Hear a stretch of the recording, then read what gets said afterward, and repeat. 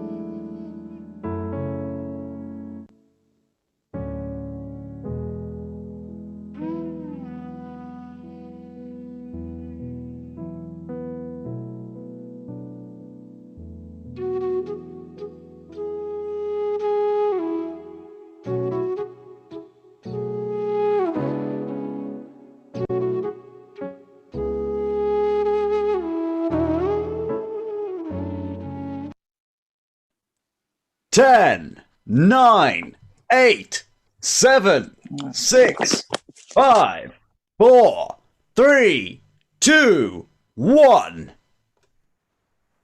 Namaste and welcome back again to Healing Our Earth. Can you believe it? It's been going on every week, and a warm welcome to all of you at home, watching wherever you are around the globe. Do log in to healingourearth.com where you'll see what's on today. It's a really exciting session, one I think I'm most excited about because it's really going around the world, very global. So let us change COVID-19 to hashtag kind20. That is going to be our theme for all of today, powered by hashtag kind20 with tough.earth. So do log in, do tell your friends, do log into Facebook or healingourearth.com and see what's in line. As always, we start Healing Our Earth with this global greeting of Namaste. You and I are one. May we connect. And with that, we've been chanting this ancient Sanskrit prayer of the Gayatri mantra. May we invoke the sun, and also Om Sarve Bhavantu Sukhinaha. May all beings be happy. So with that, those of you who've been tuning in, this is actually our 7th session. So it's been going really strong. And do look back at what sessions we've had so far. But with that, we start with the Gayatri mantra and also then Om Sarve Bhavantu. And then we'll be introducing some really exciting guests. Do have a look. There'll be video reels coming on. We're shooting off straight to Australia in a moment. I can see I've got friends from Australia already logging in. So do look in, and then we're going around the globe. So with that, maybe begin, maybe invoke the divine, invoke the higher from wherever we can from within. So we start with this ancient Sanskrit prayer, the Gayatri Mantra. Om Bhurбhuvah Suvah Tat Savitur Varenyam Bhargo Devasya Dhimahi Dhiyo Yo Nah Prachodayat. I invoke the divine light of the sun. May that sun illuminate my intellect. May it make me bright. And our next prayer is Om Sarve Bhavantu Sukhinaha Sarve Santu Niramaya Sarve Bhadrani Pashyantu Ma Kaschit Dukha Bhag Bhavet. Om Shanti Shanti Shanti. So this ancient prayer in Sanskrit, many thousands of years old. May all beings be happy.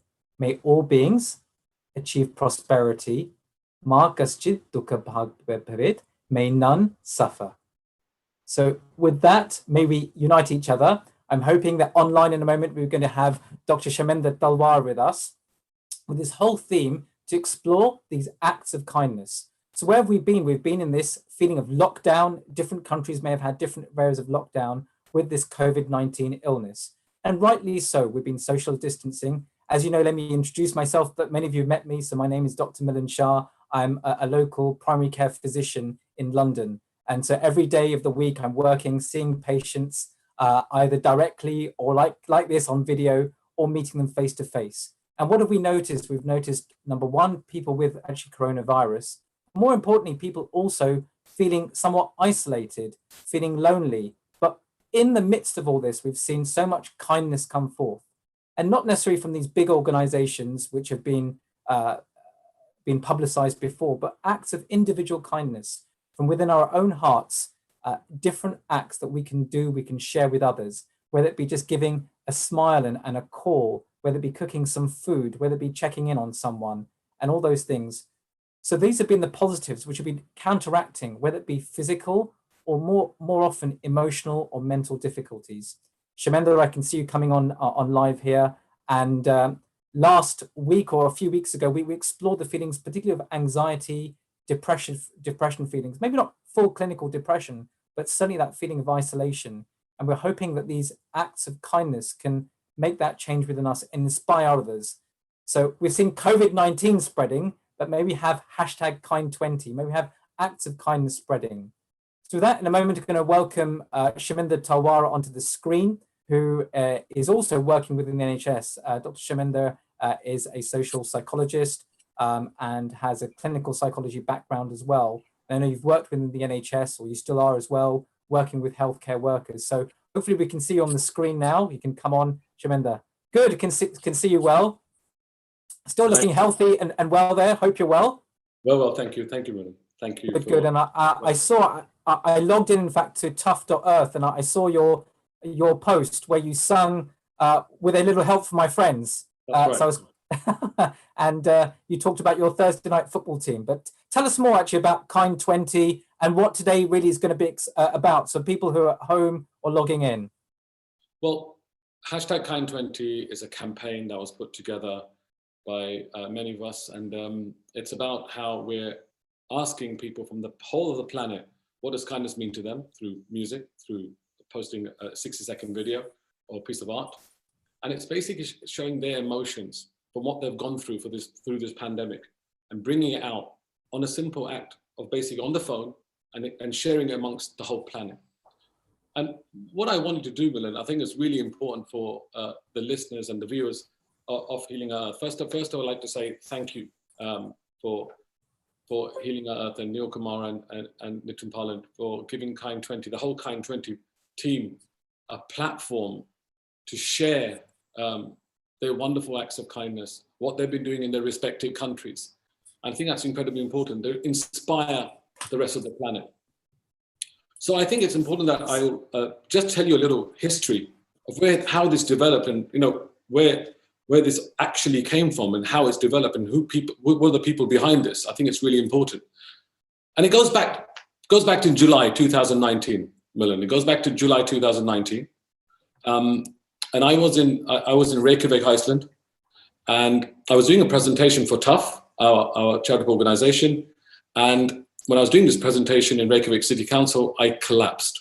I collapsed, and it was a blackout for me completely. When I blacked out, Milan, I woke up in the hospital in Reykjavik. I couldn't move my left-hand side. I was paralyzed. I was paralyzed from my left-hand side. And the doctors had told me that we're going to contact the British ambassador. We need to contact your family. You've had a stroke, and it doesn't look good. We've done a CT scan, and we had a clot on the back of your back of the head of the lobe there, and so we're really sorry about this. And I was thinking, hey, you know, we as doctors or people who work in charity, we're just there to serve people. We're public servants, as you know, here to serve people as much as possible. And I was not shouting out, but pleading out to God or Bhagwan or Allah or the Supreme Being or the universe. Hey, you know, what's this happened? You know, how am I supposed to basically do your work? And I'm now paralyzed. Tuesday went past, and I didn't want to contact my mom. I didn't want to contact my family. I didn't want to contact anybody because I was feeling helpless. People would come and see me. Again, the ambassador came and said, listen, we're going to fly you over to London. We think you're better in London with your family, with your condition. And I was completely distraught. And I was pleading because my spiritual master is Satya Sai Baba. So, you know, I was pleading to him. I was pleading to everybody on the whole planet, every guru, every spiritual master, every prophet. Please support me, help me out here. And then what happened? It was a Wednesday night, a Thursday evening. It was the 4th day. And mind you, this stroke happened on my birthday, on my 49th birthday in Reykjavik. So on the 4th day, when they took me for an MRI scan, I came back and went to sleep. On a Friday, I saw a few of the doctors come together just on the world round. There were people from the Reykjavik City Council, and they were talking in Icelandic. And I remember I had a sort of a vision where I saw that I was pleading out that, hey, I don't want to go yet. I don't want to go. You know, it's not my time. I've got so much to do. You've told us to do unity of faiths, for God's sake. You know, you got us to do tough. I don't want to go. And I had this vision. And then these guys were talking in Icelandic, and suddenly they said to me, we need to talk to you, Dr. Talwar, because we've just seen something. I said, what is it? On Monday, we did a CT scan, and we saw a clot in the back of your head. We just did your MRI. There's nothing there. There's nothing there. Well, I didn't know what to do. I didn't know what to, I'd cry. I was frozen. Well, within 6 hours, I was starting to move my left hand. My body started moving. Icelanders some of them are religious, some of them are not. So they're very, they're humanists more than anything else. And they couldn't believe what had happened. That changed my mind, Milan, about life in general. It was a life-changing moment for me. Yes, we were doing tough, and we had great support from people like the Popes and Obamas, but what was the purpose of life? What is exactly my purpose of life? I was flown back to London, and then from there, the tough project continued, but I took a back step. I took a back step completely, obviously to recover from what had happened to me.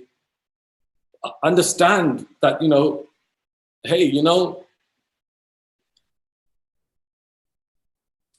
So I can imagine it's been quite emotional for you, Shamender. And sorry, you can imagine that it was a life moment. And I was asking the question, what is the purpose? What is the purpose? What am I doing here? And I was going through this journey, and it obviously started from Reykjavik with this stroke. For 6 months, I went to Australia, went to India at the same time, just to find myself a bit more. And then we had this pandemic. And then I was called back to London. That we had Tough had a prison project with cricket, tough cricket in Feltham prison, helping the juvenile kids to understand, to go through human values, called back by Reverend Chris Kennedy and John Reeves, who are in charge of the project, Sham, get over, get back. So I went back. And then within a week, as you know, we had lockdown.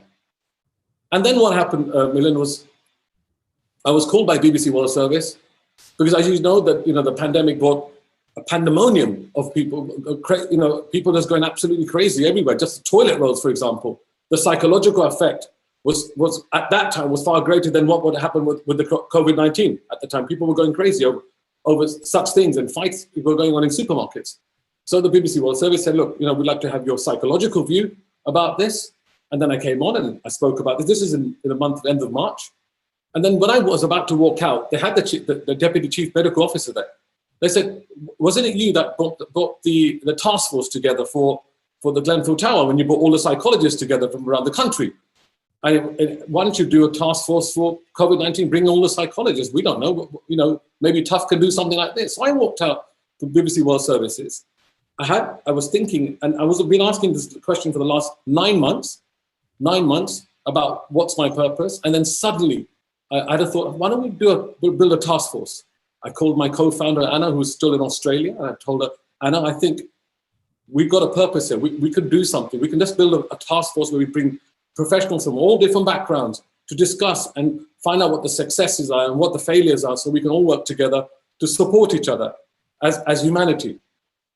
I contacted Dharan Patel, who was one of the guys who looks after our website.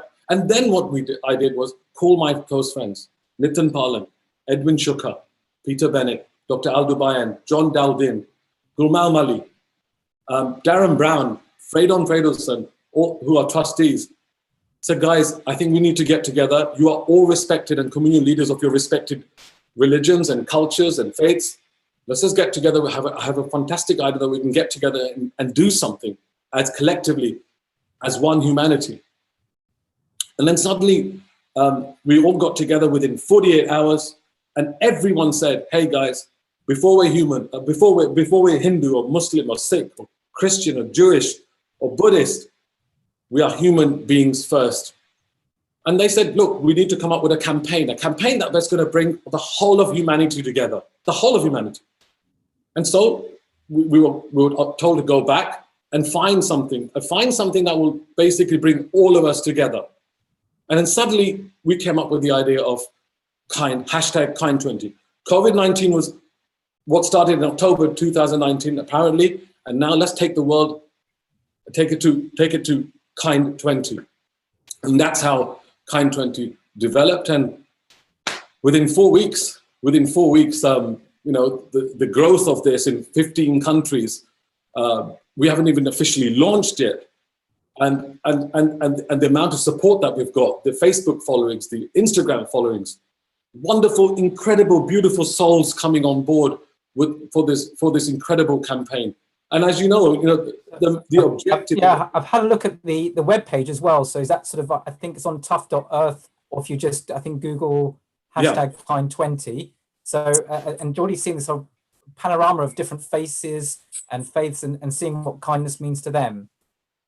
And yeah, exactly. And it's important that we should it's the people's campaign. This is the people's campaign. It's people coming together. I mean, people ask me, you're asking everybody else, what does kindness mean to you? What does kindness mean to you, Shamender? And I said, look, kindness means to me the commitment of people, like each one of you, to join with me on this journey of hashtag Kind20 for a better way of being for all of us.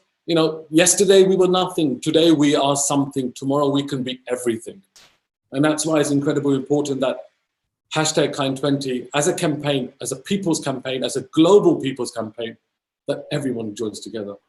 That's great. Well, thanks so much for sharing your story, particularly of your incident in Iceland a few years ago, which is clearly still a very emotional event and can be for everyone. But whether you call it a miracle or whatever it is, it has given you that lease of life and carried on. So that was a beautiful introduction. It's really got us some clarity, actually, to tell me what this hashtag Kind20 has come out. I can see many people actually, we're live on Zoom. We're actually live on various platforms, including our website, healingourearth.com, Facebook, Enrich TV, YouTube. So I think it's going out to a variety of online platforms which weren't there just even a few years ago. So that's something that COVID has brought, this sort of increase in connection.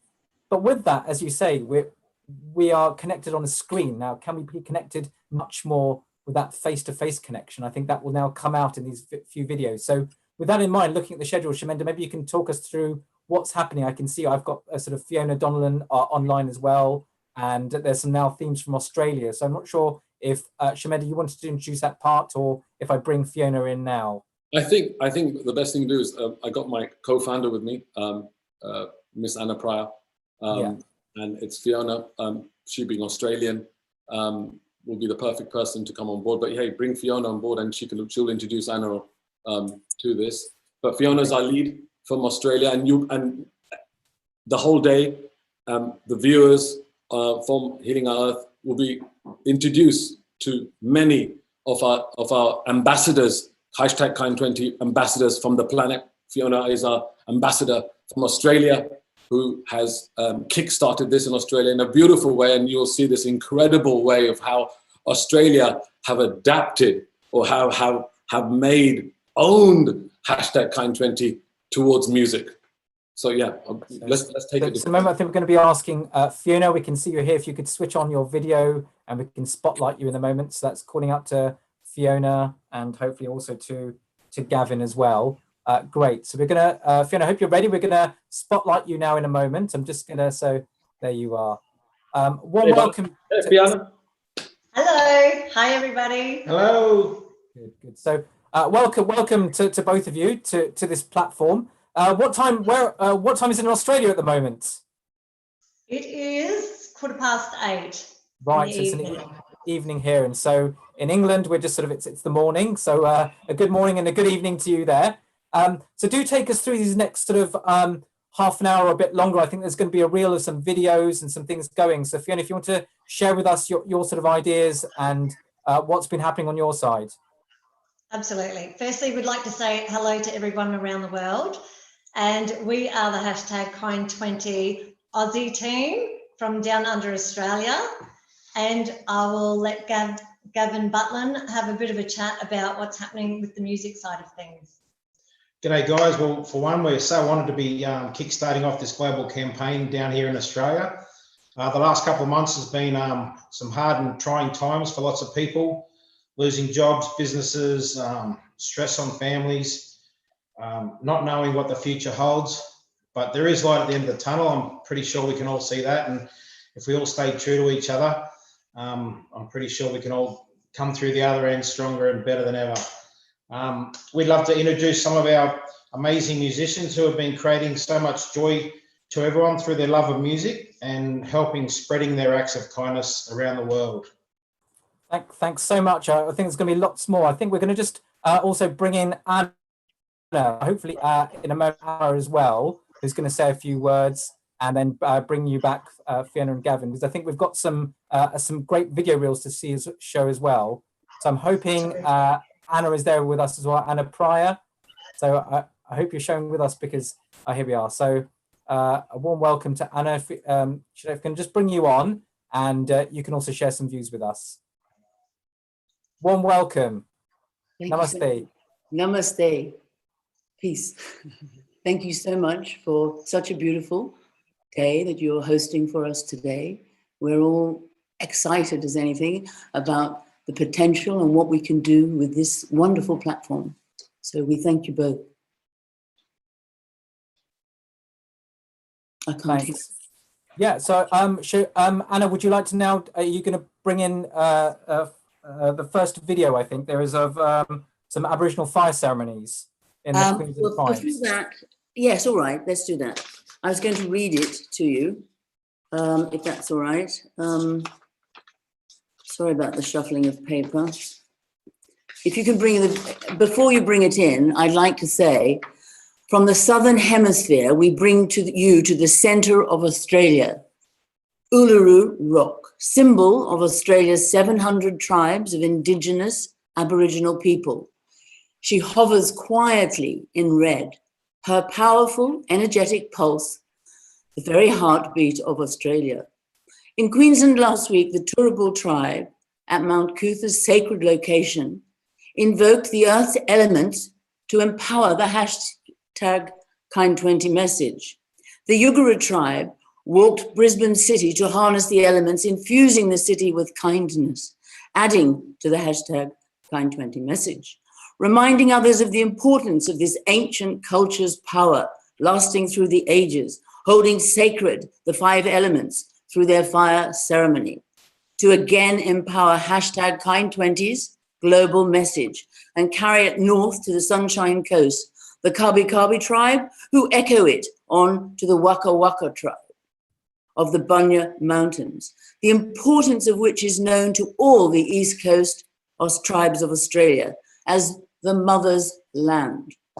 It is the most sacred place where hundreds of tribes gathered for over 65,000 years. The Aboriginals call it Bapuna Nagamu, meaning the mother's breasts. The bunya nuts are the nipples of the milk of Mother Earth.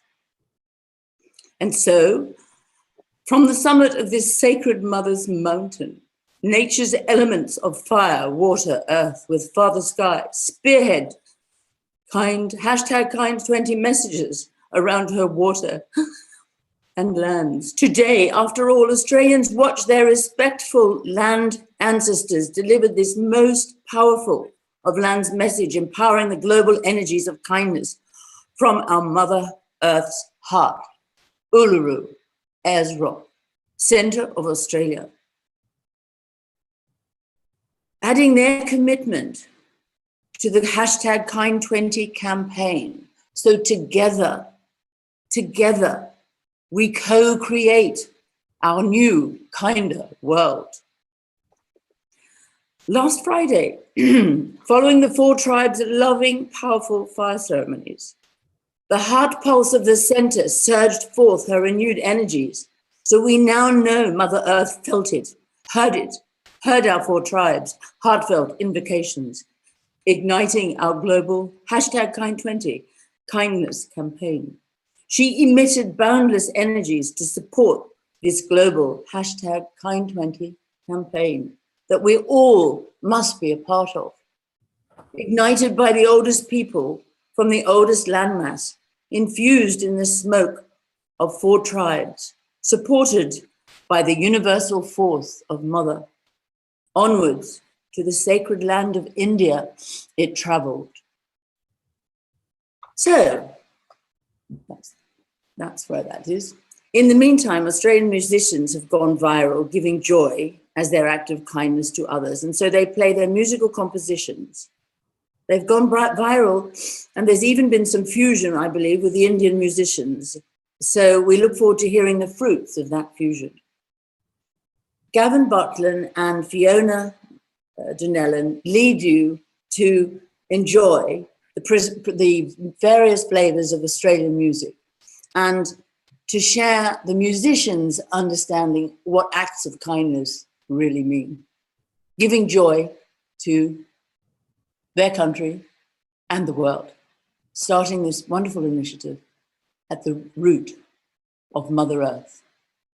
Hashtag Kind20. Thank you so much, Anna. That was a very moving sentiment, really, of what's been happening in Australia, really at the core, and then moving on to modern times. I can see even looking quite emotional. It's a really poignant topic. With that, I think we're going to now hopefully show the video of initially of the Aboriginal. So we'll ask our admin team to share that.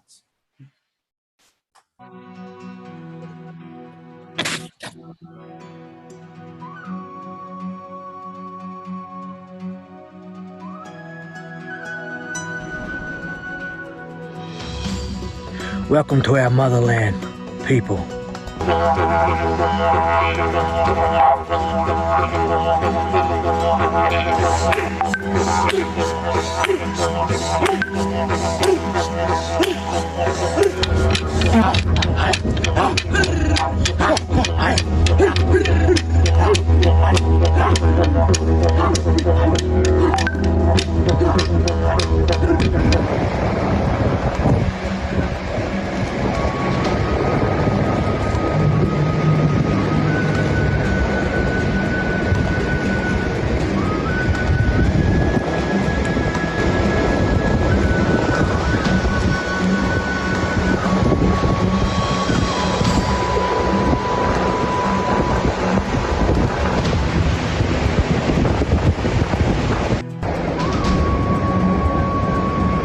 from the oldest culture, be love, hashtag kind20. Come with me. To the Balka. Come this way.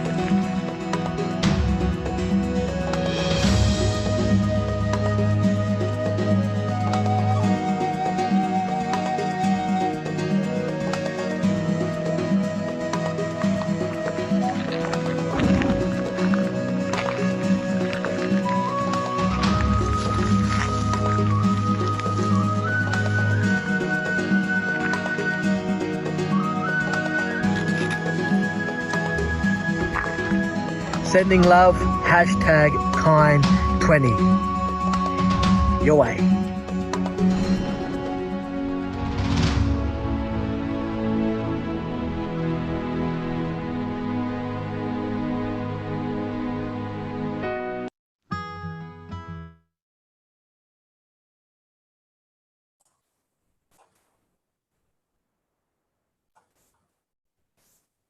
That was really touching. So we've seen there, those of you who are seeing around the world, some of you, we've seen Aborigines from, from media, but that was a real live clips. That was really inspiring for me to see people, especially ancient cultures, reuniting or reuniting us with nature. And that's one thing I found. And I'm gonna sort of bring you back in a moment as well to sort of share a few thoughts and then maybe introduce Fiona and Gavin back. I know we saw you a bit earlier, but Fiona, be ready. You'll be coming on again.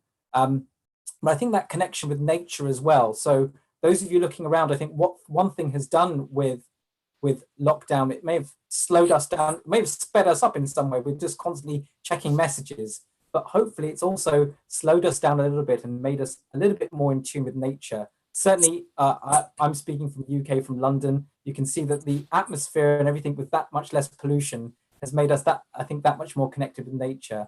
But with that, Anna, I'm just going to ask for you to be spotlighted again on the screen. So, Anna, any reflections on that, and maybe also then introducing Fiona and Gavin.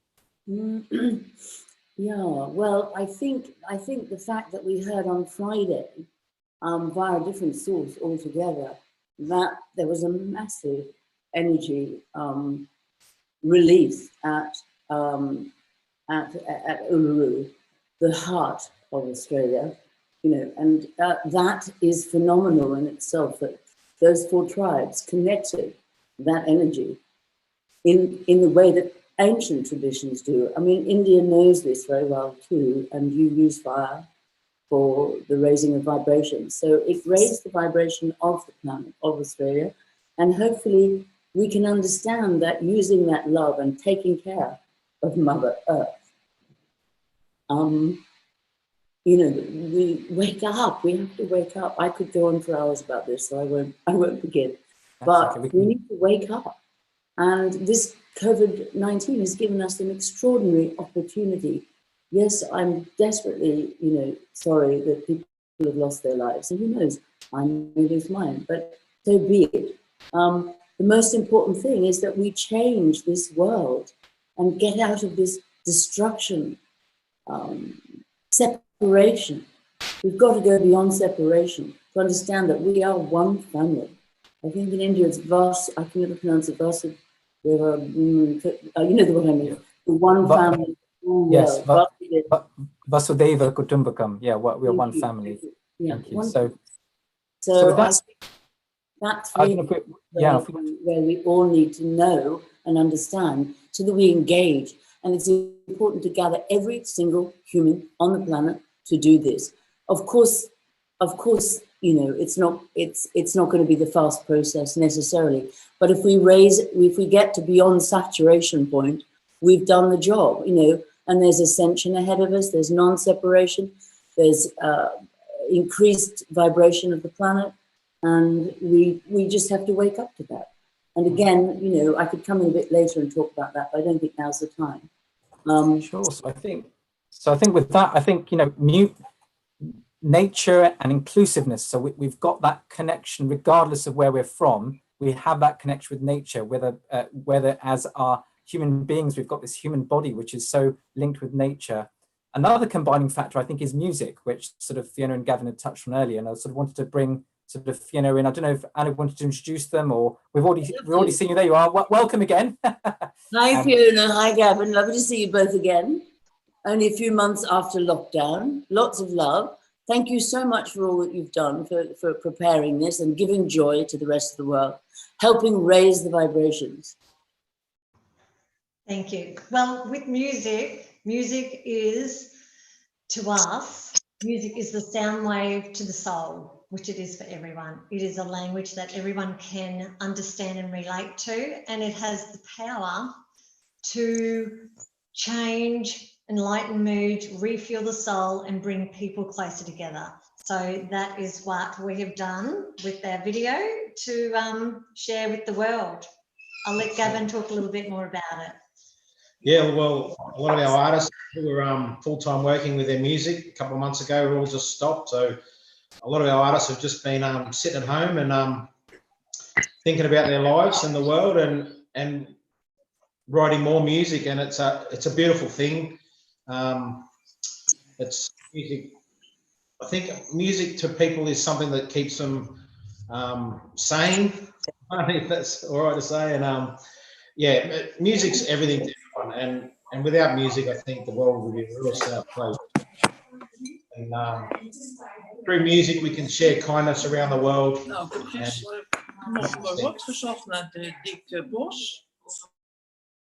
Absolutely. So we would like to say thank you for giving us this opportunity to be part of this amazing hashtag Kind20 and sharing the love and kindness around the world. So we would also like to say, let's turn COVID-19 into hashtag Kind20. Thanks so much. Hope you enjoy it. Yeah, I think we've got a video to show. Let's see, here we are. Hi, I'm Fiona Donnellan, and this is Gavin Butland. We're from the beautiful Whitsundays in Australia, sending lots of love around the world with hashtag Kind20. Yes, we're very honoured to be part of this hashtag Kind20 campaign. And through our video, we have got lots of amazing musicians, and I'll pass it back on to Gavin. Yeah, we've found music's helped us really heaps in these last couple of months with the COVID going on. And music helps to soothe the soul and enlighten everyone. So we're rapt to be part of this. Absolutely.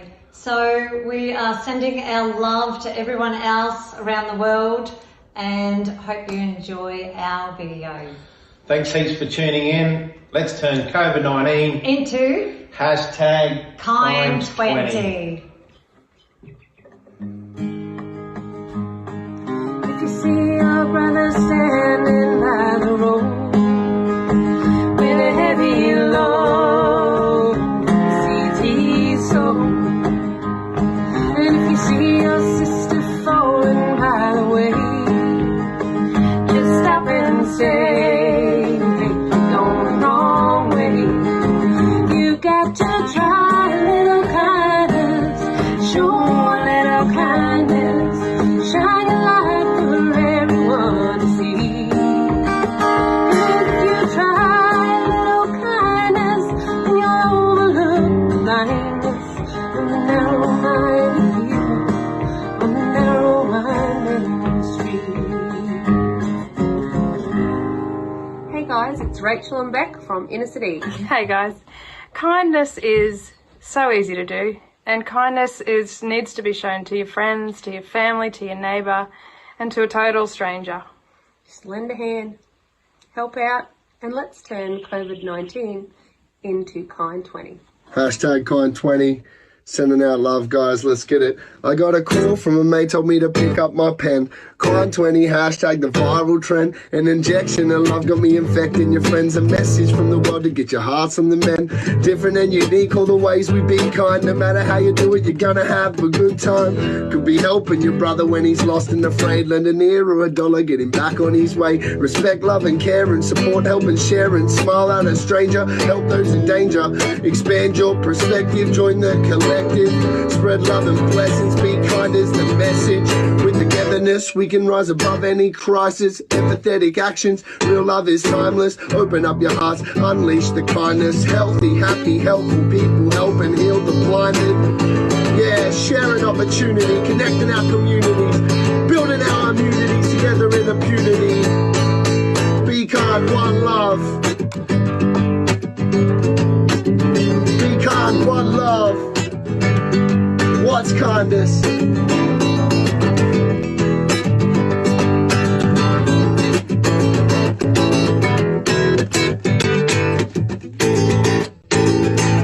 Lean on me when you're not strong. I'll be your friend.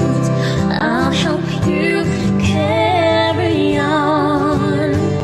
For it won't be long till I'm gonna need somebody to lean on.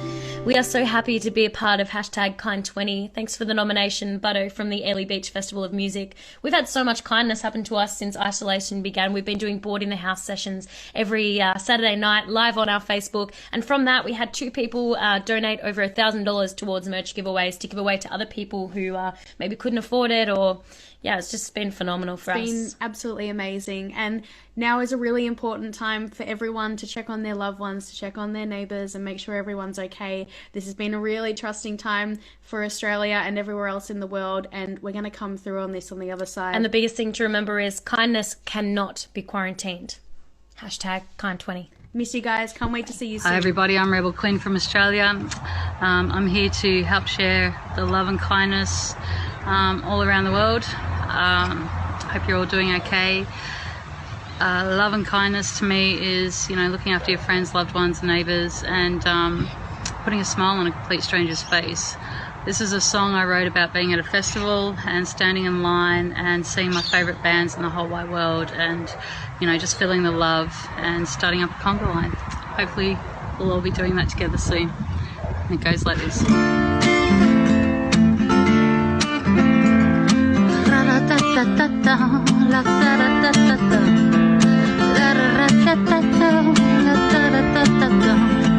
Say I'm on my dumb face, think I've done that twice. You say hitting that far behind, that makes me feel nice. Yeah, I see you, babe, looking all around, looking at those girls in gumboots and shorty shorts and tattoos and face paint. You look me up and down, look at me like that. Can't this be love? Can't this be love? Could this be love? I'm starting up a conga line with money to my thighs. On the way to the girls' place, and we don't mind at all. We don't mind at all. Stay safe everybody, be kind to one another. Hashtag Kindness 2020. Peace out. Hey guys, Matty Rogers here from the Northern Rivers in Australia.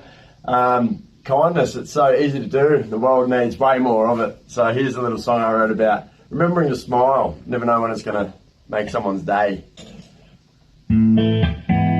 Hello there, I know you're down. I know we have never met. It's just the way I work around. But if I open my mouth, you might run away.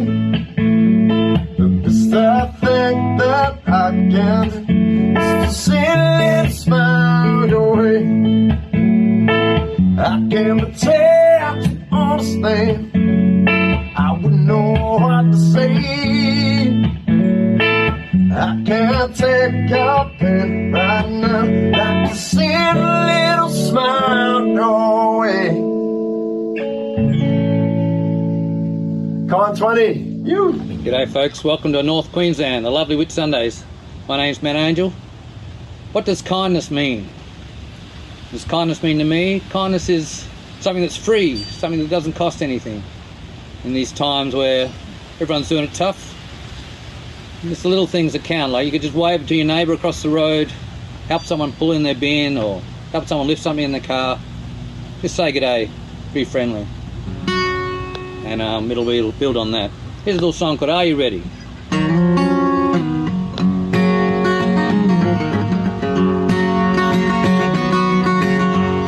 you're standing on the beach, the sky's just out of reach, there's a voice within your head that's not there.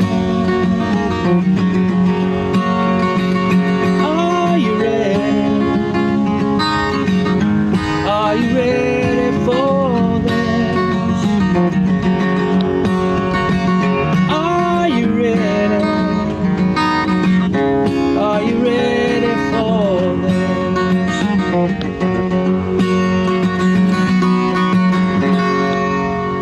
So let's turn all this COVID-19 around, folks, and let's make it #kind20.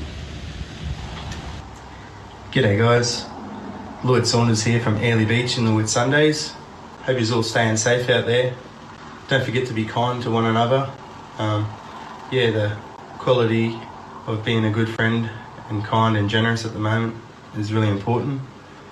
And let you know your neighbours and that you're thinking of them or your family. Check on them. This is a little song I've wrote. It's called Thinking of You.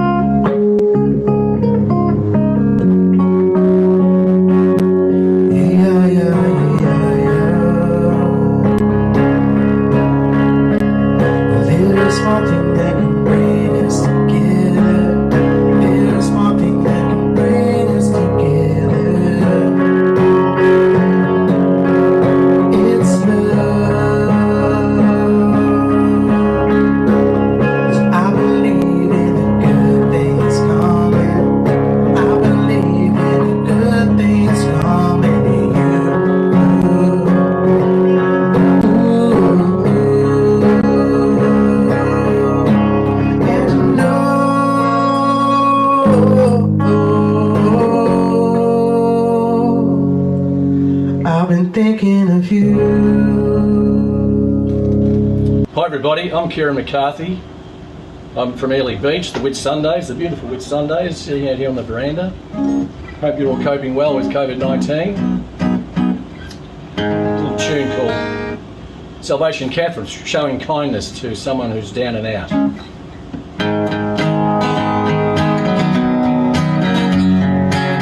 On the run, on adrenaline, the devil on my back. A wicked man with a withered hand pointed down the track. It's all one-way, boy, from here. He laughed and shook with glee. He had time on his side. I was aimless. I was lonely. Salvation, Catherine. You saw me through the rain, missing in action. You pulled me from the train. Salvation, Catherine. We were custom made.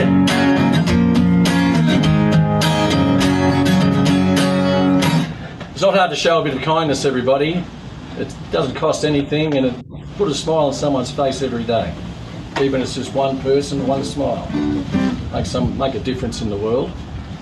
And so let's turn COVID-19 into #kind20. Good on you. Hello, my name's Kari Hayward and I'm from the sunny coast in Australia. Kindness to me, it means helping somebody out. It means showing up for someone, being there for them, and really checking in with your friends, your family, and whoever else needs you. So that's what kindness to me means. So let's turn COVID-19 into kind20 by using the hashtag. I'm gonna play a little song of mine. Hope you like it. We're going down the road we only dreamed about. We're lighting up the dark on the other side. We're losing track of time, but it doesn't count. We're free spirits like gypsies in the outback. Hashtag kind20. Andrew Cousins here from Port Macquarie, Australia, people. And we want to bring some more happiness into the world, trying to share a bit of love. Kind 20 is a little jingle song I wrote called Friends, about being friendly and being happy.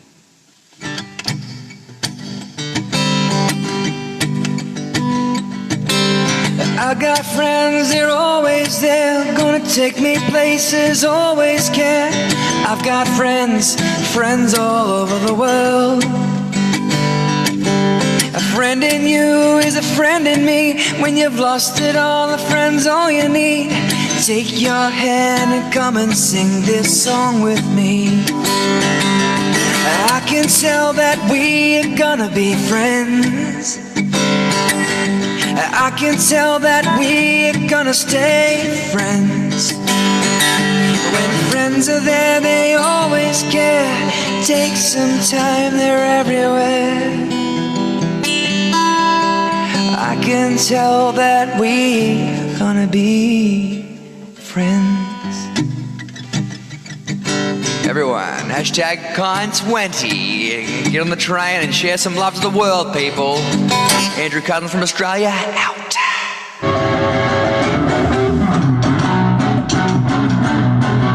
Look at love, do what you want.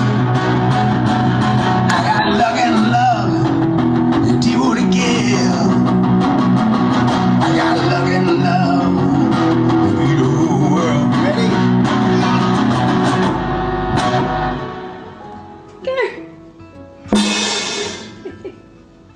Hey guys, this is Mason Ruddock, and we just want to wish you, we want to change COVID-19 into Kind20. Hashtag Kind20. Hey guys, we're the Gypsy Soldiers. We're here to turn COVID-19 into hashtag Kindness20.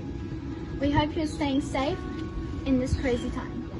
And make sure you look after each and every 1, 2, 3, 4.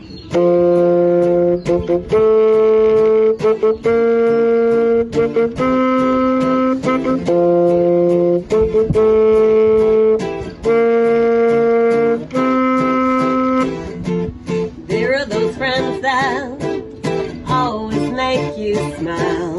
Brighten up the day. They'll show you when you're lost which way to go. Brighten up the day. They always seem to know just what to say. Brighten up your day. Brighten up your world, improve your day. Costs nothing to be kind, please keep this thought in mind. Stranger on the street, give them a cheeky smile before you meet. Share some kindness in any way you can. Let's all embrace our fellow man. For COVID-19, it's time to go. When you're brighten up your day. From Ellie Beach, Australia. Hope you're all doing well. Don't forget to hashtag Kind20. Cool. Little one we got.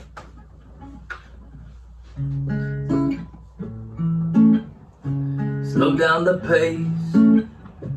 Send out some loving. FaceTime your mother. Tuck your kids into the bed. Cook up a storm. Keep your family warm. Throw a line out to the ones not doing well. And together we all can make a change.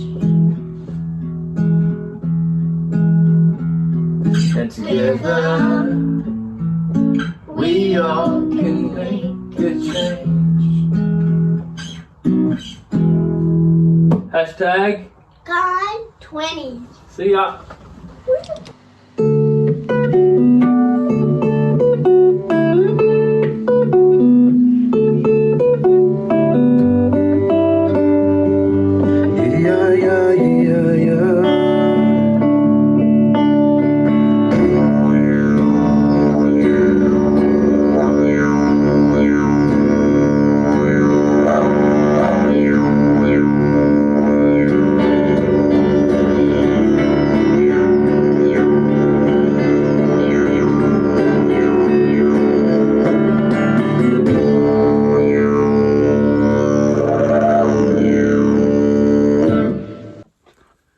there, it's Bill Chambers from New South Wales, Australia. During the past month or two, we've had plenty of time to reflect and get our priorities back maybe where they should be. Instead of pointing the finger at our neighbour, maybe we need to show a little more kindness.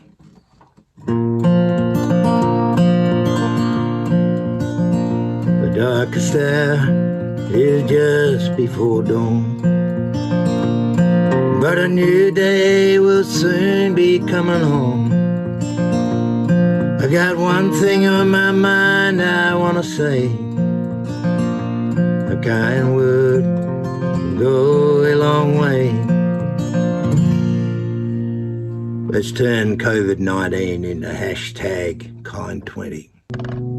Hi guys, it's Nixter here. Just going to share a song that I've been working on for kind20. Let's turn COVID-19 into kind20. New single coming out soon. Woohoo! Wake up to what's going on. All our differences belong. Symptoms can't be contained. There's a weapon calling out your name. It doesn't judge or criticize. Lifts you up and gives you life. Contagious love. Share it all around. Contagious love. It's a hunting ground.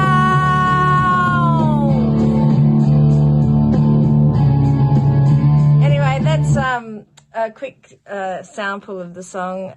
Take care, everyone.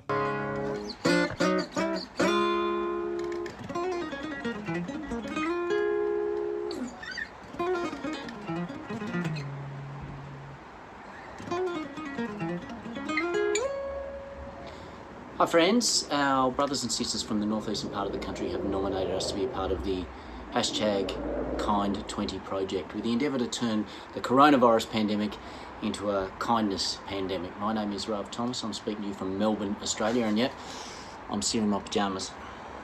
I don't think I can go back to jeans after this.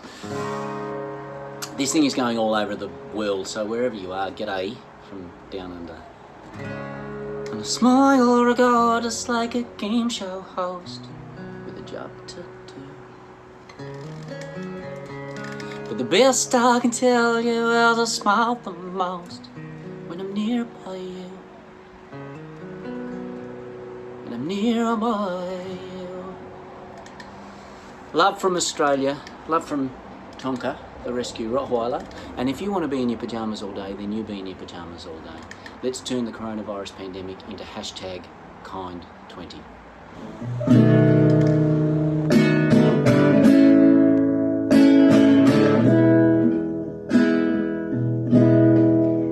I'll never be in the wrong side of love. My resistance and my will, with my heart that went broke. My pride I regain. Take your COVID with her. I'll never be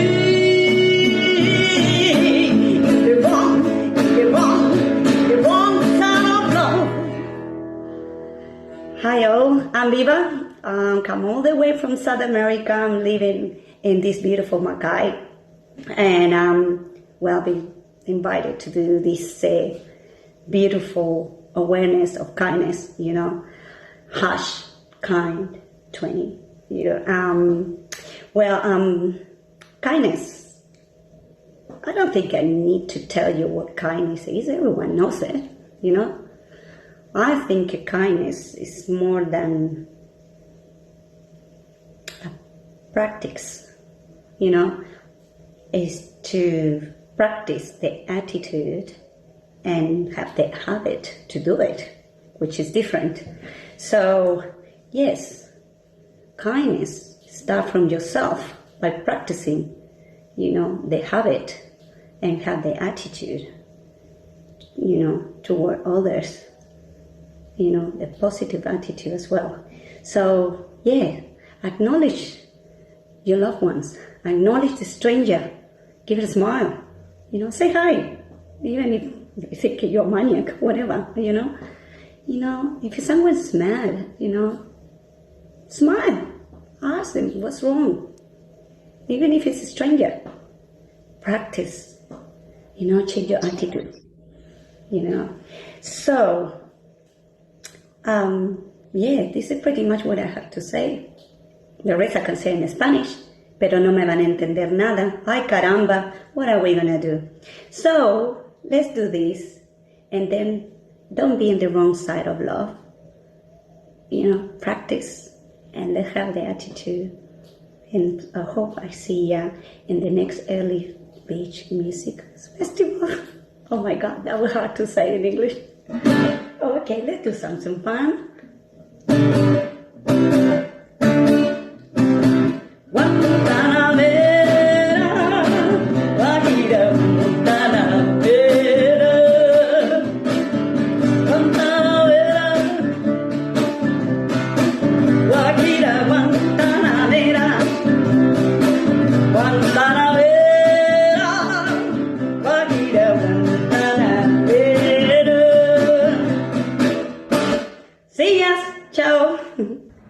So can we get a little kindness behind us?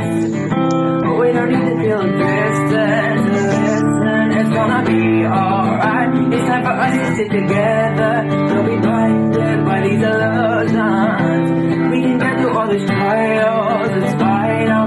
I'll give you my heart. Give it to you like give it to you like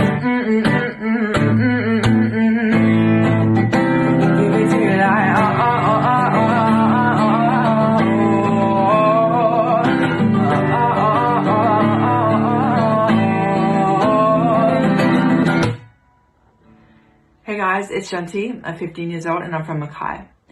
To me, kindness means loving and showing that love to anyone who is in need. Throughout troubled times, I think we need to unite to win the fight. Please join together and show support to one who is in need.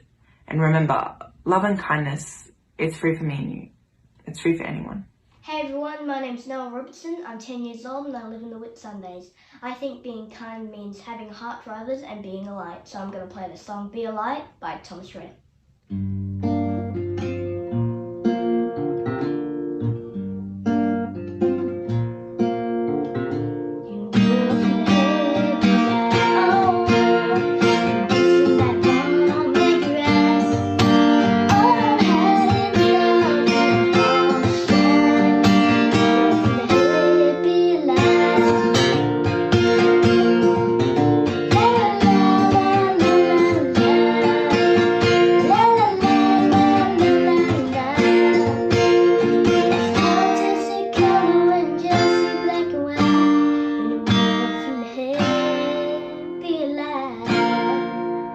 Let's turn COVID-19 into hashtag kind20.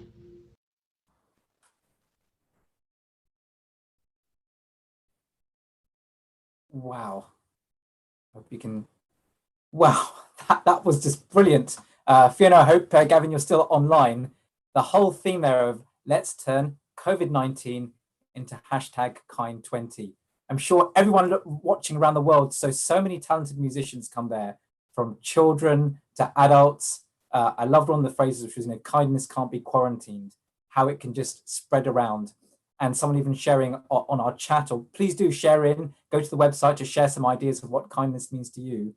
And one person shared that kindness meaning strength, meaning being fearless, that even if there is fear, to show that strength coming out. And that's what came out in a lot of those music tracks as well. So I hope some of you are still with us here. Well, I'm sure you're around the whole world with so much meaning and music with us.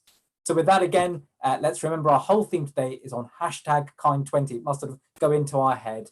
Powered by Tough, tough.earth. and the whole hashtag Kind20 movement.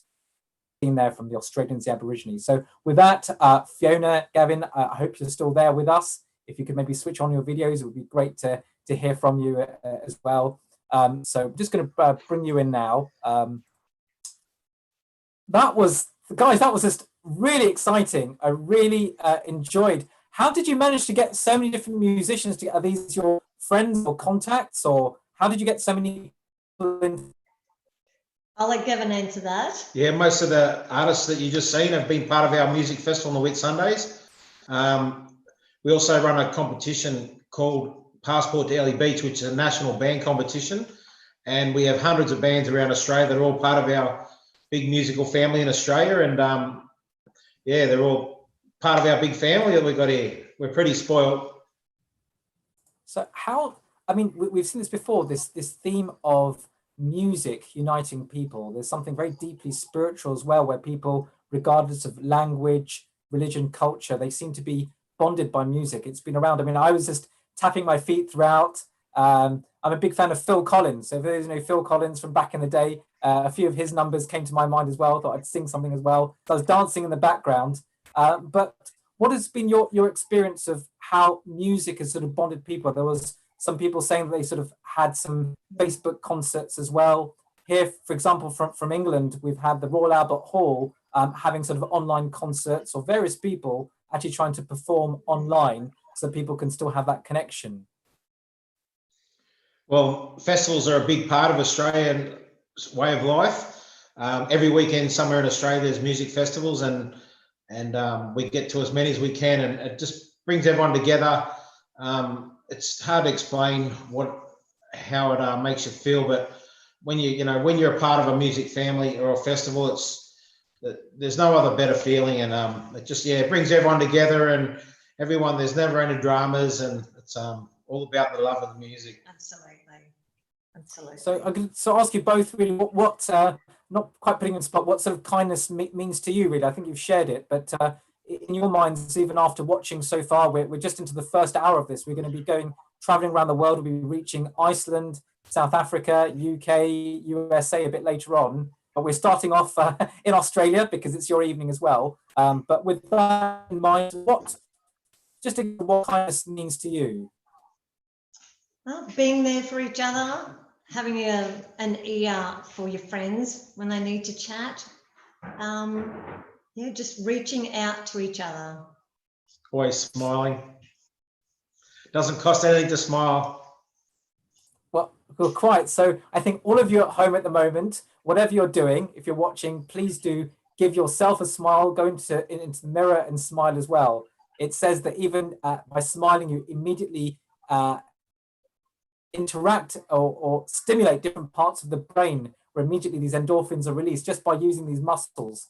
So sometimes people who use sort of a different interactive faces in front of the mirror, just by smiling, you immediately bring on that happiness. So it's been great to see your smiling faces, Fiona and Gavin, throughout. I was watching you throughout the video, well, not throughout the video, but I think you were really happy to see a lot of your friends sort of come online there. So with that, I think we're going to almost sort of sign off from this part, bring you back in. I don't know if there's some final parts. I think if you can share with us how, or maybe I might bring Anna or Shamender in a moment, of how to actually start this Kind20 movement. I understand there's an idea of people sharing a video and uploading it or sharing it. I'm not sure if you're aware, or I can ask Anna or Shamender to bring in that part.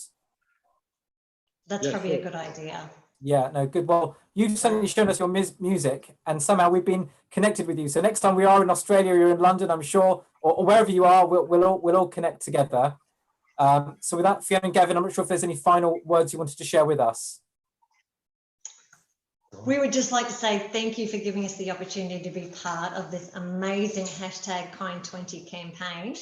And we would like to send our love and kindness across to the rest of the world. And let's keep this going. Right around the whole world.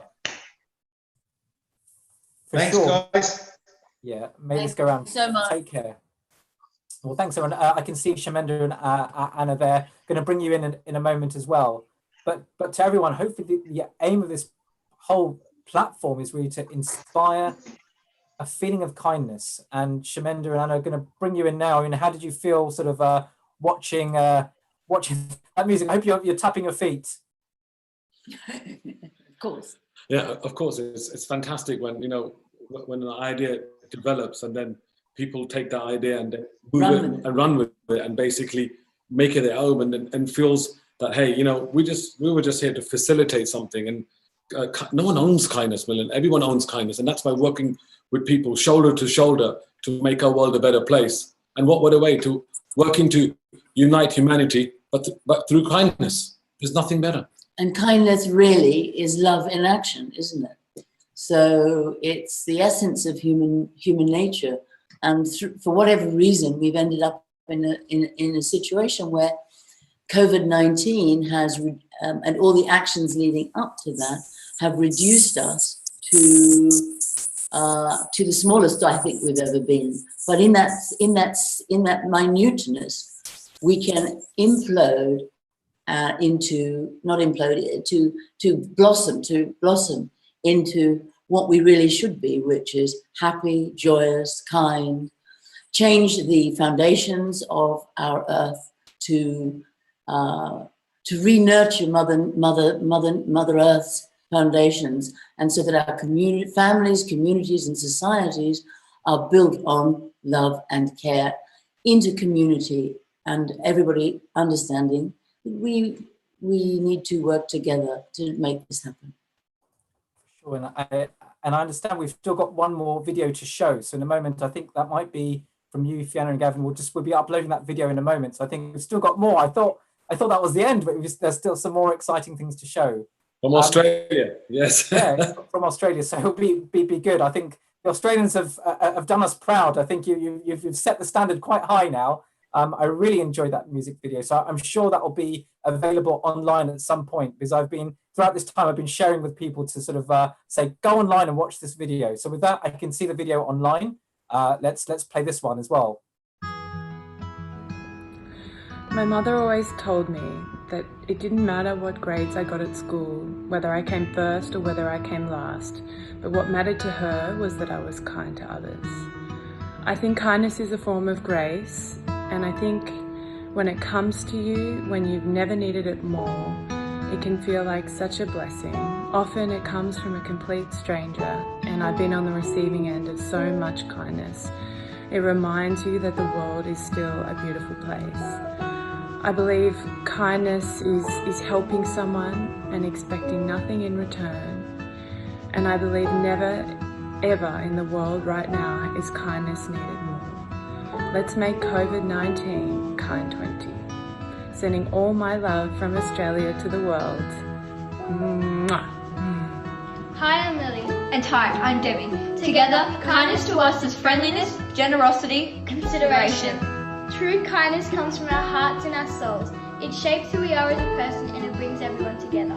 Mark Twain once said, kindness is the language that the deaf can hear and the blind can see. We need to use kindness in our everyday life. It is as simple as making a phone call, giving a mate a hand, and just being there for each other. Let's make 2020 better together. Stay positive, stay safe, and stay hygienic, and most importantly, kind. Hashtag Kind20, we can do it together. Kindness to me is getting in somebody else's world and really being empathetic, getting over with them, understanding what's actually going, and being the listening for them, such that you aren't superficial, you come with your love and generosity and affinity to have a understanding for what might be going on for them. We all have stuff going on in our lives, especially at this time, and so being kind is to really understand what they may be going through and what they're creating for themselves on the other side of that, if they are at all, and if not, with love and generosity, being kind, you can create anything with that person and be an amazing stand for them in their lives, and with generosity, as I said before. So that's what kindness is to me. So let's make COVID-19 Kind 20 at this time. Cheers. Kindness is about helping people in many different ways. Being sympathetic and considerate within our families and the communities in which we live. It's about getting to know people of different races and cultures and getting to understand their values.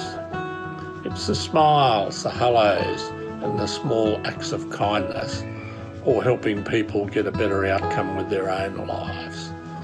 This is what makes a better world and a better community in which we live. Life can be really tough out there. We have to make it work for ourselves and to help others. Let's make COVID-19 into #Kind20. Too often we underestimate the power of a touch, a smile, a kind word, a listening ear, an honest compliment, or the smallest act of caring, all of which have the potential to turn a life around with just a little bit of kindness. Kindness to me is about being there for your loved ones, your friends, your family, and those less fortunate who don't have that love and support. It's being able to lighten a mood with love and laughter and shedding some sunshine on those who are feeling blue. It's about having a caring ear and taking the time to really sit down and listen to those who need to vent. So let's join together to make COVID-19 our #Kind20 and keep spreading the kindness, everyone. Kindness to me is reaching out your hand to somebody that is less fortunate without expectation of having something in return, other than the joy of seeing them get over their problem or helping them through an issue. And kindness is helping them until you know that you've got them to a point that will get them through. Without recognition, without acknowledgement, without expecting anything back in return. The joy is the feeling that you get inside your soul when you've helped another human being. Could you imagine if everybody on the planet did that? That would be phenomenal. So let's turn COVID-19 into #Kind20. Thanks. Kindness at the moment is really important for ourselves and for others. The best way, I think, to be kind and giving at the moment is to be kind to ourselves by forgiving ourselves for not getting it all right at the moment. Not too many of us are, and that's okay. But the other thing is, it's the kindness to be listening and not judging everybody else and what they're going through at the moment. To be that little bit forgiving to others and letting them get things off their chest is probably one of the kindest things you can do at the moment. Not necessarily even offering advice, just letting people talk and letting people express themselves. Because at the moment, kindness is all about acknowledging that we've all suffered a form of grief and that we need to process that grief. So obviously not everyone's lost someone they love, but lots of people have lost their incomes, lots of people have lost, you know, even little things like an event that you were looking forward to, or, you know, probably for most of us it's lots of events that we were looking forward to, and the momentum that you had, and, you know, everyone's suffering that sense of loss. So I think it's the kind thing to do is to acknowledge that grief and to let ourselves grieve and to listen. That's how we can be kind. G'day guys, Butto and Ellie here from Early Beach Festival of Music in the beautiful Whitsundays in North Queensland in Australia. The last couple of months has been some trying times for everyone around the whole world. Well, we've missed out on festivals, we've missed out on events, music's kept us all going, and it's about being kind to your neighbours, your family, your friends, even strangers. If they need a hand, give them a hand. There is light at the end of the tunnel, so keep your spirits up, keep listening to good music. We'll see you all at the end of this, whatever it is, and stay true. #Kind20. #Kind20. Love from Australia. This is Glenn Cameron.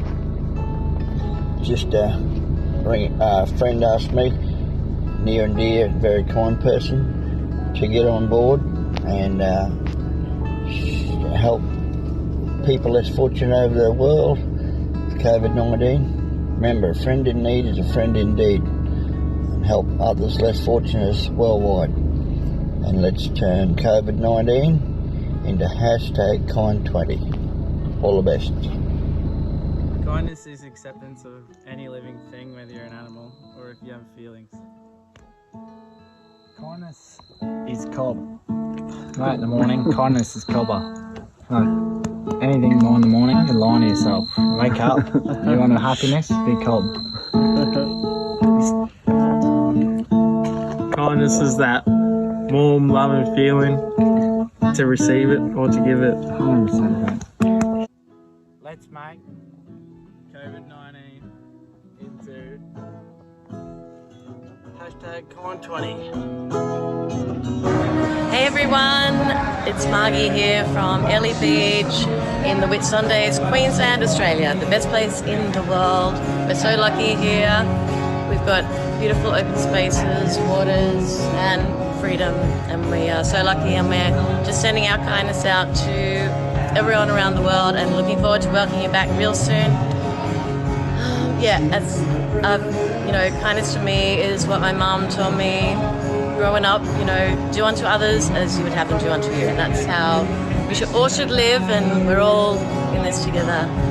And let's turn COVID-19 into #kind20. Love you guys. So we're just going to talk about what kindness means to Australians and to us, and what kindness means to me. It's very important to be kind to yourself. It's very easy to be hard on yourself, particularly in these trying times. It's important to be kind to your family, your friends, those closest to you. And let's turn COVID-19 into #kind20. Hi everyone. This is short and sweet, but it's exactly what kindness means to me. Kindness is being friendly, generous and considerate. Let's make COVID-19 into #kind20. What does kindness mean to me? That's a good question. To me, I think kindness means sharing. We have so much here in Australia, and people in Africa have so little. So it's not that hard if we all collaborate. We can share with our brothers and sisters overseas. And we did this last year when we built our maternity hospital in a very poor part of Africa, in Nololo in the Western Province. And we shared. And we've just recently shared again during COVID-19. We've sent off to the hospital lots of sterilising equipment, masks, hand wash, soaps, etc., etc. And based on that, the Zambian Department of Health also got on board, and they added a lot of extra items to that, and ShopRite Shopping Centre donated. So we ended up with all these kits to hand out to the mothers and also villagers to help them and teach them to protect themselves, wash their hands and so forth. So I think sharing is a really big thing, and it certainly worked for me and Dignity Zamba, our charity. So let's all share to make this work a little bit better to get through this COVID-19. And I think together we can turn COVID-19 into #kind20. Hi everyone, some of the girls here from Intuition. We are jumping on board with the Kind20 National Challenge. So we are just reaching out and let everyone know what we think kindness means to Intuition. I think this is a really good time to turn some negativity into positivity. Kindness for us at Intuition is making such beautiful friends with our clients, as well as being there for them no matter what. And nurturing their hair and helping them achieve their hair goals. Jump on board guys and spread a little bit more kindness in the world during these crazy times.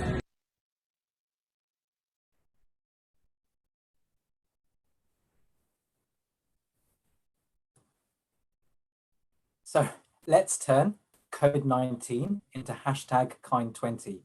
Some really great reflections there as well. I was looking at them. I can see Shamender, Anna, you're still online. We're going to maybe share a few ideas on some of those thoughts that came up.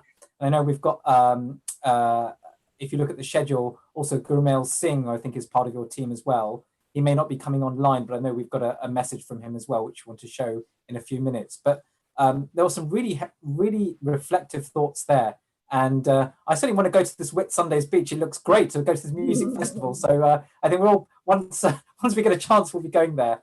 But there was a chap there saying kindness also means kindness to yourself, which I thought was a really valid point there, because we've talked a lot about kindness to others, and we'll know, Shamender, you shared a few weeks ago as well, one of the thought processes when people do get depressed or anxious is that negative thinking pattern, and often that feeling of helplessness and uselessness, or thinking that they're a bad person, and somehow this kindness also has to come from within as well.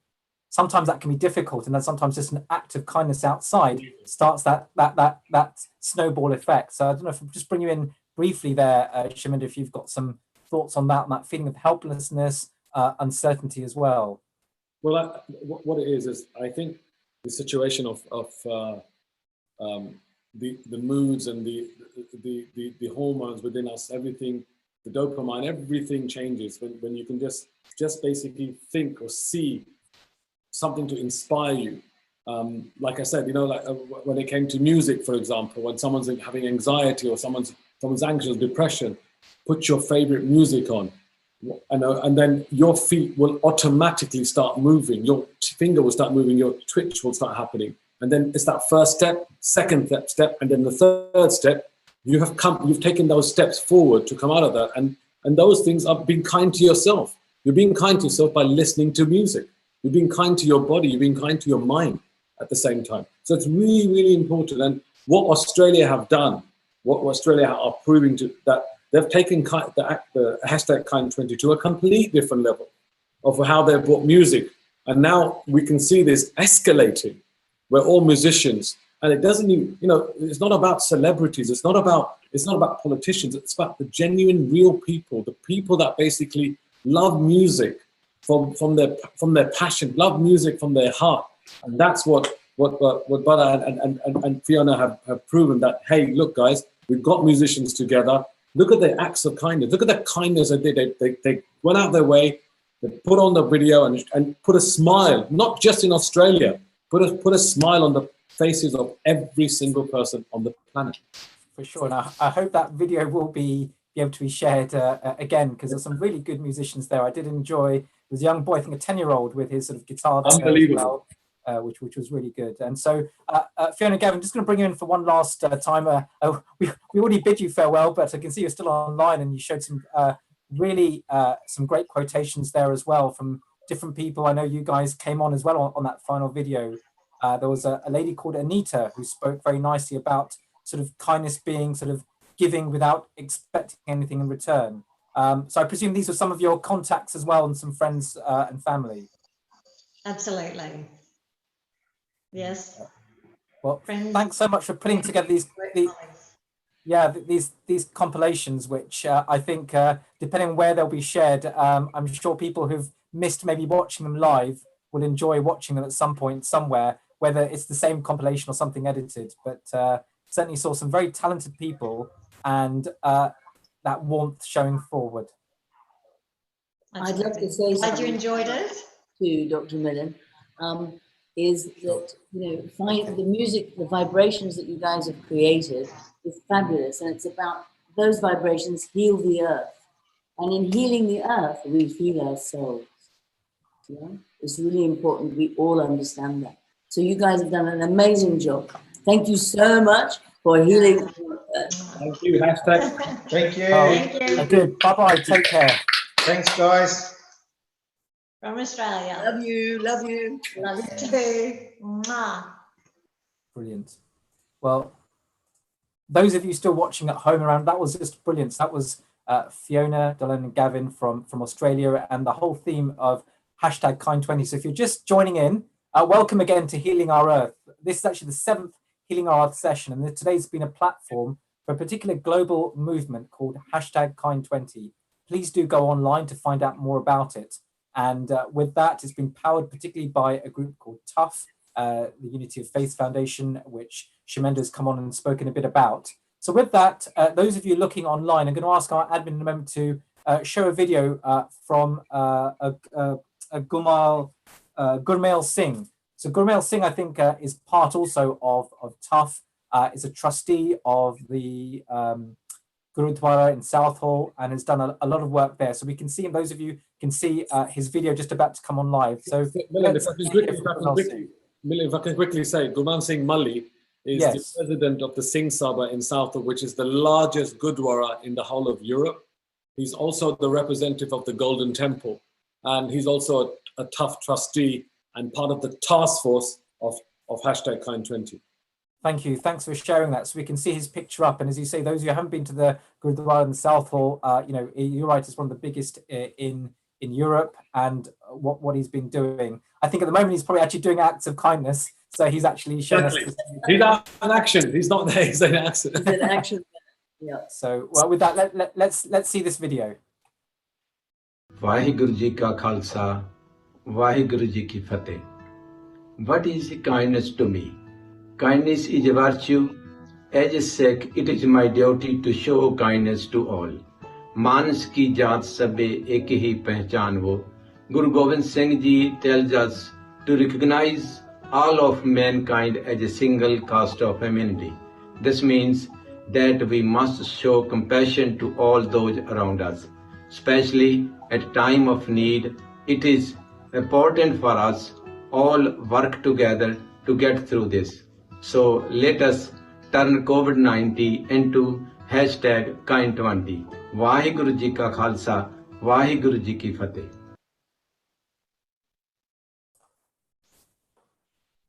Excellent, and thanks so much for sharing that video. And Gurmail Ji, if you're watching a bit later on, we acknowledge the work that you've been doing as well. With that, I know we're running short of time actually, because if we're going back onto schedule, we've got Reverend Chris coming on soon. With that, also we've got a few other guests coming on as well. So the moment's going to ask El Sabe if you're there as well. I hope I pronounced your name rightly. From Cape Town. So there we can see you coming on live. So a warm welcome. We're going to just unmute you and spotlight you also. El Sabe, I understand you're from Cape Town. You're you're an actress. So I'm going to just bring you on. So welcome. You're now on the screen. So a warm welcome to hashtag Kind20. And I know your work as an actress and from South Africa. I presume, are you calling in from South Africa at the moment? Yes, good afternoon. It's 1:30 in Cape Town, South Africa, on the southern part of Africa. So lots of love and a warm welcome to everybody who's watching. Great, excellent. And so what have been your thoughts on hashtag Kind20, on what kindness means to you, really? First of all, thank you for involving me in this amazing campaign. I feel honored and blessed, but most of all humbled for making me part of this. Kindness to me means, first of all, looking after yourself, because you can't pour from an empty cup.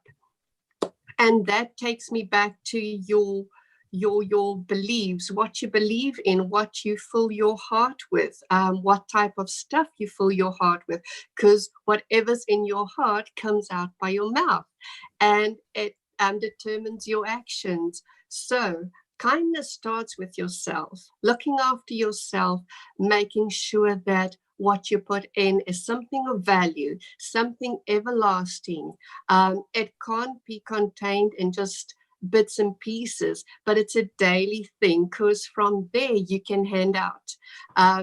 Be kind to people, look after people, and it's not just only a smile. I think nowadays that we have to all wear masks is it's very difficult to smile at people, because I found myself smiling behind a mask, and I'm like, Elsabe, but nobody can see your smile. So it is what you do, it's your actions, it's reaching out not only to the people you know, not only to your family and friends, but even to those people you don't know.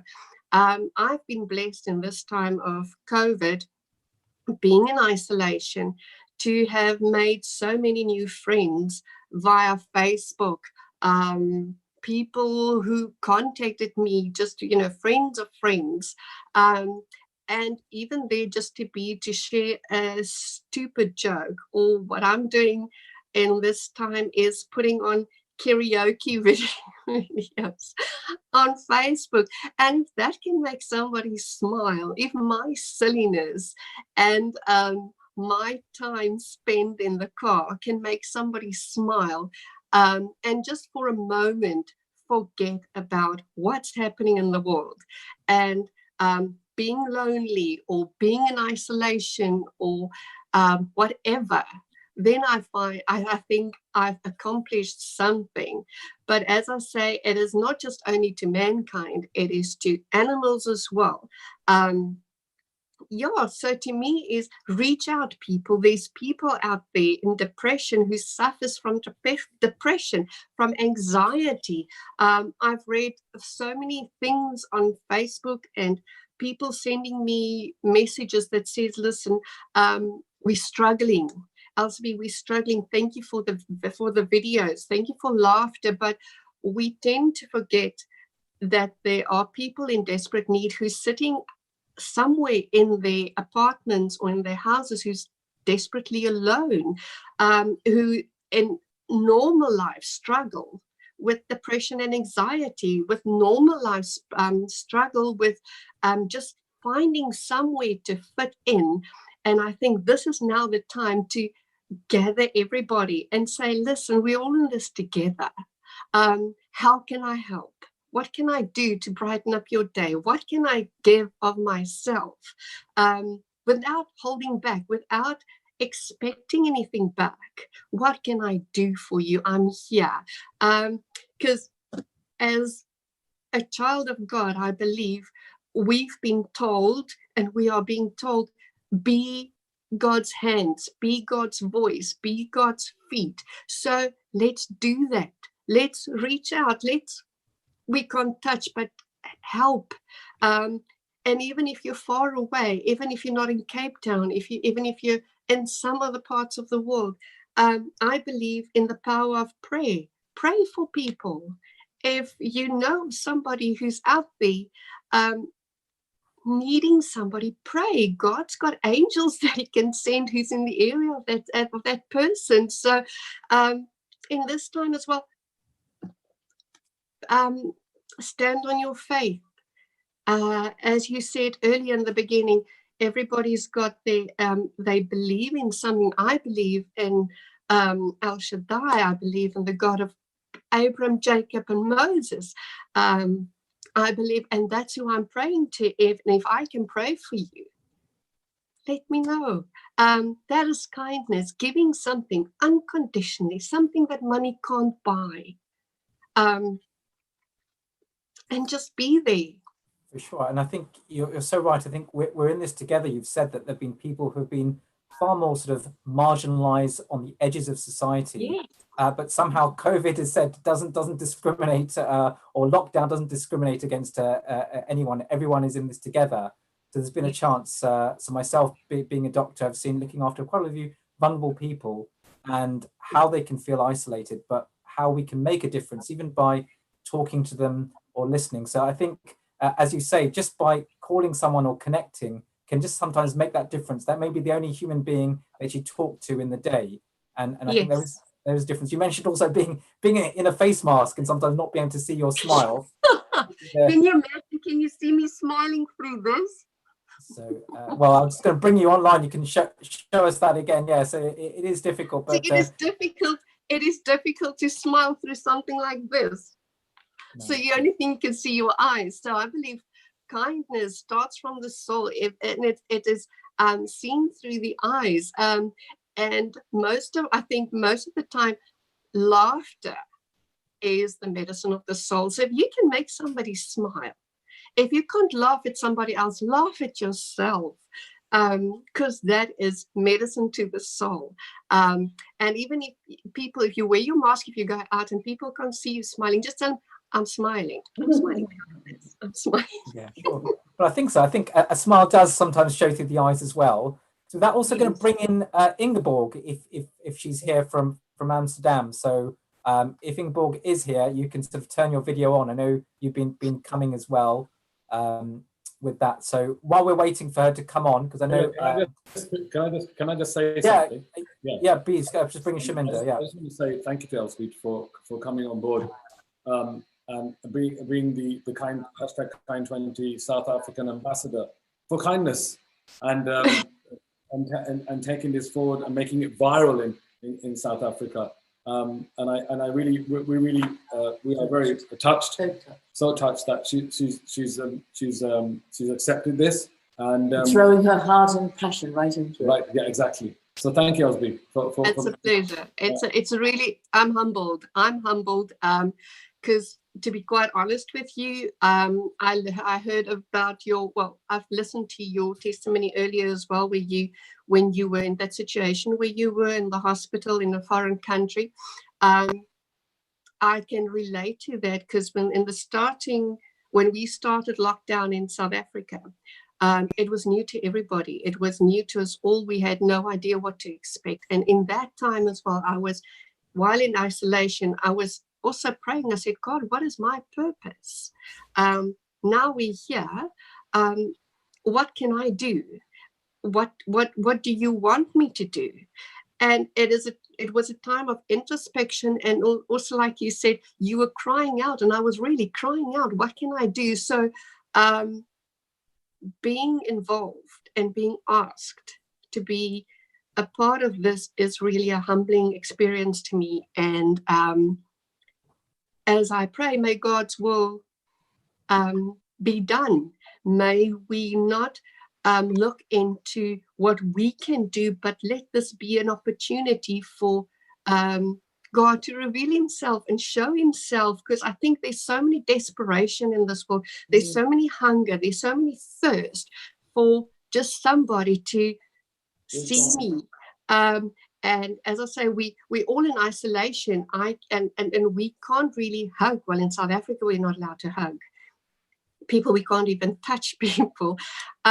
But just being there, just being present for a moment. And if somebody reach out to you and say, listen, I need help, pray for me, just speak to me, just be there for me, do that. Because you've got no idea what that person is going through at that stage. And just being there, just giving something, not always financially, not always, people don't always want to listen to clever words, but just know that someone cares. You belong to, we all belong together, we're all in this together, but there are hope. There are hope. The heart of God. The heart of God. And it is not a man-made thing. That's what I'm saying. I think it's time we all turn back to God and say, listen, God, we need you. We need you. It is now time to work through me. It's not always what I can do. And I think from ourselves, we can't do anything. It is being God's hands, being God's ears, being God's heart. Listen to the heart of God and being that to the world. And that's all we can do, because it's not about us. People, we need to realize it's not about us. It is being there, it's there to give, but not out of ourselves, because we are limited. What we've got is limited.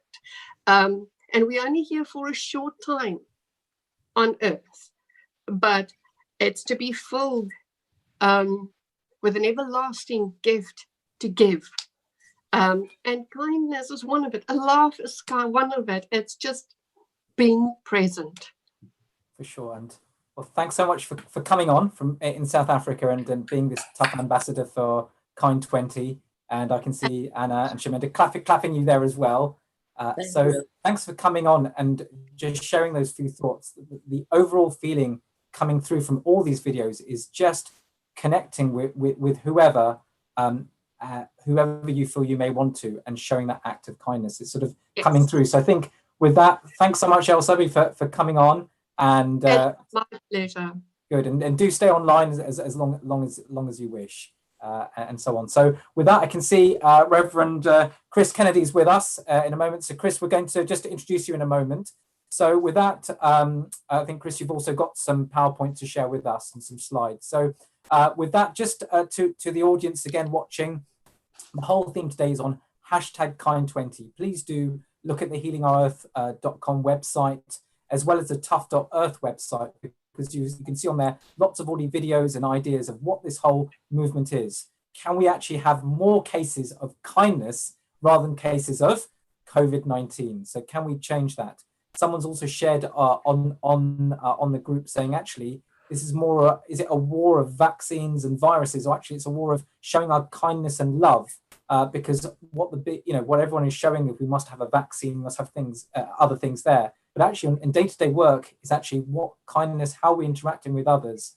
And very often biologists will tell us, well, we're actually selfish beings by nature, who we are as Homo sapiens. But actually, is our higher nature going to come out? Can we show actually what our higher natures are of caring? There was someone who had a dog with them, who had animals with them, said, can we care for all those? And particularly the vulnerable in society. And that really nicely brings on, I'm going to just sort of hopefully can, Reverend Chris Kennedy can be spotlighted now.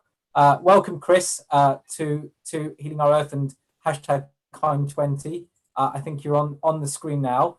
And I think you're also a keen sportsman. I can see sort of a tough ambassador for tough cricket, a prison chaplain as well, and an Anglican priest. Warm welcome. Where are you? Where are you at the moment? I can see you're obviously in a place of worship at the moment. Yeah. So welcome to St. Richard's, Henworth. It's the church that I have the great privilege of looking after in a place called Henworth, quite near on the western side of London, quite near Heathrow. And yeah. I thought, what a wonderful way just to be able to show the world the beauty of our stained glass window and to share some of my thoughts of this incredible movement that we're doing today.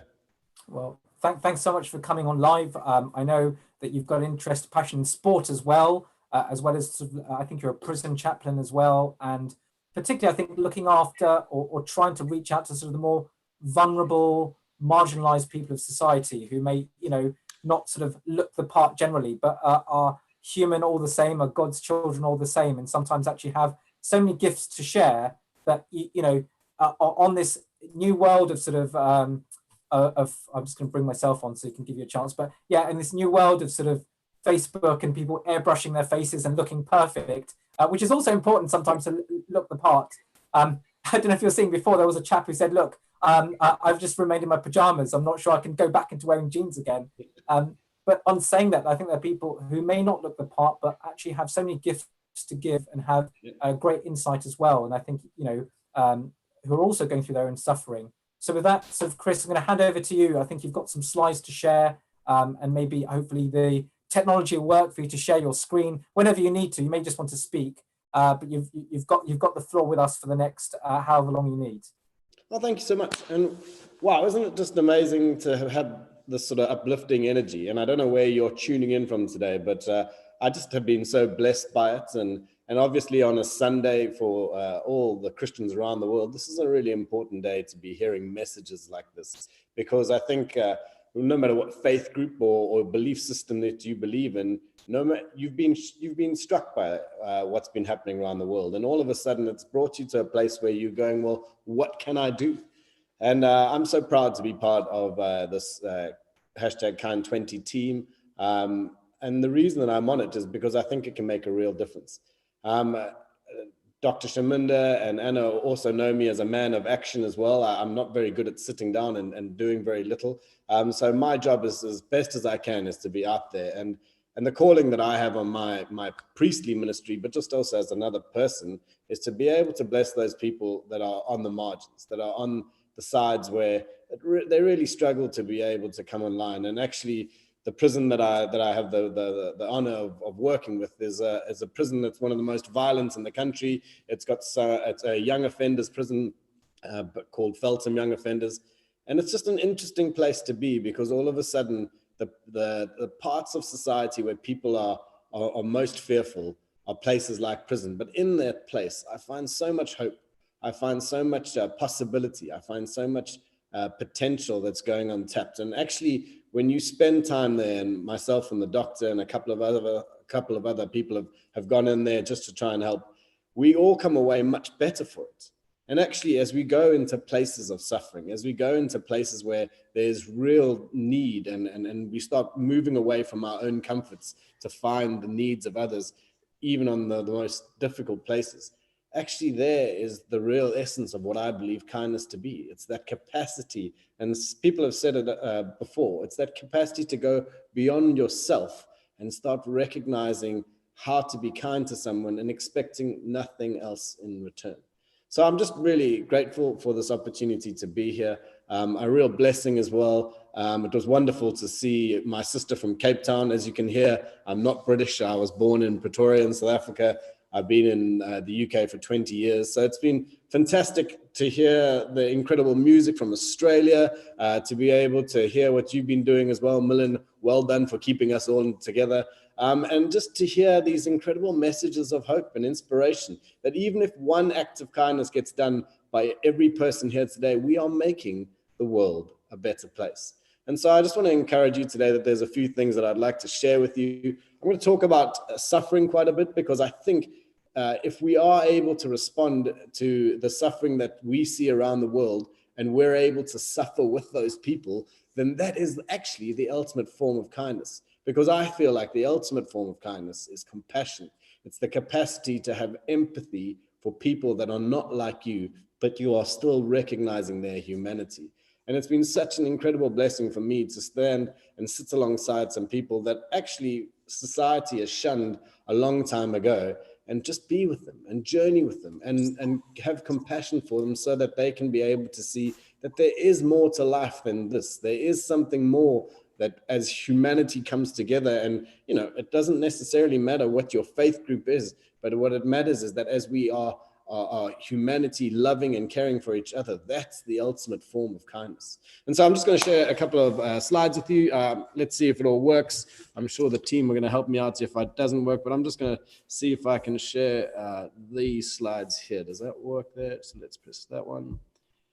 Great. So I think everybody can see that, and I'll be able to just go through. And the thing that I'd love to just have a quick chat to you guys about today, and everybody tuning in, is what does it mean to suffer to be kind? And I think I don't want you to go to the extremes of society and say that you just have to be able to always be in perpetual suffering. But actually, the beauty of what I've heard this morning is that people are going beyond themselves. And in some ways, that's a form of suffering, because you're not trying to just look after yourself, but you're going out of your comfort zone to then be able to help others in need. And isn't it just wonderful, the power of music that we heard earlier, to be able to transcend all the different circumstances that people are facing, and to uplift us. And I think there's a beauty in what we're trying to achieve. So let me see if I can change the next slide here. Oh, there we go. Fantastic. And this has been said before. This is a dictionary definition, but the best definitions I've heard today are from people themselves. And it says kindness is the capacity to bring warmth and value to somebody, and with no expectation in return. And I think today I just want to be able to encourage you that as you go out and see the struggle around the world, and you might be in a place like the Whitsundays, it looks so beautiful and sunshiny, but you might be in a place where there isn't as good facilities, or things aren't looking as beautiful as other places. But as you go out and be able to value yourself first, so be kind to yourself, then from there be able to be kind to somebody else, and in doing so expecting nothing else in return. I think that is the ultimate form of humanity. That is the ultimate form of love. That is the ultimate form of being able to bless somebody because you've been blessed. And that's one of my greatest learnings from this time of isolation, is how can I recognize the blessings that I have and then go out and bless somebody in return because I'm blessed. And I think that's the place where most healing gets done, is the recognition that, look, I haven't got everything sorted out. I'm not necessarily the best person. I'm not necessarily the person that I want to be all the time, but I'm still okay. I'm still a good person. And from there, I can be able to be a good person to somebody else, and for them to feel that they're worth it. They've got self-worth and the capacity to love other people just as they have been loved. And we are so blessed in so many ways all around the world to be able to see these incredible acts of kindness showing from all different circumstances. So I just want to be able to encourage you today that kindness is that capacity that you can step out of your comfort zone but also recognizing that you have been blessed to be able to be here. And it might be a musical gift. It might be a gift that you just go help somebody in their garden. It might be the gift of money or whatever it might be. You can be able to make a massive difference, and not only in that person's life, but in your life as well. So let's just try and see. Oh, I think, can I go back a slide if that's possible? Let's see. There we go. I was really struck by this comment on here that says the only demonstration of love is sacrifice, and everything else is affection. And I heard this from a comedian, a guy called Russell Brand. Russell Brand's had an interesting life, a life that if you've seen him, he's said he's an addict to everything, a person that's been addicted to not only drugs and alcohol, but into a whole bunch of other stuff. But if you do want to get some really interesting insights into this COVID-19, he's set up this channel now. And I just think it's an amazing thing that he's doing, because he's talking from the perspective of his own suffering, but also as a perspective of an addict. But he's also reaching out to people and saying, hey, I've got so many things wrong, but now I also want to journey with you to show you how you can be able to be a better person. And he said this comment, which really struck me: the only demonstration of love is sacrifice. Everything else is affection. And I started thinking about that. And then I started looking at it in my own marriage, and I go, yeah, actually, the most successful way of my marriage working is not necessarily always going on to something that I want, but it's also being able to sacrifice for my wife. And isn't parenthood just the ultimate version of sacrifice? That every time you want to try and do something and your children are unnecessarily not responding or annoying you, you have to sacrifice a little bit of yourself so that you can love them completely. And I just was so struck by the statements that we've been hearing, that kindness equals compassion, and compassion equals love. And my prayer for myself and for my congregation and from everybody that I've been able to reach out to is, how can we be more compassionate? Because from that compassion comes empathy. And that empathy is that capacity to recognize yourself in a situation, but also to go outside of yourself and be able to love that person where they're at. It's not saying to that person, you have to come to my level so that we can get along, but it's actually how you as a person go down to their level and be able to relate to them from whichever challenge that you or they might be facing together. And so I just want to encourage you today that wherever you might be, that as you sacrifice, as you might even have to do a little bit of suffering yourself, you're able to give hope in a way that people cannot be able to find it anywhere else, because you as a human are offering a part of yourself to another human that allows them to see that there's a greater amount of love and charity in the world that they probably never thought about before. I do like this, the statement from Vincent van Gogh, you know, the more you love, the more you suffer. And I think it's such a powerful thing to think about. And if you know a little bit about Van Gogh's life, he kept on offering these magnificent pieces of art that we all cherish around the world. But at the same time, he had a lot of suffering in his life. He had a lot of difficulty. He had a lot of mental health issues that he had to go through. But he had a way of being able to deal with it through his art. And actually, sometimes in his art, there was some real darkness, but in other times, there was some real beauty. And actually, that's okay. And I also want to encourage you that wherever you might be today, if you're feeling on top of the world, or you necessarily might be feeling down in the dumps, it's okay. Just recognize that there is more that you can be able to do. Even just the tiniest act of kindness gives you that first step to be able to go and be a blessing, not only to yourself, but to other people as well. But that's what I've experienced, that every time I try and love more, every time I try and be more compassionate, in some ways I face a bit of persecution, I face a bit of suffering, because I start recognizing the places in my life where I need to improve, but I also recognize how broken the world is. And so wherever you might be, my prayer for you today is for peace. And recognizing the world around us might be in pieces, in fragmented bits and pieces, but actually when we ask for peace, peace comes and makes us whole.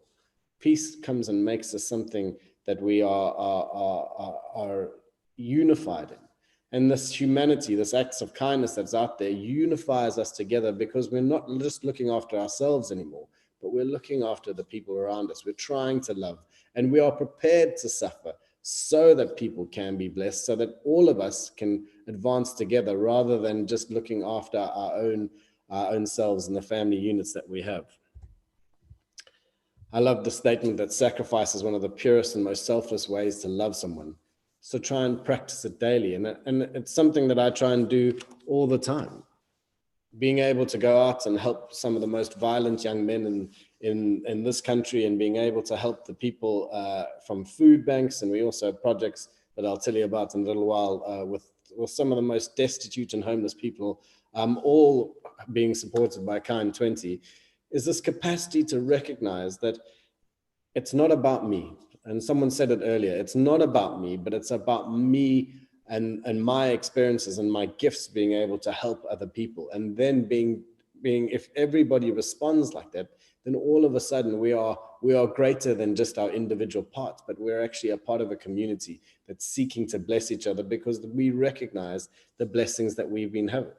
But it's hard and it's difficult, because there are times when things like we're experiencing through this COVID-19 pandemic, times where you think, well, what's it all about? And why should I do it? But at every time that I've gone out in this process and been able to meet people where they're at, to hear their struggles, I've got the great privilege of being a priest. I've taken funerals and been able to reach out to families and be able to say to them, well, I'm here for you, even if I can't necessarily be with you. And it's just been an incredible time where I've seen humanity flourish at the same time as some of the evils of our societies die down, because all of a sudden people are not just aware of just who they are, but they're aware of the people around them and are doing their best to be able to be kind to them, to be a blessing to them, and to show compassion and empathy as well. So I just wanted to think, this is what I said in my little video for what does kindness mean to me, and I'll share that at the end. But the story of being able to give is always better than to receive. And I think what this pandemic has shown me is that actually maybe I was too much of a receiver. I was somebody that was trying to take and take and take. But actually, what I've learned through this pandemic is, as I go out with my priestly ministry, or just go out as a normal human being and try and be able to give to people, I get so much more than I ever got if I was just looking after myself. And being able to stand in line with people who are hungry, people who are drug addicts, people who have been they might be 15, 16 years old and they're facing life sentences for a mistake that they've made. All of a sudden, when you sit with these people and just say, well, I'm here to help in any shape or form I can, I get so much more than they're probably getting back from me, because all of a sudden I recognize how lucky I am, how blessed I am. And from that blessing, I can say to that person, well, look, I've experienced something like this, and this is how I was able to get through it. And from that place, we can be able to create a better society, a better community. And as I give more, I receive more. And this is a Bible verse, but it's true world over, that the more you give of yourself in a way that is able to be a blessing to other people, the more you get blessed in return. I've got some fantastic friends from all other faith communities. I've been in different circumstances throughout my whole life. And no matter what happens, every time I show kindness, I show a blessing to that person, they're always reciprocating it. They're always able to say thank you, and here's something that we can do for you in return. I remember my cricket team that I captain. I'm the Archbishop of Canterbury's cricket captain, and we invited a team of refugees that some of them had literally just come over on boats from Africa, who were trying to escape the atrocities in Syria and other places. And we were just able to show them kindness. We were able to show them, we were able to give them some cricket equipment. We were able just to say, well, we want to stand alongside you. And I've never felt more human in my life than hearing these young men's story, but actually on the same time, standing on a cricket field with them and enjoying a game. And all of a sudden on that cricket field, it was no longer 11 priests versus 11 refugees. It was 22 people on the field caring for each other, loving each other, enjoying the game, being competitive. We all wanted to win, but at the same time, it was greater than our sum parts. It was greater than, because we all came together and we were all able to share our lives in different ways. So as we gave to those refugees didn't know that they gave so much back to us in return. So it's been a huge blessing to be able to try and outlive this and be a blessing to other people as well. And I just wanted to encourage you that there's so much good out there. There's so many things that are happening at the moment that that we're really excited to be part of. And I'm sure no matter which country you're in, be it Iceland or Australia or America or India or even in this country, you might be able to tell me of hundreds more projects that are doing amazing things to help people. And I just encourage you, just do one of those projects. If it's to help at a local food bank or to be able to go out and do deliveries for the NHS, or to be able to just even make a simple phone call to somebody that might be lonely. But also, I've started seeing some of the greatest healing of our earth is healing of the relationships. So all of a sudden, those relationships, that person that you haven't spoken to for a long time, normally for very good reasons, all of a sudden people going past their comfort zone and saying, let's try and heal this, because in our relationships, there's something greater that we can achieve together. So I just wanted to be able to encourage you that you don't have to necessarily do amazing things. You can just do small things, but in those, the culmination of those small things make huge things happen. And so these are as part of the Tough ambassador team, and I've been working with Tough now for the last 2 or 3 years, and I've been hugely blessed by the work of Dr. Sham and Anna, and massively surprised how something so simple can have such a huge blessing to so many people out there. So I just wanted, Dr. Sham asked me just to see if I could just tell you about some of the projects that I've been working with locally here, and just try and see if they encourage you, and maybe you can help out either through a similar project or maybe help the project that we're doing as well. So I just wanted to show you this one. It's called Surplus to Supper. And especially when we start thinking about how to heal our earth, actually there's too much. Some of the supermarkets that in this country just are throwing food away in vast amounts, when actually there's people out there who are desperate for it. And this is good food. This is food that's, I would be proud to have on my table. And actually, we just needed to find a way. So I came across this charity called Surplus to Supper. They are a wonderful charity that are going to the supermarkets and say, we'll do all the hard work for you. If you're prepared just to put your surplus food in one place, we'll come and collect it. And then from there, when they collect it, they then take it to a kitchen, and they create food boxes and parcels and things like this. And they've done unbelievable things.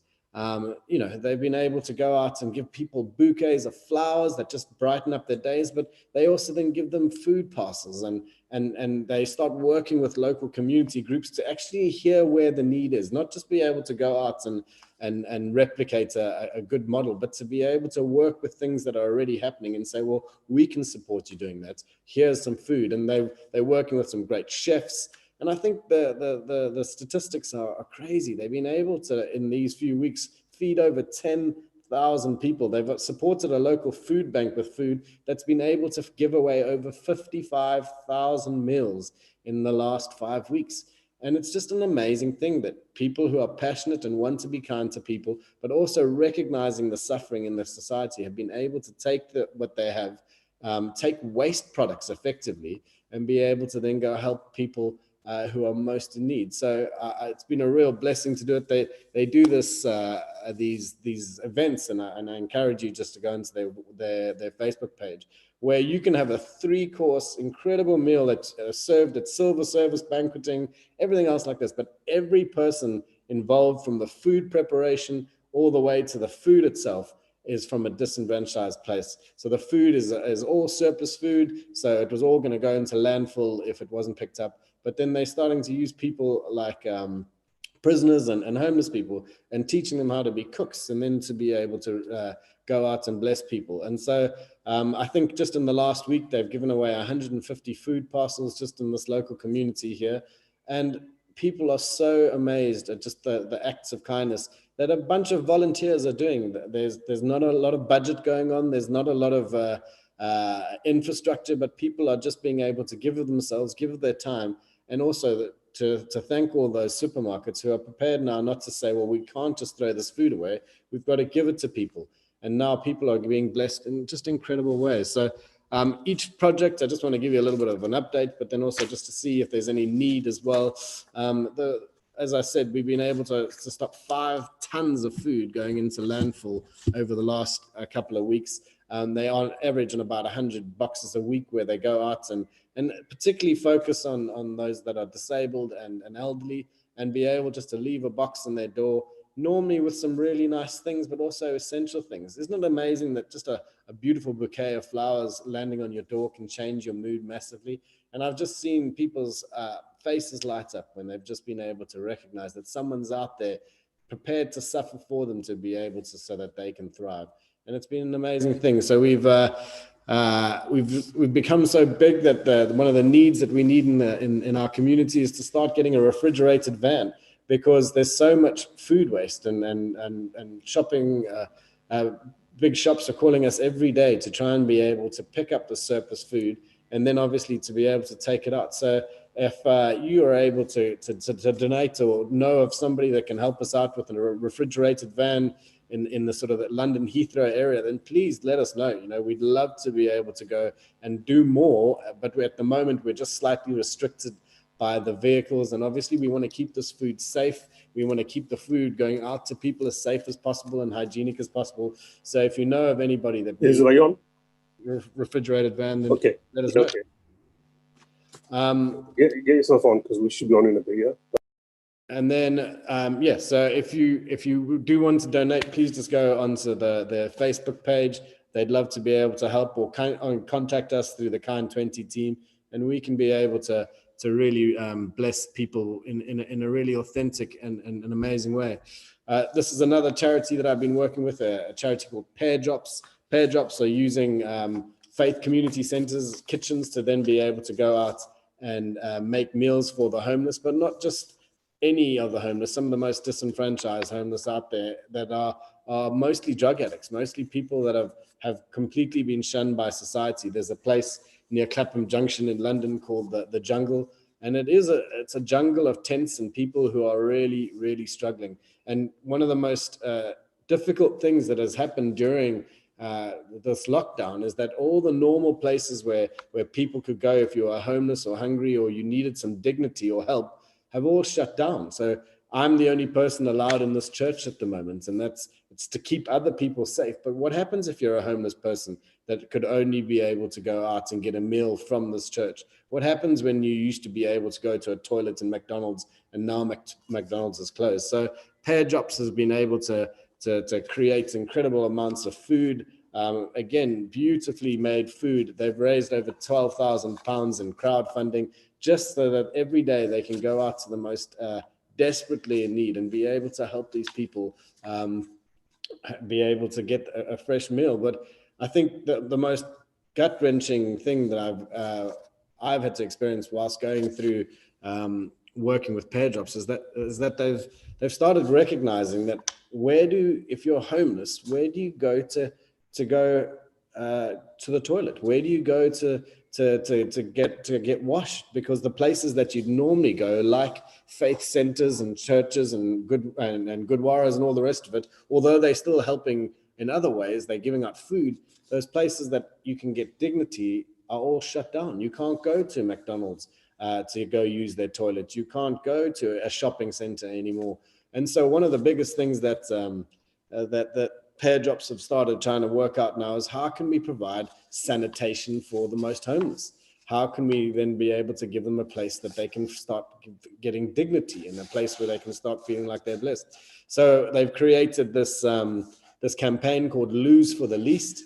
And when they go to a community, they hook up they want to try and raise £25,000 to hook up a portable toilet and shower unit onto their van, and then they can pull up, feed the people, but also then give them some dignity, allow them to have a hot shower, allow them to be able to get a good meal, allow them to be able to go to the toilet. There's so many affected homeless women out there, and a lot of them are in need of hygiene and looking after themselves, and we just want to be able at Pear Drops to be able to say to them, well, look, here's a place where you can come to not only get some food, but also to start feeling more human again, to be able to be a blessing to them, so that they can walk away feeling like they've got good hygiene, and that someone's looked after their very basic needs. And so again, we're looking for £25,000. The Pear Drops website has a donate page. Please go onto that website, and whatever you can do, be able to help these people buy a portable toilet and shower unit, so that we can go out to the most desperate people in our society and be able to give them a little bit of dignity. And finally, this is the charity that I work with Tough with. We create cricket and sport programs that goes into youth offenders institutions across the country to help these young people who have come from sort of incredibly broken backgrounds and relationships to start feeling dignity, but also the capacity to start recognizing their incredible talents and using those talents not for crime, but to be able to bless society once more. So we've created this cricket program from the word cricket, and we call it our Magnificent 7 Values. It's not rocket science. We teach people to have to live more ethically and rehabilitate themselves whilst they're playing sports. So these are some of the pictures that we've been using in the programs, and this is what we're teaching the young people in the prison as well.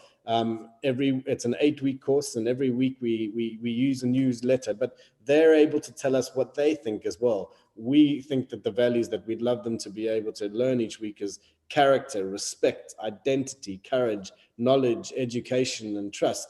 But they also then come in and be able to tell us what they think they need to be able to learn from this. And the first time we did it in the prison, all the prison was really nervous, because you can't give a bunch of some sort of pretty dangerous prisoners cricket bats. But immediately they learned that we were trying to bless them. We were trying to be kind to them. And in doing so, then they started learning stuff, and they started recognizing just very simple things. And Dr. Sham's been incredible in this process, because he brings his psychological knowledge, but creates it in such a way that's relatable. It's a very simple thing, like if you get a yellow card on a football field, well, that's a warning, just like if you get a speeding ticket in society. But if you get a red card in football, that means you can't play anymore. Just like if you get a red card and if you get a prison sentence, well, then you can't be part of society. And all of a sudden, these young people are engaging in sport in a way that they can understand, but also it's going to change their lives. We're working with local faith communities and cricket clubs, and we'll hear from Abdul later. We are about to try and go launch a program up in the north, up in near Bradford area, and we want to be able to give these young people an opportunity to see that there's another way to live. It doesn't have to be through crime. It doesn't have to be through drugs or manipulating people, but there's a way of being able to be a blessing. And I each time I go see these young men, I get very nervous, but every time I step away from them, I go, well, these are incredible people that have just had difficult situations or made bad decisions, but that doesn't make them a bad person. And so we've been able to work with 40 of them in the last 2 programs that we do, and we've been able to allow them to rehabilitate and reintegrate into society. Feltham Young Offenders is the most violent prison in the country. We haven't had any cases of violence against us, and every person that's come on our course has dramatically improved in their behavior whilst being on our courses. Normally a prison attendance prison course normally has about 50% attendance because prisoners don't want to come along. We were able to maintain an 85% attendance all the way through, and that was only because another boy had to drop off to go on another education course. So he wanted to come back.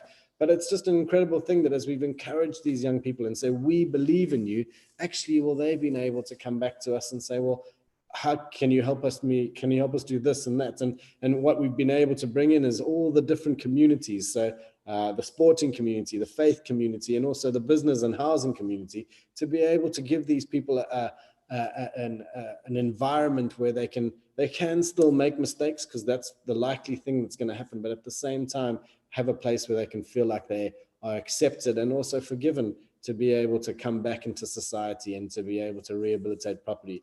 And here's the simple figures about this program. It baffles my brain, but it costs £100,000 a year to keep a prisoner in a young offenders unit. And so if we're able just to keep 10 of these young offenders out, we're able to then save the government £1 million. And the most interesting and damning figure, I think, of our society is that we have a 70% reoffending rate for all prisons across the country. That means if you send 3 people out the prison gate at once, you're going to expect to have 2 people back within a year. That's ridiculous. And where in society are we not necessarily being kind enough to look after these people? And so we at Tough and working with all our partners are just trying to find a way where we can offer them another opportunity. And even if we just look after 10 young people and stop them not going back into prison, it's £1 million that we've been able to save the taxpayer and the government, and then be able to put back into the prison for better conditions and staff, and actually a better society as well. So again, the needs that we want to be able to do is go into the 5 major young offenders prisons. Like I said, we want to go up to North yet, and we're getting some support from the English Cricket Board as well. We want to work with local cricket clubs and faith communities to be a place where these young people can come and be a blessing. And then also we need funding. It's as simple as that. And in each course, because it's very specific and it requires a lot of manpower and a lot of knowledge to be able to go in, costs about £25,000. But if you think that if we can save one person off that course, we've made that money back up just by helping one person. Even actually, we saved we can still give them a profit, because there's still 75,000 we've been able to save in the community as well. So there's just 3 projects that I just wanted to highlight, which has been a real eye-opener for me during these times, that people are just doing incredible acts of kindness, but actually going to the places where there's the most suffering and finding ways that they can be compassionate, they can be loving, and they can be caring. And every time I walk away from these places and I work with the volunteers that go in are just filled with joy and filled with energy to try and do something more, to try and help some of these most desperate people in society, and being able to recognize that from their blessing, they're able to bless other people. And that's kind of where I love what we're doing at Kind 20, is we're not trying to bring a revolution. We're trying to evolve our society to open people's eyes to recognize that kindness can change the world. It's not a revolution, it's evolution. And we want to be able to bless people like that. So that's the end of my very simple presentation there. I just want you to recognize that you are blessed no matter where you are.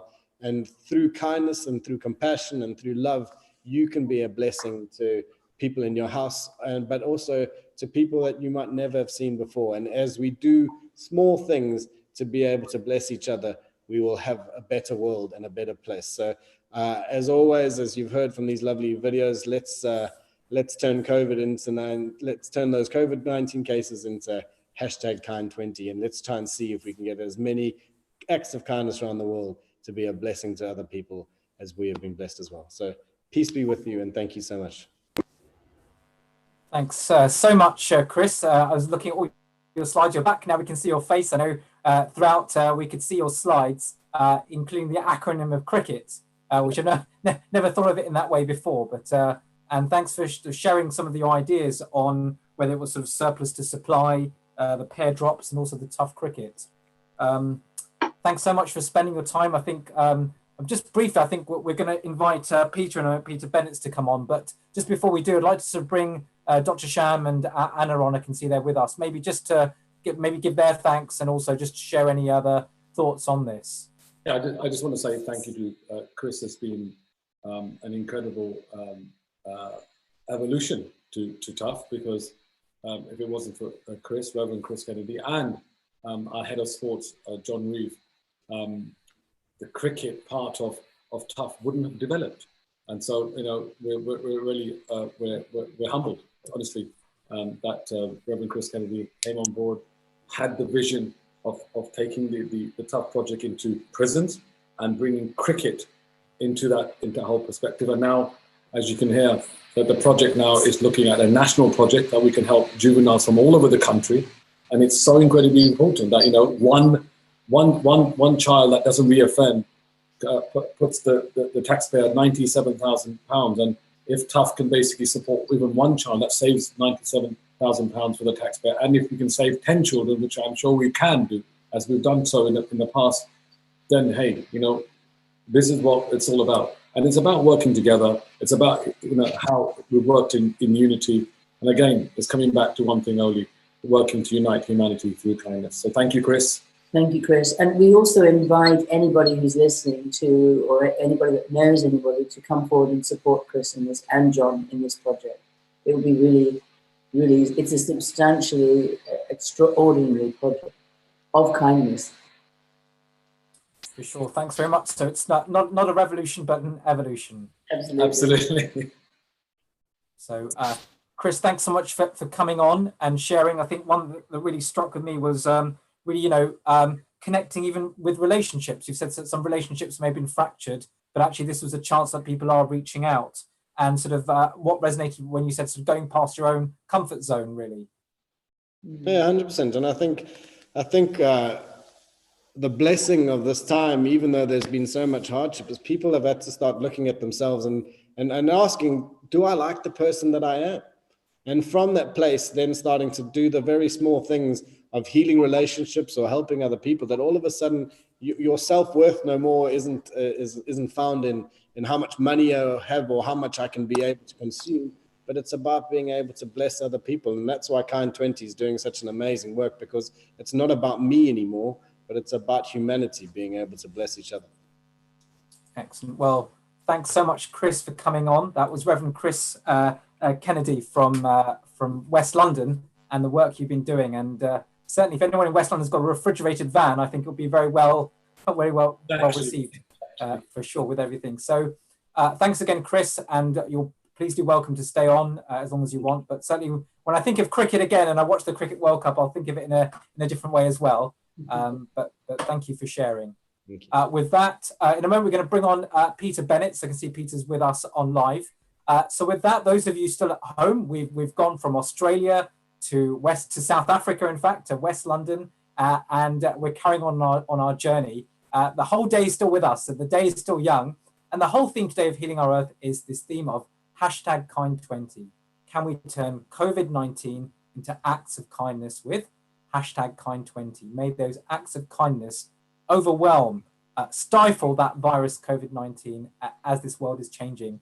And maybe not through a revolution, but actually through an evolution of our own beings. So with that, in a moment, we're going to bring on Peter as well. So Peter, we can see you online. And here we are. And a warm Eid Mubarak to everyone. So I can see that Abdul and Yusuf are also online. Abdul and Yusuf will be coming on soon. And to all of our Muslim friends and colleagues who around the world, a big Eid Mubarak, whether you're celebrating yesterday, today, or tomorrow. And much respect for all of the fasting that has happened during this month of Ramadan. So with that, Peter, I think we're going to spotlight you in a moment now, so we can see you. A warm welcome to Healing Our Earth and #Kind20.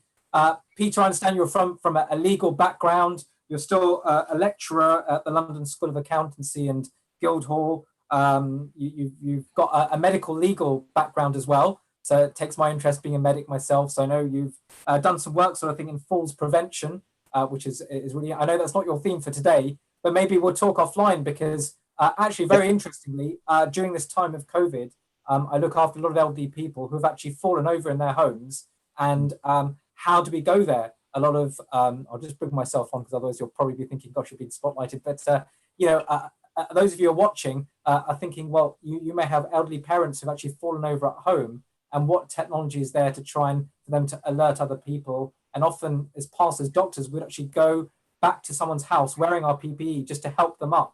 Fortunately, with various community work going on, people have gone in and helped elderly people back up. So it sounds like a very minor thing, but falls, those of you with a medical background know falls are a major source of morbidity, mortality, of change within the medical profession and in the community itself, a fall can be meaning many things. So I thought I'd just bring that on, because sometimes I think, well, I've just fallen over, but actually it's a really big thing. Sorry, I've just gone off on a tangent. So Peter, going to bring you back on, but particularly with your theme, I think really as head of Interfaith and as sort of educational visits to London Central Mosque, I think you're a regular speaker at the London Central Mosque with an introduction to Islam course. So Peter, a warm welcome to Healing Our Earth and hashtag Kind20.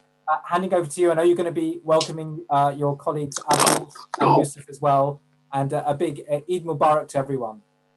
Thank you very much, Dr. Shah, and for a great job you're doing today. I'd like to start off with the greetings, the Islamic greetings, Assalamu alaikum, which simply means peace be upon you. And I'd like to start also particularly with a new global greeting, kindness. I think I'd like also to thank Healing Our Earth for bringing hashtag Kind20 on this platform. You know, there's so much connection between the two. You can't begin to heal the earth unless we start to heal ourselves. And we can't heal ourselves unless we're kind and we start to love ourselves, and then love our neighbors, our family members before that, our neighbors, and so on and so forth.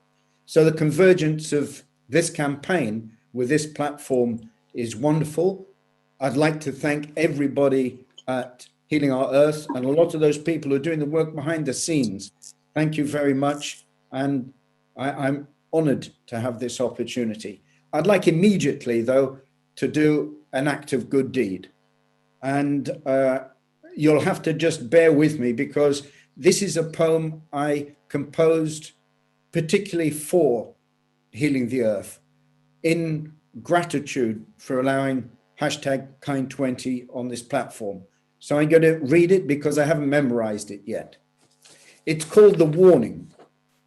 The drum roll of an empty Coca-Cola can across a Tarmacadam parking space, audible in the quiet of a morning breeze, environmental abuse of a quenched thirst. In contrast to young summer leaves, replacing autumn's fall, a natural disposal. The swish of car tires, rapid pass and breeze of fumes, recycled by the trees, in which a robin's territorial call sounds a struggle to balance man's greed of habitat.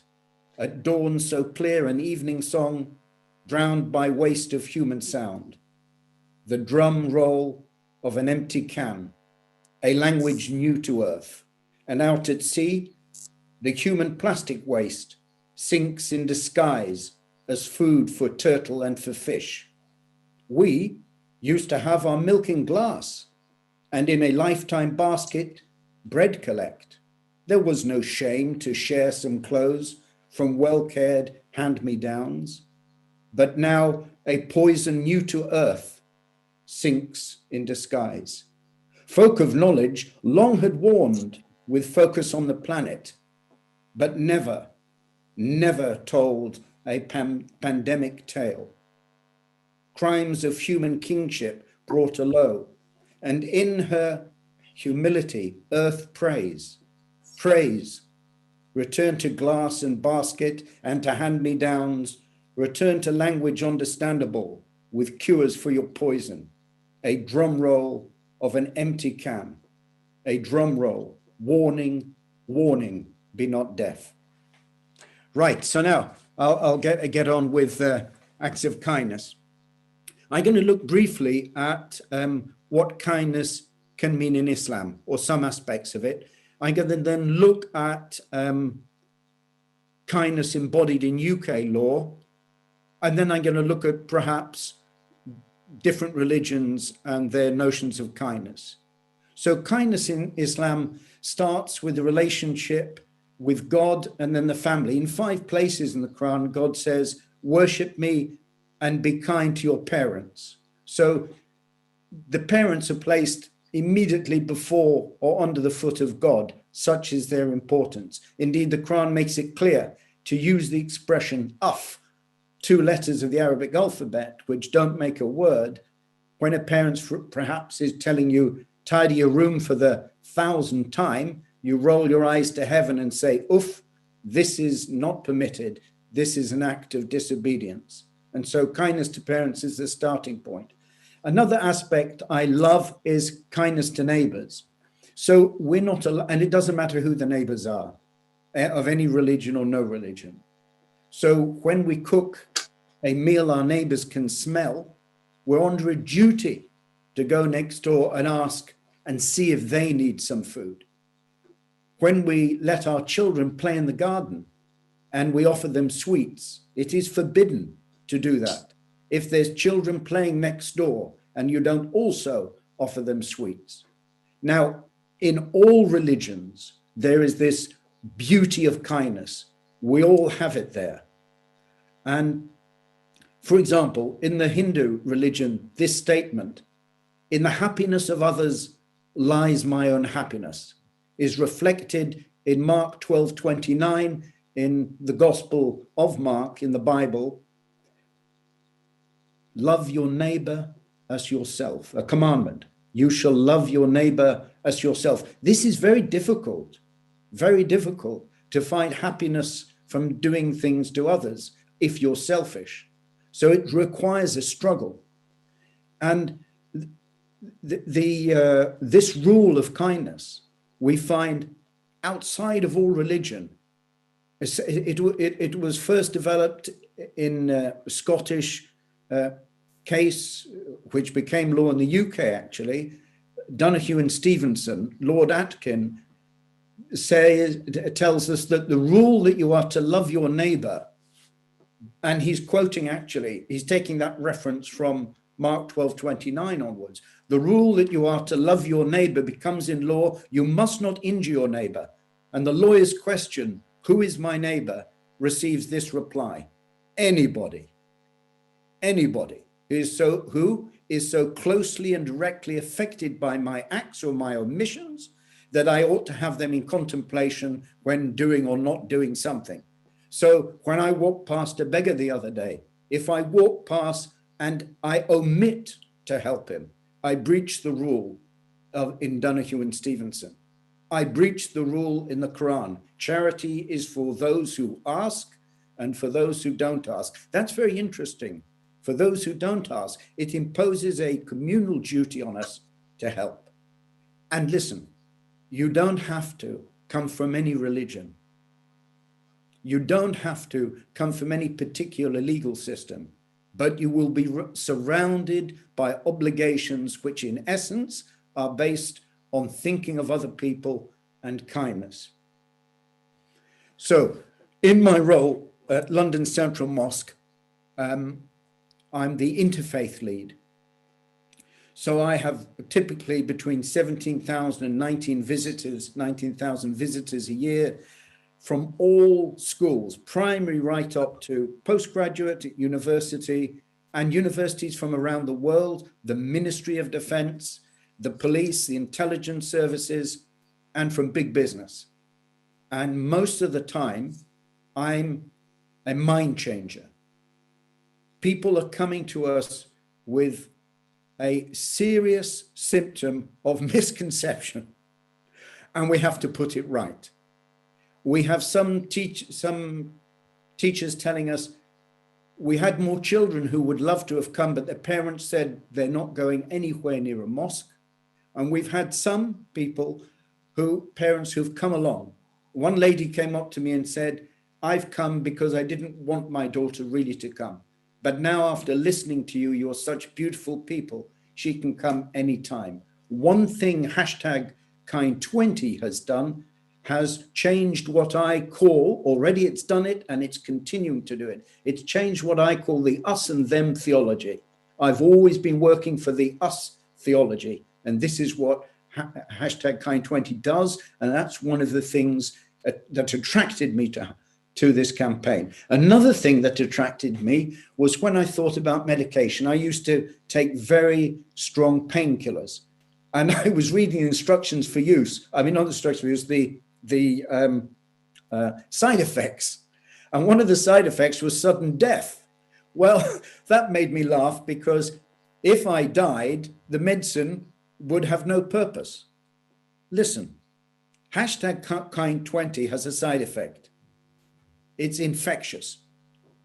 And you may think that that may not be very good as a medicine to COVID-19 and the negativity around it.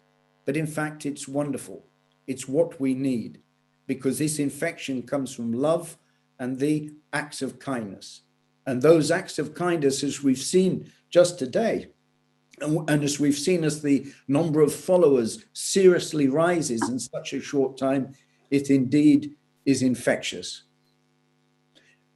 I also am involved in educational interfaith as well. So when I'm working with all the different faiths, I come to know myself about more of the faiths, and I come to a simple understanding. And that is that if you believe if you have a faith, you're obligated to be kind. And if you don't have a faith, the law obligates you to be kind. But what hashtag kind20 has done that no one else has ever done is bring leadership to these obligations, religious and legal. And that leadership is going to change not only COVID-19, but it's going to go on and on and on.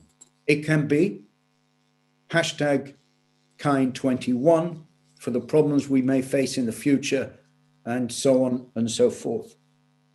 What I'd like to do now, Dr. Shah, if I may, is bring on Abdul Ravat. He is a member of Mount Cricket Club up in the north of England in Yorkshire. Long before this hashtag started, his members from a small unknown cricket team have done wonderful acts of kindness, and he continues to do it. And he was delighted to be invited by the founders of Tough onto this campaign. And so if the time is right, I'd like to hand over to Abdul Ravat. Sure, we've got Abdul here.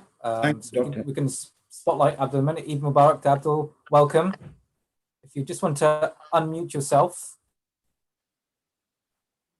Perfect. Not yet. Just try once more, just to unmute yourself. Can you hear me? Perfect. Good. Well, hello. And firstly, can I start myself with wishing you all Assalamu alaikum wa rahmatullahi wa barakatuh, which, as Peter has said, is peace be upon you all. And also a special Eid Mubarak to all of you today in the world. And I want to actually start by paying my thanks to everyone heeding our earth. I think giving me the opportunity to join the hashtag Kind20 global movement is quite an honor and a privilege, particularly given the issues arising from the coronavirus and changing the narrative to one of positivity, hope, and ultimately acts of kindness. As I said, as I was alluding to, today, a quarter of the world's population have ended the holy month of Ramadan and starting their Eid al-Fitr celebration, which, as we said, could last for a good few days in some parts of the world. And actually, I've been reflecting on that recently with some thoughts with my friends from St. Peter's cricket team, from the Pontifical Council of Culture and Sport at the Vatican, regarding some recent symbolic events in the calendar, and not just based on the Abrahamic faith, which I wanted to share here with you all today. So from my perspective, this includes the Jewish community who observe the 8-day festival of Passover to commemorate the emancipation of the Israelites from slavery in ancient Egypt. The Christian faith celebrated Easter and the resurrection of Jesus Christ, peace be upon him. The Sikh community who celebrated Vaishakhi and commemorated 1699, the year Sikhism was born as a collective faith. And obviously the Muslim community just prior to Ramadan, observing the Laylatul Barak, the night of forgiveness, when we seek forgiveness for our past sins and believe that one's destiny is fixed for the year ahead. But you know, none of us could ignore that these are unprecedented and challenging times that are upon us. In a relatively short space of time, our whole way of life has been turned upside down. Globally, we are all feeling the impact in relations to our health, wealth, community, faith, and belief from COVID-19. And we're all having to observe social distancing at all times, being structured to self-isolate and shield our most vulnerable in our communities to reduce the threat of infection, and as a consequence, unable to meet with family and friends, unable to pay respect and attend funerals of our brothers and sisters who have left this world, and unable to hold congressional prayers and gatherings for one simple reason, that anybody can transmit the disease and everyone needs to act responsibly, but God willing, we will recover. And to add to that, many of our embodiments of our faith and beliefs, mosques, churches, synagogues, mandis, gurdwaras, and so on, are out of bounds and virtually deserted, but it's heartening that humanity is responding and acts of kindness are being displayed in an abundance by so many in the community, to neighbors and to total strangers in so many different parts of the world, to the vulnerable, the isolated, to ensure basic human needs are met, that we are safe, and above all, we are not alone. Acts of kindness are being performed by so many ordinary people who are making enormous personal sacrifices to help keep the rest of us stay safe and beat this virus. In particular, the fantastic health and social care professionals. It's been inspirational to see doctors, nurses, carers, and other essential workers rise so magnificently in displays of social empathy and acts of kindness in humanity's hour of need. I wanted to actually now share with you some of the many people and organizations that I have the privilege to work for and volunteer with. And I wanted to just share some of those with you in terms of what acts of kindness mean to me on a daily basis. So for example, the first one I'd like to talk about is the Abbeyfield Society, who I work for as my day job. And as sure as Reverend Chris and Peter will know, I wear a number of hats and sometimes I get confused which hat I'm wearing. But Abbeyfield Society is a housing and care organisation that operates in 500 homes across the UK and across 9 other countries covering the Commonwealth. We are making sure at the moment that our residents who are being deemed as very vulnerable are being well looked after in mind, body and soul. But actually our founding father, Richard Cargom, who started the movement some 63 years ago, noticed that in his street in London, there were a lot of older people living in their own and were lonely. So using his army pension, he bought a house in a typical street and invited those people to stay with him and that he would care for them. Now that to me is an ultimate act of kindness. And that concept of kindness has now grown into an international delivery model with similar schemes in Australia, Canada, South Africa. And I actually had the pleasure of visiting one of our schemes in New Zealand and see for myself that actually that concept is alive and growing. And I see that as a very important stepping example for #Kind20, that today these individual actions that we are taking will become a global phenomenon for years and years to come. And that's how you change the mindset. Also, as a role I have as a non-executive director with organizations like Unity Homes and Enterprise and Manningham Housing Association that operate in some of the most disadvantaged neighborhoods in Yorkshire in the UK.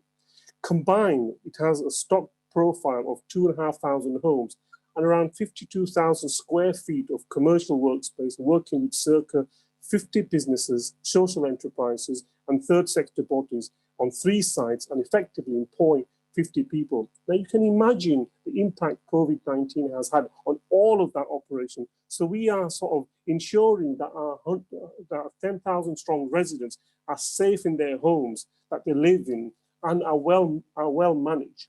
And we're doing everything we can to keep the many businesses and localities functioning, and that no one gets threatened with homeless or with evictions, and that we are taking a very pragmatic view in terms of arrears and repairs and those sort of things. Basically the key ingredients of running an operation like that. I want to turn on to another organization that's very close to my heart, which is the Pobda Society. The name Pobda comes from the village where my parents and my grandparents come from. And I visited probably in my lifetime about 8 or 9 times. And I used to spend loads of time while I was there with my grandparents, who have now passed away, as to what, what issues were for them as they were growing and the struggles they have. So we set up, most of us now are based in the UK, and we set up a UK-based charity, which, as I said, has its roots in India.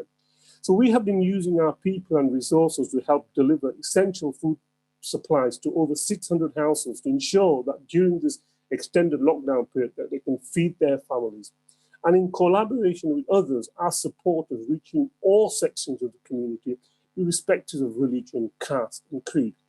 But I would actually like to comment on undertaking these acts of kindness that regrettably, and it's a personal view, modern India is swaying away from some of the principles established by its founding fathers, including Mahatma Gandhi, who led a non-violent resistance to lead the successful campaign for India's independence from British rule, and in turn inspired movements of civil rights and freedom across the world.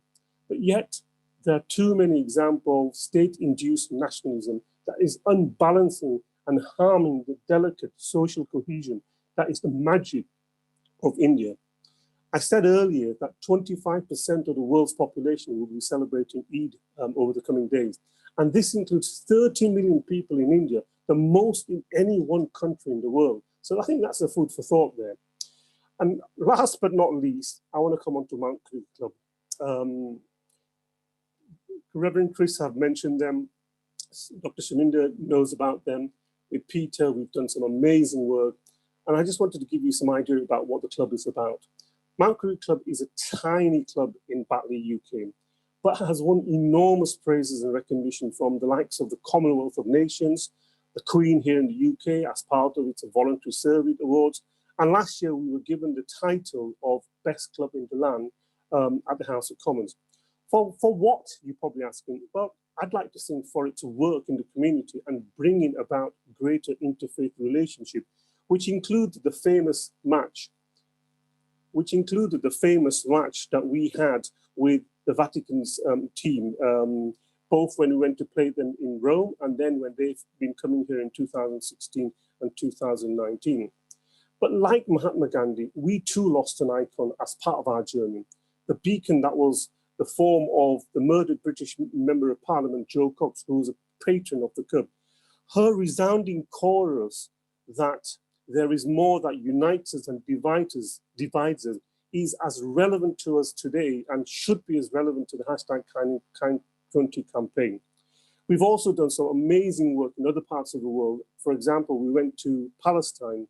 We have done some amazing work in other parts of the world, and I will bring Brother Yusuf in a minute to talk about and share some of the activities that we have been doing, serving our local community in Batley during the period of COVID. But we at Mount see our duty as a cricket club to bring people of different faiths, cultures, communities together and serve our community with acts of kindness. And I think to summarize in terms of what I want to say, it is with this great spirit and resolve that we will beat the pandemic and build a better community. When we return to the new Rome, yes, we will come through these times, I think, stronger and with a greater sense of what is essential in our lives, our dependence on our faith and beliefs, and the experience of our human brotherhood and sisterhood. Kindness to me is a basic human entitlement. It should not be perceived as a favor to others, but a means of connecting with all of humanity. As the world reacts and tries to respond to COVID-19, let's therefore use this moment now, today, to pledge and change our mindset and turn COVID-19 towards hashtag Kind20 campaign and eradicate injustices and intolerance no matter where it is. So thank you for giving me the opportunity to speak to you today. Hopefully Brother Yusuf will talk about it. And once again, with all my prayers to you all and Eid Mubarak to all our Muslim brothers and sisters. Thanks so much, Abdul, for sharing those words, really, of the various hats you wear. That was really, really interesting to hear. We've got Peter back online as well. So Peter, thanks for bringing Abdul in, and really with those different projects that he's been involved in as well. With that, I think we're still running good on time. So we've still got a little bit of time. I know we've got Brother Yusuf to come on as well. So in a moment, we're going to spotlight him. I'm not sure if Peter, there's anything else you want to say to Abdul, or bring in Yusuf now. I'd just like to say, Dr. Shah, if I may, after Yusuf, just come back to conclude. Of course, yeah, no problem. So thanks again, Abdul. I really enjoyed listening to all the things you've done, and again, Eid Mubarak to you. So with that, I think we've got Yusuf online as well. So Yusuf, Eid Mubarak to you and a warm welcome. We've got a few minutes now. Do you want to just try and unmute yourself if you can? Perfect. Is that better? Perfect. So we've got a few minutes to hear from you, and then we'll go back to Peter just for the conclusion. Thank you. Okay. First of all, thank you very much for giving me this opportunity. And like our Muslim saying, Assalamu alaikum wa rahmatullahi wa barakatuh. And Eid Mubarak to everybody there. Today for me, it's been a very rushed day because we always go to my mum's, but because of the lockdown today, unfortunately, we haven't been. So we've got doggy bags given. So we're just going to be sitting down to eat, and I have not had lunch for the last 30 days. So excuse me before I do rush off and my wife shouts at me. But anyway, just a quick briefing about Mount Cricket Club. Our club is based in Batley, West Yorkshire. We are 43 years old this year. We as well as playing cricket, we run a lot of other things like junior cricket and disability sports, and over 50s cricket as well, and there's a girls cricket team as well as coaching, like Abdullah has touched on. Just this COVID-19, when it started, as just briefly go into there how it started. We started 6 weeks ago from the club. Somehow, I don't know, we were just opening the club, open the container, and out pops out like hundreds of sanitizers and toilet rolls. So we didn't really know what to do with them. And the next day, all and behold, there was a big announcement that hand sanitizers and toilet rolls are everybody's needs at the moment. So we quickly just made the decision, send a text out. All and behold, within 24 hours, we've got about 100 requests of hand sanitizers and toilet rolls that we didn't even know that we had. And everybody's asking money for them. And there's a cricket club based in Batley, West Yorkshire, and they're giving it out free. So obviously, with the goodness of our hearts and everything, we started giving them out. Like I say, from then on, we started doing hand sanitizers, toilet rolls. Then there was a need for some food as well. So we started with a local charity, One Nation, and a food service called Barkat Catering. Of us three got together, and together we're now on our 6th Sunday. It's a Sunday hot meal. So even today, even though it's our Christmas, we're still going out and giving out about 55 hot food parcels at 6 o'clock this evening, because we didn't want to disappoint people and say that we don't really want to come on our Christmas day, because obviously we've got English and Muslims and Hindu older generation and people in isolation who depend on us now. So that's basically what we do. We raise the money ourselves. There's no funding involved. We just go around with a begging bowl between friends, family, and some couple of businesses that we know. And lo and behold, every week we hit our target and order food for about 55 to 50 people. So here are some videos that we made earlier, which I'm sure Peter will log on now. And that's it from me. Until next time, thank you very much again, and assalamu alaikum. And over to you, Peter, again. Sorry, I need to rush off because I haven't had lunch for last 30 days, so you have to excuse me. That's okay. Assalamu alaikum. Thanks so much. I can see a hungry man there, but thanks so much for joining us with your projects as well, which is, I think what's coming around is a community is coming together regardless of faith or so on, and those barriers being broken down, and that's a really good way to actually bring Peter back into it. So Peter, spend as long as you want.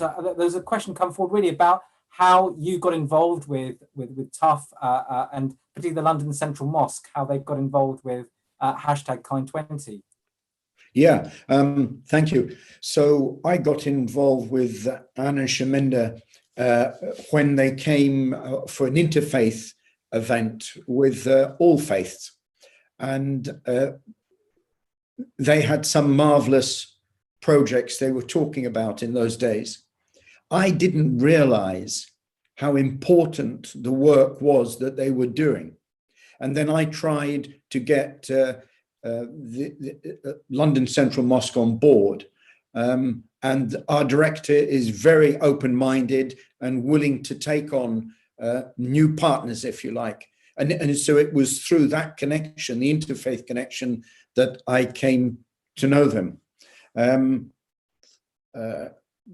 Shamender kept in touch and contacted me one day about this hashtag Kind20, and it really appealed to me because it fitted in with the us and them theology that I was trying to break down to the us theology. And as you've just said,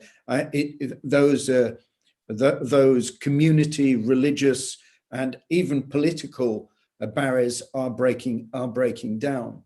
We have ambassadors and politicians involved. Their differences have evaporated in this atmosphere of kindness.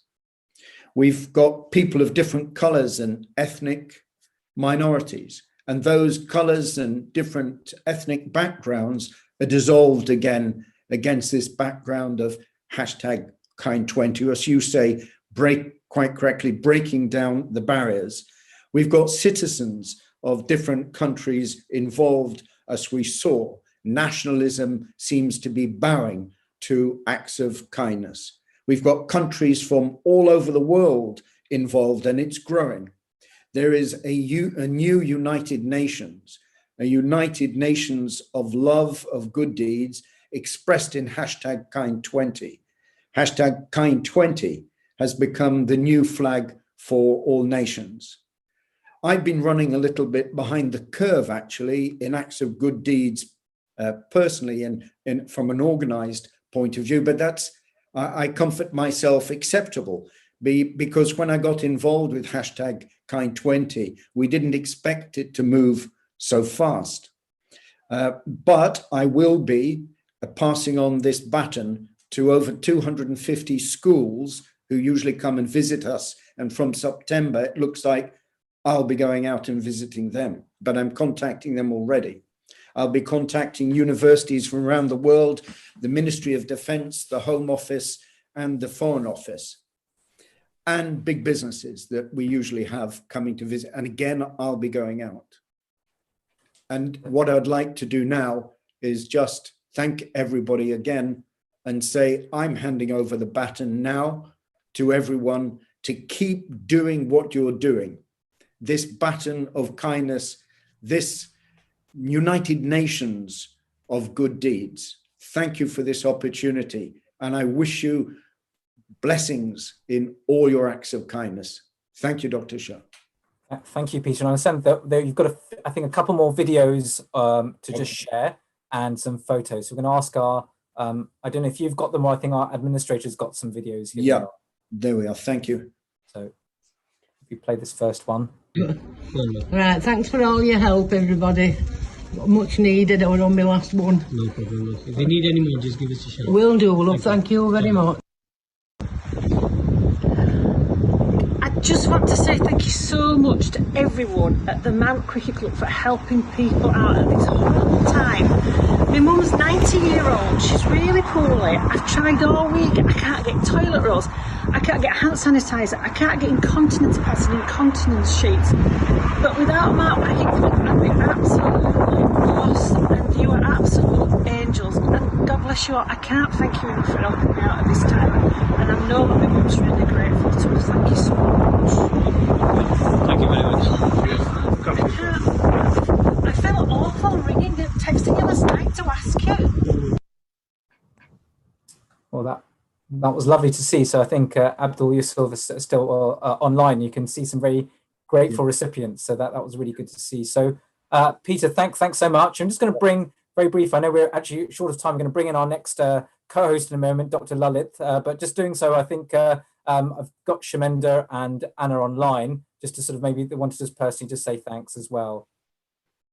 Yeah, I just want to say thank you to Peter. Peter has been an incredible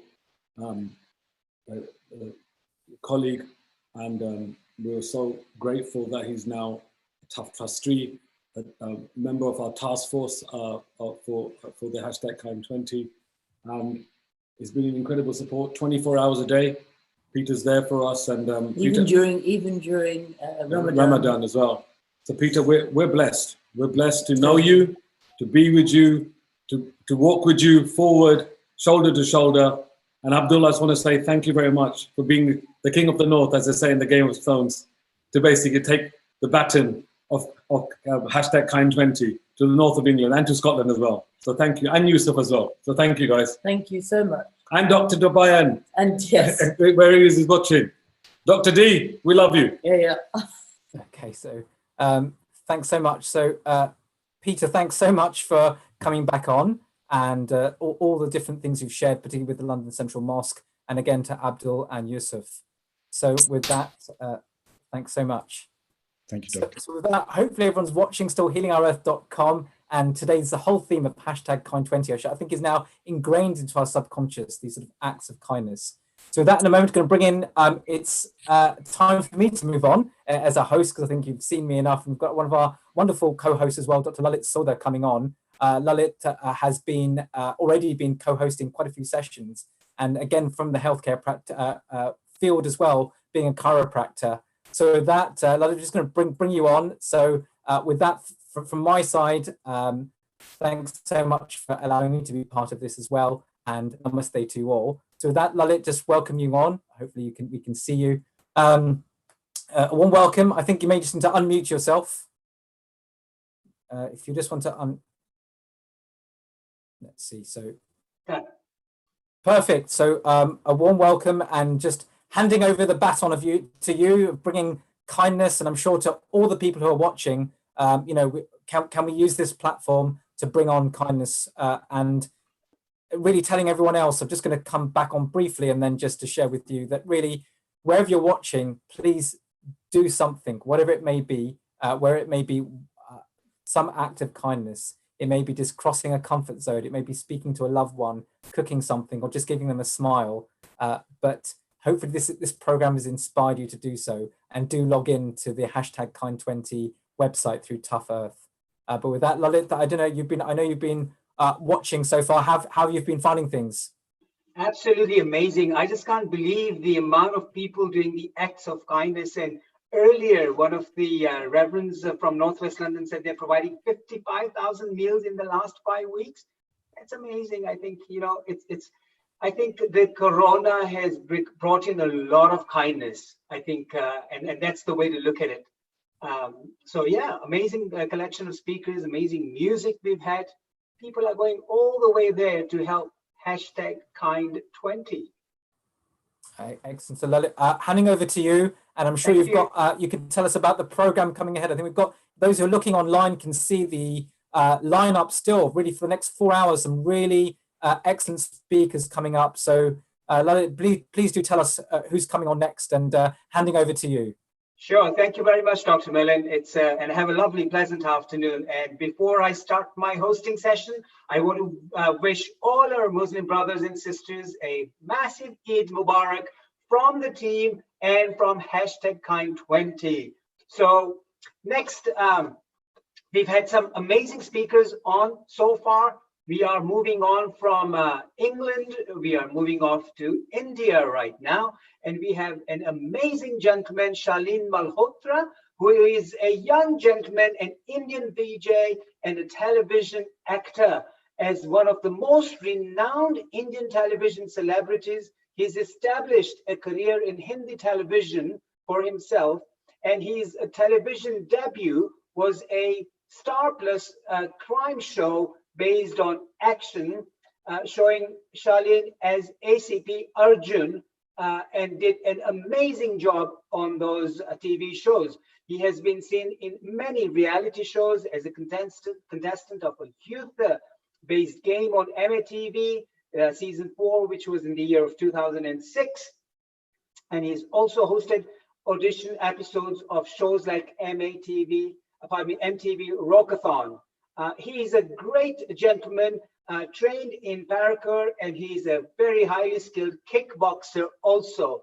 Unfortunately, Charlene's currently involved in a huge project similar to Kind 20 and has been unable to join us due to his project currently being viewed all over the world also. So what we have also got from him is an amazing video presentation that Charlene Malhotra has taken all the efforts to send it to us so that we as viewers can benefit from his act of Kind 20. So may I put you to the IT team so they can bring up the video, please?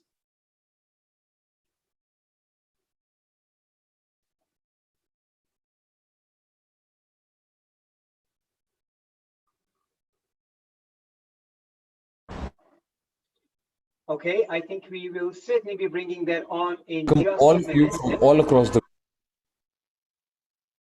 Yeah, we've got it on now.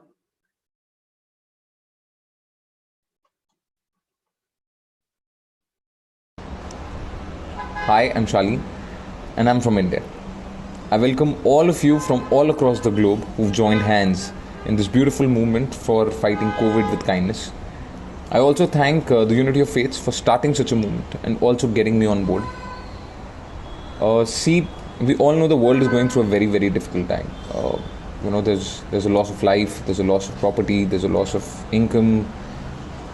But there's one thing that has happened which is good in this pandemic. It's that the humans have become more caring. They become more compassionate towards each other. They have time to give, they have time to receive, they have time to reflect. And I'm not just saying it for the sake of saying it. Everyone across the globe have forgotten their region, regional difference, their caste, their color, and are stepping forward to help each other, which was basically missing from this world for a very long time. And I'm really, really happy to see that something like this is happening. And I really hope that even when this pandemic is over, which should be very soon, we still have this compassion that we have right now, living with us for the rest of our lives. Well, the situation is not that very different from India, from the world. We're a population of 130 crores. We are one of the most populated countries in the world, like the second most populated country in the world. So for this disease to spread in India would have been very easy. It would have been like wildfire. But I'm thankful for the government of India because they took the right measures and the right steps to at least stop the progress of the disease as much as they can. And our frontline warriors are doing an amazing job, whether it be the cops, whether it be the doctors who are helping and who are making sure that we are safe and we are guarded, which is the most important thing right now. Also, like I said about compassion, it is very fortunate of us in this country because we belong to a country where people really serve each other in different communities in various ways. Whether it's langar in Gurdwara, whether it's giving food on the road, whether it's distributing fruits and vegetables to the people. I think we've always believed in something we call seva and donation. And we are very happy the fact that we live in this country because the people are really compassionate and caring towards each other. And it has become a notch higher than what it was earlier. I've seen in the micro aspect of it is that we have guards here, buildings, we have cops on the road, how people step forward following the social distancing norms that the country has. They still go forward and they help them by giving them the right food, water, so that they are hydrated because they're away from families, they're on the streets for us. So I think it's amongst all of this negativity that is there in the world, this positive, sweet thing that is happening, and it's nothing but an act of kindness, because kindness is not majorly something massive that you do. It's even a small step that you can take, just smiling at a stranger or by just giving probably a bottle of water to a poor or helping someone who's in need. I think these small steps make the macro kindness that we talk about, and I'm really happy that the world is really doing it. And well, for me, kindness is basically nothing but showing love, compassion and care to people without a selfish motive. It's selfless, and it can be helping the needy humans, or it can be helping the voiceless animals on the street. I personally feel when this whole world is basically thinking about the loss of human lives, which is far more important, of course it is, but then there is hardly anyone who's been really thinking about what has happened to the animals on the streets. The strays do not get food or water because none of us are stepping outside the houses to feed them, and because of which they have caught on to diseases, they're dying because of hunger, with thirst. So what I personally do in India is that we are a group of people who make sure that we give food to the strays. We go to different areas in the city, we target one area, we give the food there, and the volunteer there gives the food to the strays every day. We have some 20 odd strays in my compound who me and my wife really feed every day. So it's that happiness that we get of that small little gesture that we're showing towards the animals. This was before the pandemic also and during the pandemic also. It's just that they're hungrier right now because no one else is feeding them. But that smile, that look in the eye of the animal when they look at you and they say that thank you, it's the most heart-melting thing in the world to do.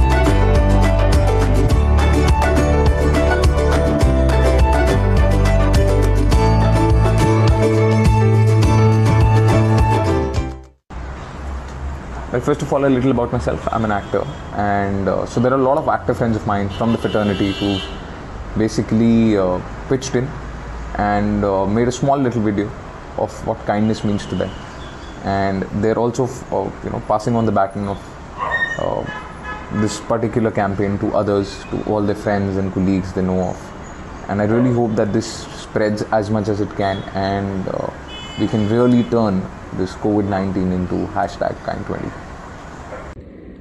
Hi guys, this is Kishwar. And for me, kindness means to spread joy, to spread smiles, and to spread love. I know that our world is in a very tough situation right now. We're all going through very difficult times, but we're all in this together. So why not give that stranger one little smile that we can? Why not pick up the phone and check on our loved ones? And why not make a little extra food and feed the strays?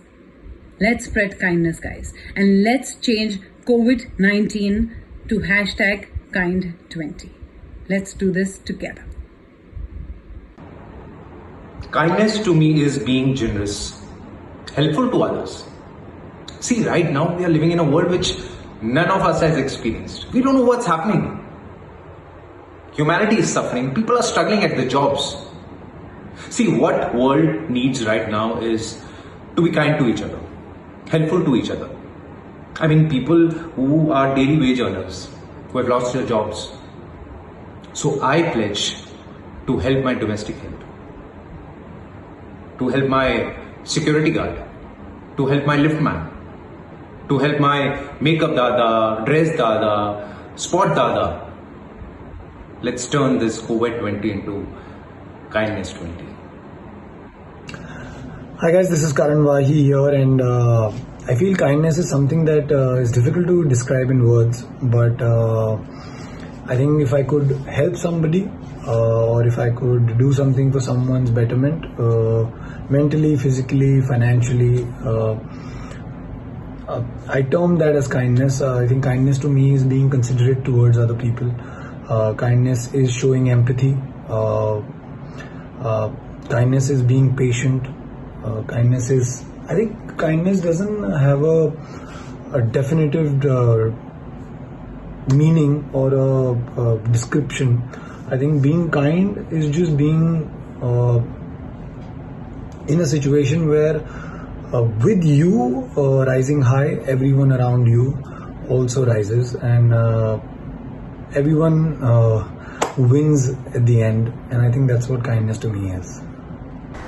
Well, like I said, these were my friends from the fraternity who've pitched in. There are many more who will be, whose videos you'll be able to see on the Interfaith Foundation page and the Kind 20 page. Not only this, the kids of the country have also pitched in their own sweet way. So this is the video of a grade 1, that is the first standard of DSB school in Bombay, who made this small little video to show what they can do for kindness and what humans should do for kindness. And it's a wonderful thing to see of how cute little kids come up with such a message, what we elders usually are unable to understand and pass on.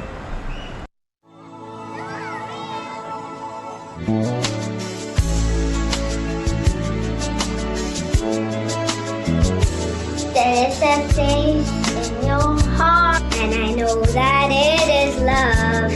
And this place could be brighter than tomorrow. And if you really try, you'll find there's no need to cry. This place is sorrow. There are ways to get there if you care enough for living. Make a little space, make a better place. In the world, make it a better place for you and for me and the entire universe. If you care enough for living, make a better place for you and for me.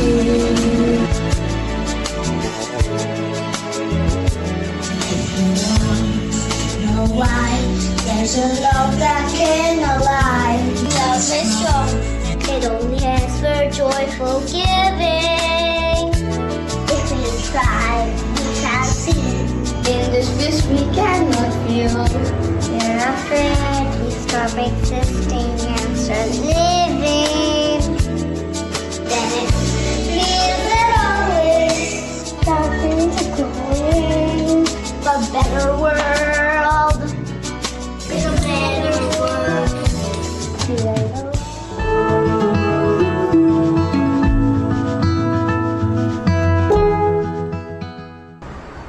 So after this cute little message by the kids, we have another very sweet message by Lisa Mangaldas.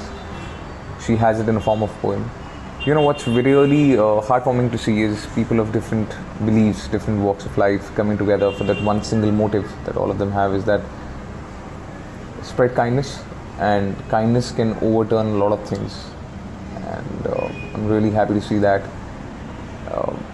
You know, it's a very, very good feeling to see humans becoming more humans. It's a very good feeling of what we've always been known for as a superior species. If this superior species can create a world which is much better than what we've lived in so far, I don't think there can be anything better than that.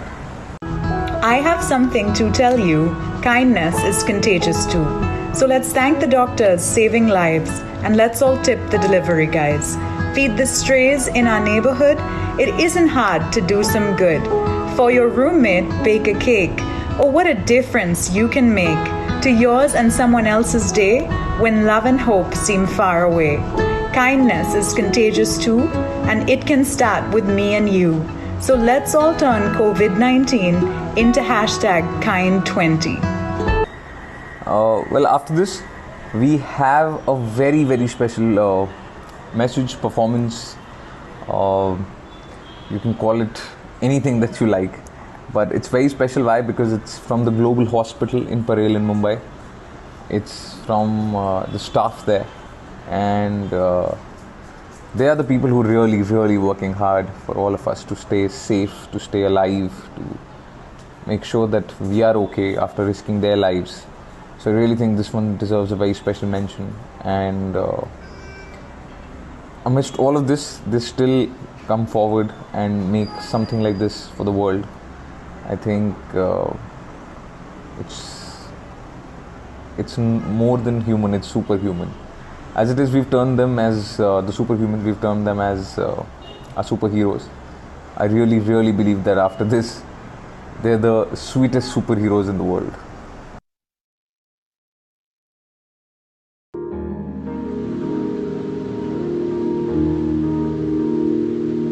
नन्ही सी हंसी भोली सी खुशी फूलों सी वो बाहें भूल गए जब देश ने दी आवाज हमें हम घर की राहें भूल गए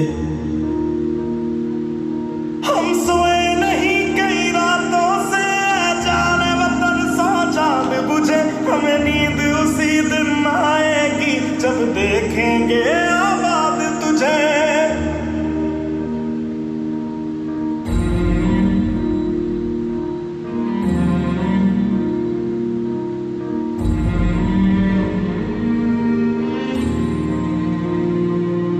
तेरी मिट्टी में मिल जावा गुल बन के मैं खिल जावा इतनी सी है दिल की आरज़ू तेरी नदियों में बह जावा तेरे खेतों में लहरावा इतनी सी है दिल की आरज़ू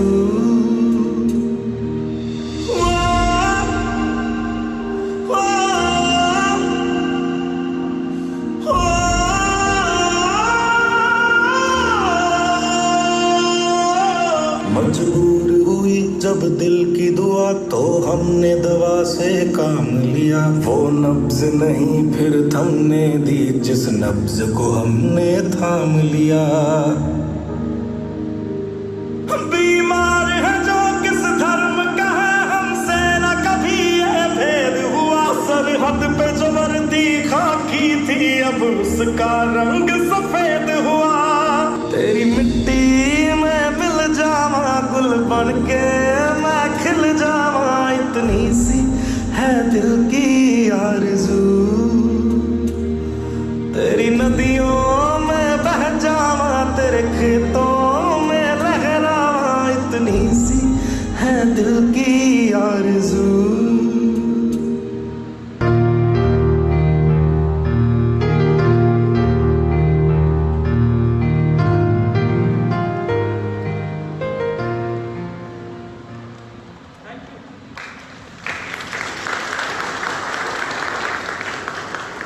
tremendous efforts in the last 2 months to ensure that we are standing and taking care of our patients.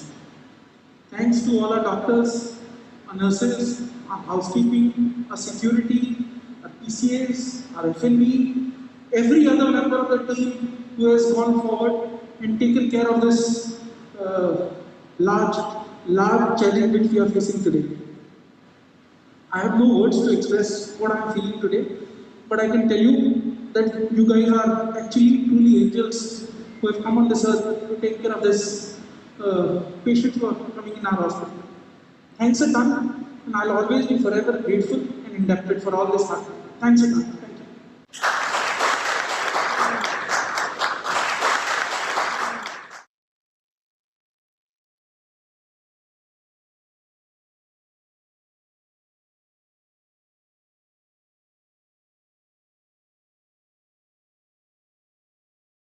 Baking cookies for my neighbors is what kindness means to me.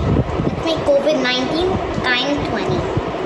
Hi, my name is Harshita Srinivas. To me, kindness is magic. It has no boundaries. It is that ability to see how beautiful each one of us are. Kindness is within all of us. We all have that magic. It just has to be passed from me to you to many, and it goes on. And that's the power of kindness. At this time of pandemic, let's pass this magic of kindness to all those who are suffering, the homeless, the poor, the hungry, elders, orphans. Let us embrace them with love, compassion. Let us give them that love. And kindness may not be something big. It is any small gesture, any small act which you and I can do, which would change their lives, which would give them hope to live. which would make them believe that this world is beautiful, and kindness is that magic which would make this world a better place. So let's make this COVID-19 into #kind20. Thank you.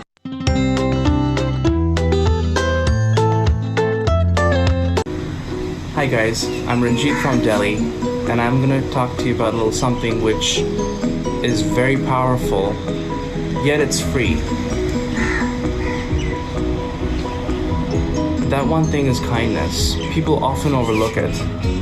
Listen, we're in very tough times, and we're all in this together. So, what you do, what you say, people will never remember that. But people will always remember how you made them feel. Animals, nature, doesn't matter, whatever, anything living.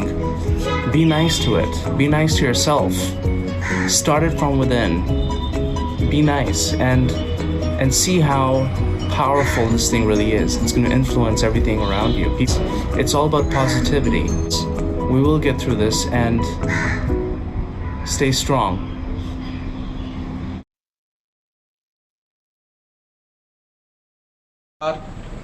मैं देवेंद्र सिंह, राष्ट्रीय मंत्री सहकार भारती, आपको आज कोविड-19 के बारे में जो सहकार भारती ने पूरे उत्तर क्षेत्र में कार्य किया है उसके बारे में कुछ जानकारी देना चाहूँगा। सहकार भारती राष्ट्रीय स्वयंसेवक संघ का ही एक अंग है। जैसा कि आपको पता ही है कि संघ ने पूरे भारतवर्ष में सेवा कार्य किए हैं, तो उसी श्रृंखला में सहकार भारती ने भी सेवा कार्य किए हैं। हमने उत्तर क्षेत्र में, मेरे पास उत्तर क्षेत्र का दायित्व है, दिल्ली से लेकर जम्मू कश्मीर तक कुछ जो कार्य किया है उसको संक्षिप्त रूप में थोड़ा मैं बताना चाहूँगा। सबसे पहले हमने अपने प्रशासन से तालमेल बढ़ाया, डिप्टी कमिश्नर, डीसी, एसडीएम, और उनसे हमसे पूछा कि कहाँ हमारी ज़रूरत है।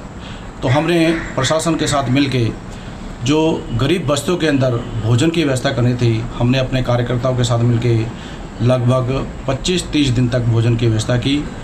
उसके बाद हमने सूखे राशन की किट बनाई, लगभग 10,000 हमने सूखे राशन की किट बनाई, और उस सूखे राशन की किट में हमने ये तय किया कि लगभग एक परिवार 1 महीने तक अपना भोजन बना सके। उसके अंदर 10 किलो आटा, 5 किलो चावल, दाल, हल्दी, मिर्च, चाय पत्ती सभी था।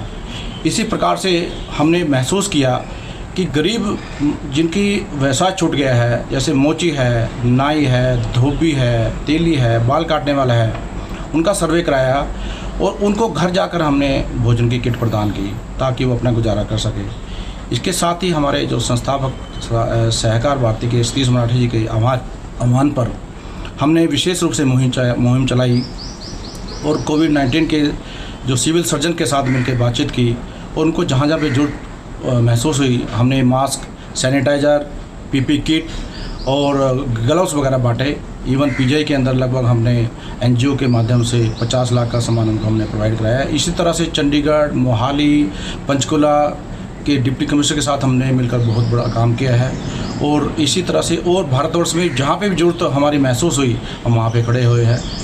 और लगभग जितने भी गरीब अब मजदूर पलायन कर रहे हैं उनको भी हमने बड़ी सहायता की है। उनको जाते वक्त उनकी व्यवस्था, उनकी स्क्रीनिंग के लिए, उनके भोजन के लिए, उनको पानी की बोतल्स इत्यादि का हमने प्रबंध किया है।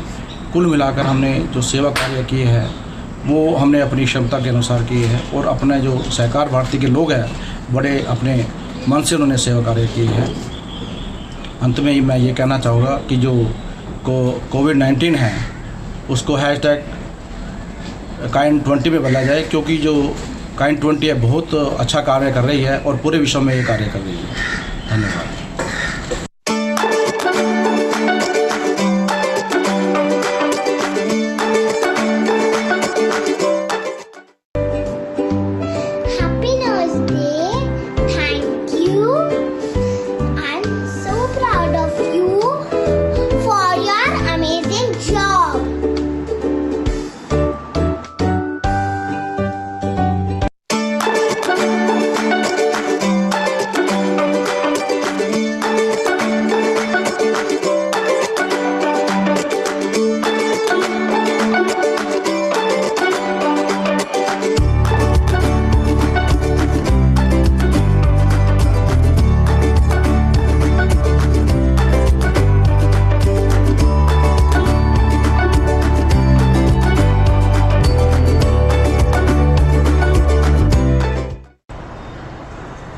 Next up is a very, very special performance. It's by Sri Shamender Rao, who is the direct disciple of Sri Pandit Ravi Shankar ji. Pandit Ravi Shankar ji is no longer with us, but his legacy has been carried forward by him. He's one of the most renowned artists that we have in the country, who specially stepped forward in these times for us and created a small little musical piece for all of us, because I personally feel that there is no language that communicates better and connects better than music. This whole world, even if you do not understand the language that we're speaking in or the habits or the culture that we have, the language of music, I think, is universal. And for him to step forward for all of us and create music like this, we are really thankful and we're really grateful and we're really, really lucky to hear it. So enjoy it.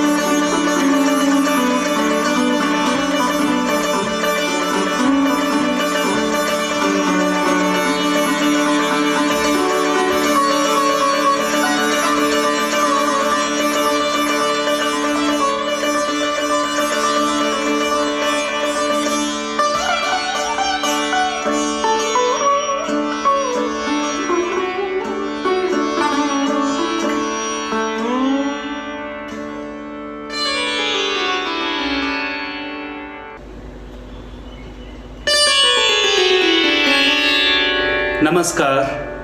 Hello. My name is Shamender Rao.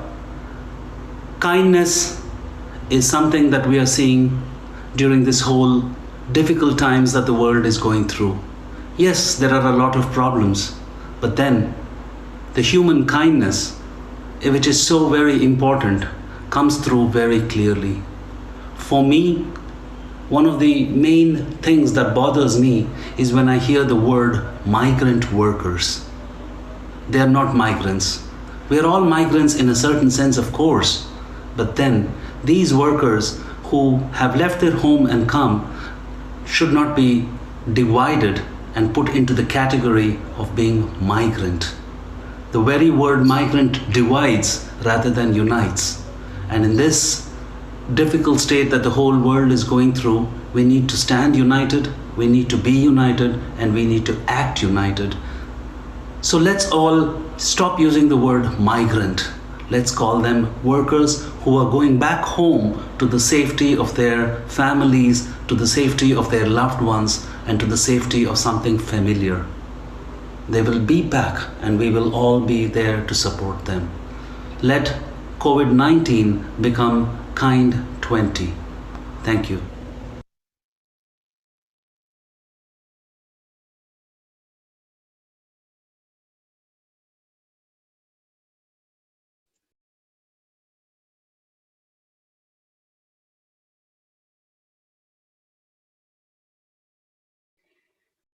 Wow, what an amazing collection of videos, Mr. Malhotra. As much as we would have loved to have you here with us live on Zoom on this hashtag Kind20, I think you have given us an amazing collection of videos from the staff singing at the hospital at Parel, the global hospital.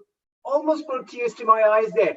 Amazing collection with Lisa Mangoldas's poem, Karan Vahi's comments on kindness.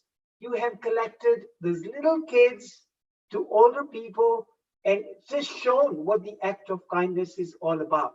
So an immense thank you. As much as we missed you being here, we want to actually thank you and Team India. So massive thank you to Shalini Malhotra and Team India for presenting us with such an amazing video. Feeding the humans, feeding the animals. Look at the dogs that were hungry of all the food.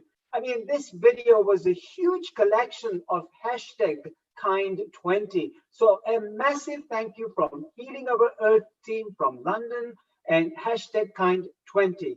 Thank you very much to Mr. Shalin Malhotra and Team India.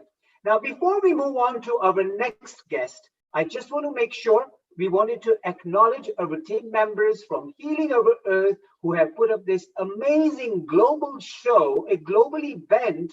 And for that, a massive thank you goes to our none other than our Neil Kumar, who is behind this in conjunction with Malesh, who is the technical director. A special thank you to him.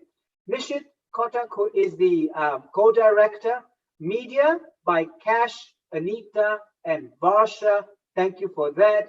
Hosts were Dr. Milan Shah, Simran Ahuja coming up shortly, and a very special thanks to Mr. Nitin Palan. He's the executive producer. And thank you to Enrich TV on YouTube, our associates of Healing Our Earth.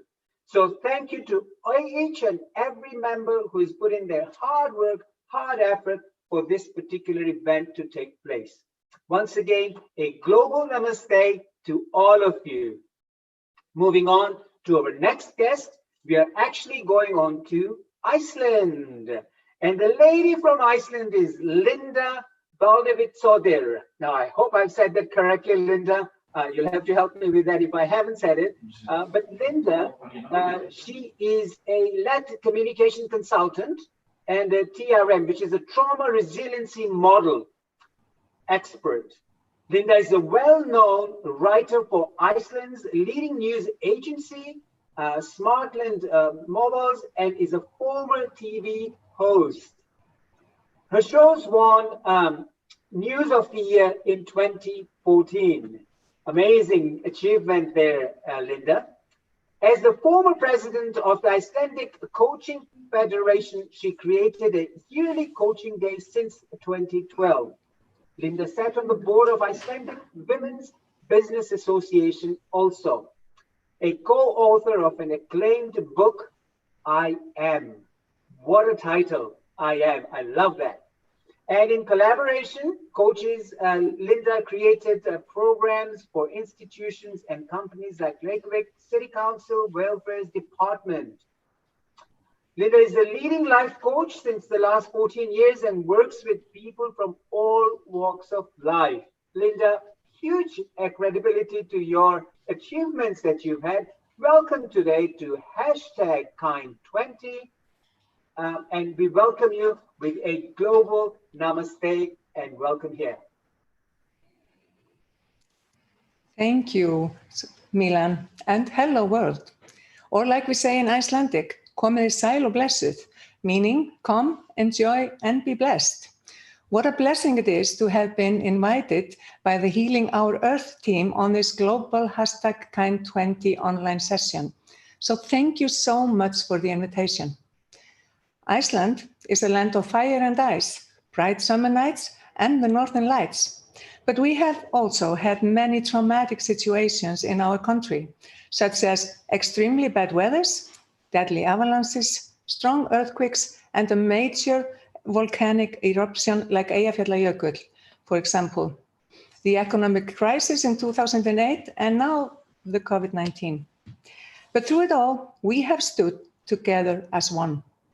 And during the COVID-19 epidemic, we have actually shown our hearts in so many ways. But what has really stood out is that Iceland is a nation that comforts and supports each other with songs and our instruments to keep people's spirit alive. On that note, I am now going to let some of the songs that have helped us fill your hearts with joy and support today. And first, I want to introduce to you Guðni, Laura, and Stefan, but they created this Facebook group that spread throughout our country in the speed of light. Hi, my name is Guðni Laura. I'm Stefan. And we want to tell you about a group that we opened up, Facebook group that we opened up in lockdown in Iceland. Yes, the group is called Syngjum Veiruna Burt, like the t-shirt says. Here's the logo. In English, Sing the Virus Away, which we have done now in Iceland, because the virus is almost gone here. Almost gone. It's our, because of us and our group, we sang it away. Yeah, of course. Yeah, well, we got a little bit bored while in lockdown in Iceland, and we were like looking at all these talented people that were sending in songs. We were getting a few hundred songs each day in the beginning, and we saw a lot of great talent, great singers that, you know, were not famous, not known in the country. So we just saw so much talent in there, we had to do something with it. So we did, and we contacted a lot of people, and we made a song with them. The Eye of the Tiger was the first song. First song, Eye of the Tiger in Icelandic lyrics, which you can find on our Facebook group and on YouTube under the name Triolas Music. Triolas vocal group. Vocal group, yeah. Okay. Yeah. Yeah, and then we got bored again. Yeah. We get bored a lot. Yeah, in lockdown. So we made another song, and that was the Beatles song. Yes, All You Need Is Love is the original song of the Beatles. We changed it to All You Need Are Hugs in Icelandic, which is called knús. Icelandic word knús is hugs. That's the song you're gonna see today. Yeah. We got some really great singers from the Facebook group again, and made something spectacular, in our opinion. Yeah. So you're gonna see the Corona Choir singing Allt sem þarf knús. All You Need Are Hugs.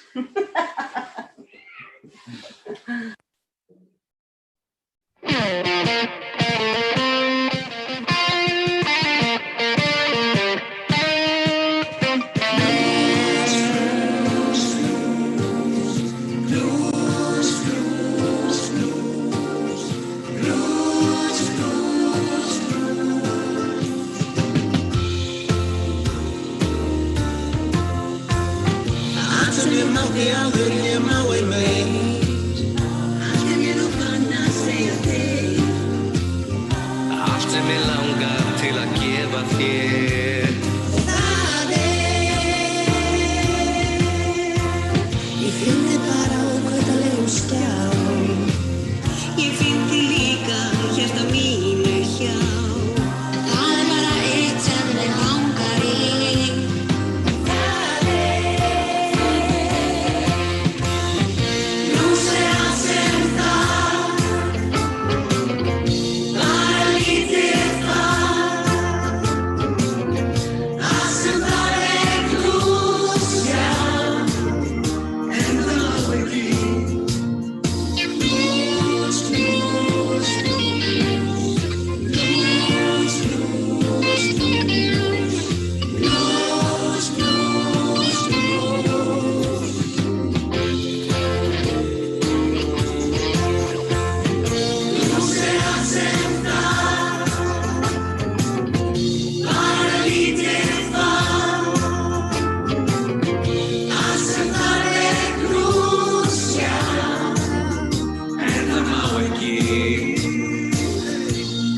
me quiere la gana. Una sjálfsfrús falda. Ekki hjálpa með það sem var.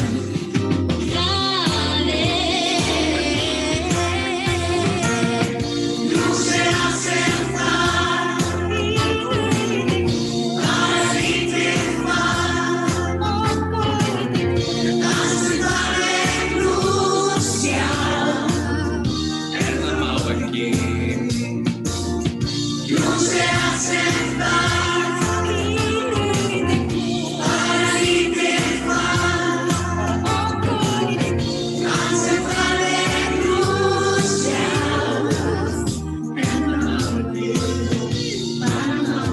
Bara pínu. Smá stráka. Hvað segirðu við þér? Ég segi nei, nei, nei.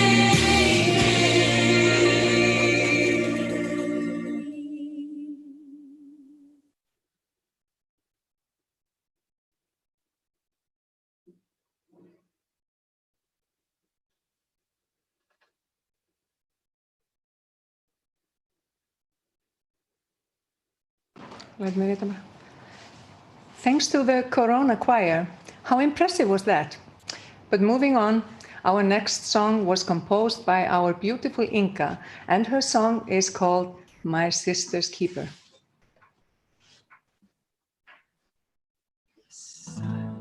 When you come through the door, a silent night, but I can't see no more. The joy that always lights your face, it's covered up. You walk across the room and I can tell your illness has you wrapped up in your spell. You don't need to say a word, I understand. You will never have to feel alone, 'cause with me you're always close to home. Baby, promise me you won't forget. I don't care if it's 4 a.m.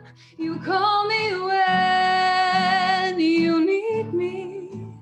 I'll be there to hold your hand, help you understand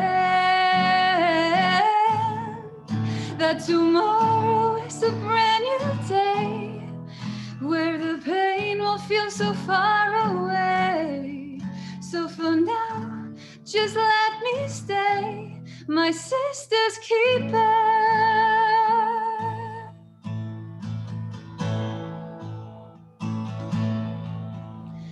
I hate to see the tear streams down your face, and if I could, I'd trade with you my place.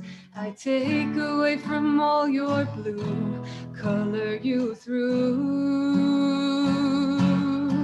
Shut the voices out that talk you down, and remember, even though you're proud, it's okay not to be okay. I don't care if it's 4 a.m. You call me when you need me.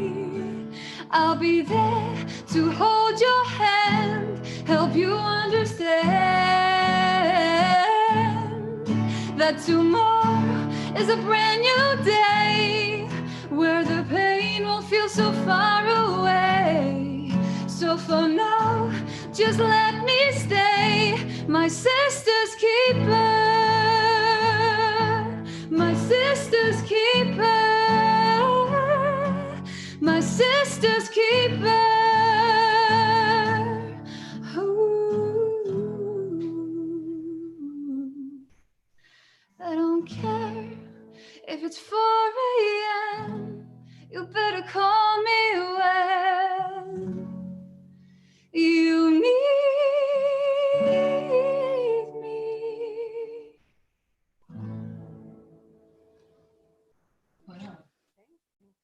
That was a beautiful song. I'm sure everybody enjoyed it. But on to our next song. This song comes from a choir named Spectrum, The choir was quarantined for some time because almost half of them, got infected with the COVID-19 virus during a practice session. But thankfully, they have all recovered.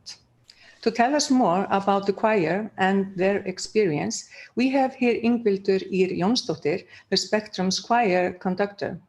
Just heads up, you guys, Ingveldur is currently dialing in from her home on the lovely Icelandic coast, which means some Atlantic winds.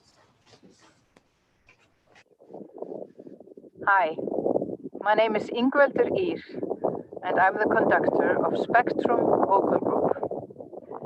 Spectrum is a mixed choir with great people in it. In the beginning of March, 1/3 of the group got infected with the coronavirus, and the rest of us were put in quarantine.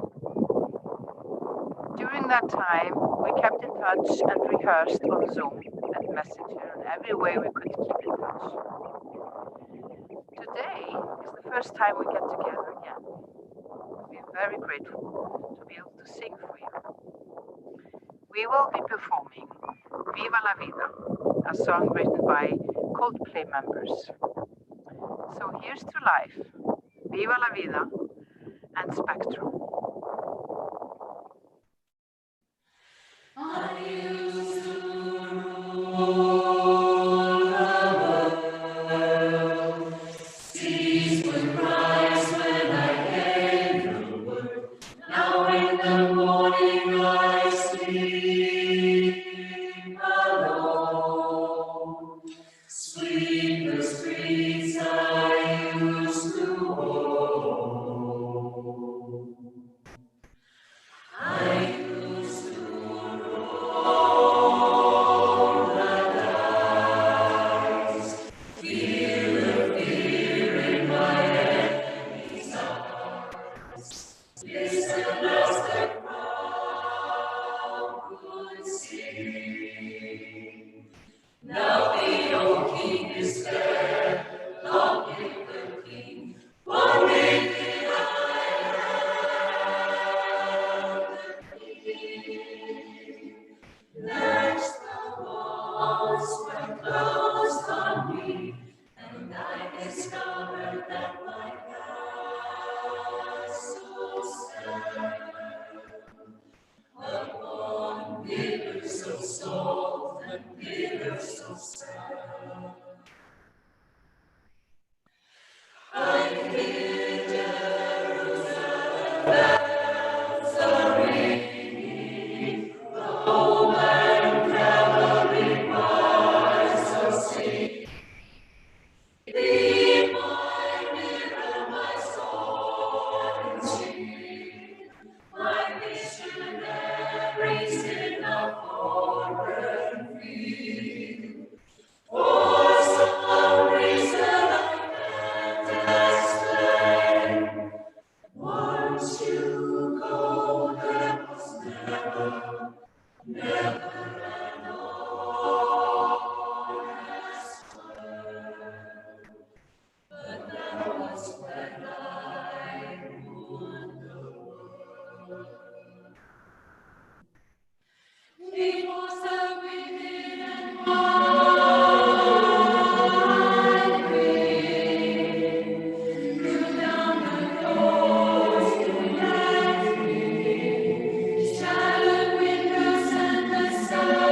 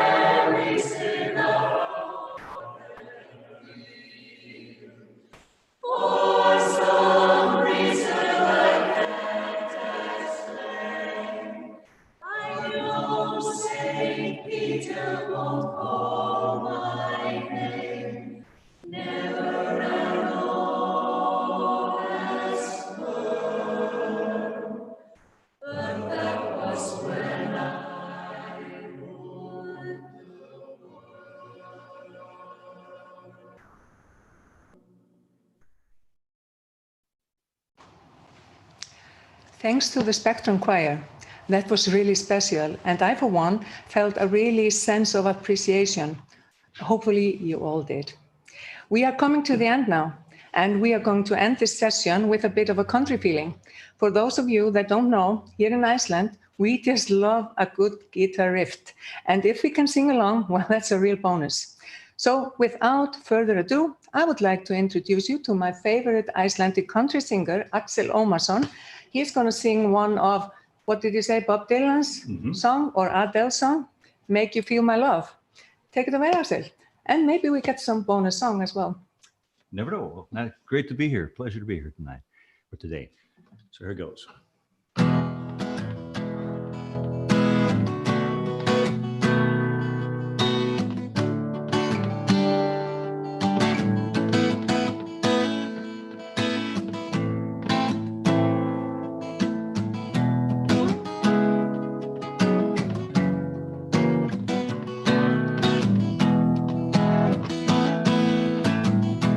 When the rain is blowing in your face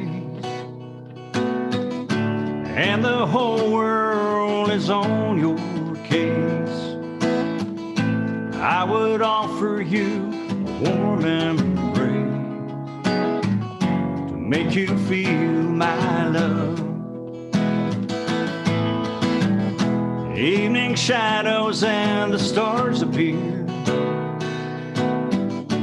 There is no one there to dry your tears. I could hold you for a million years to make you feel my love. I know you haven't made up your mind yet, but I would never do you wrong, no. Known it from the moment that we met. No doubt in my mind where you belong. I go hungry, I go black and blue. I go crawling down the avenue. There is nothing that I would not do to make you feel my love.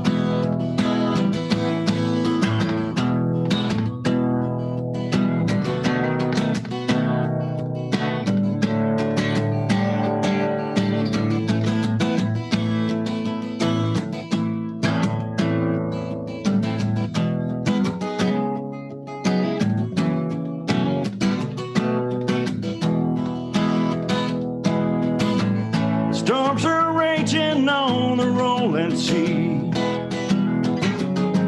on the highway of regret.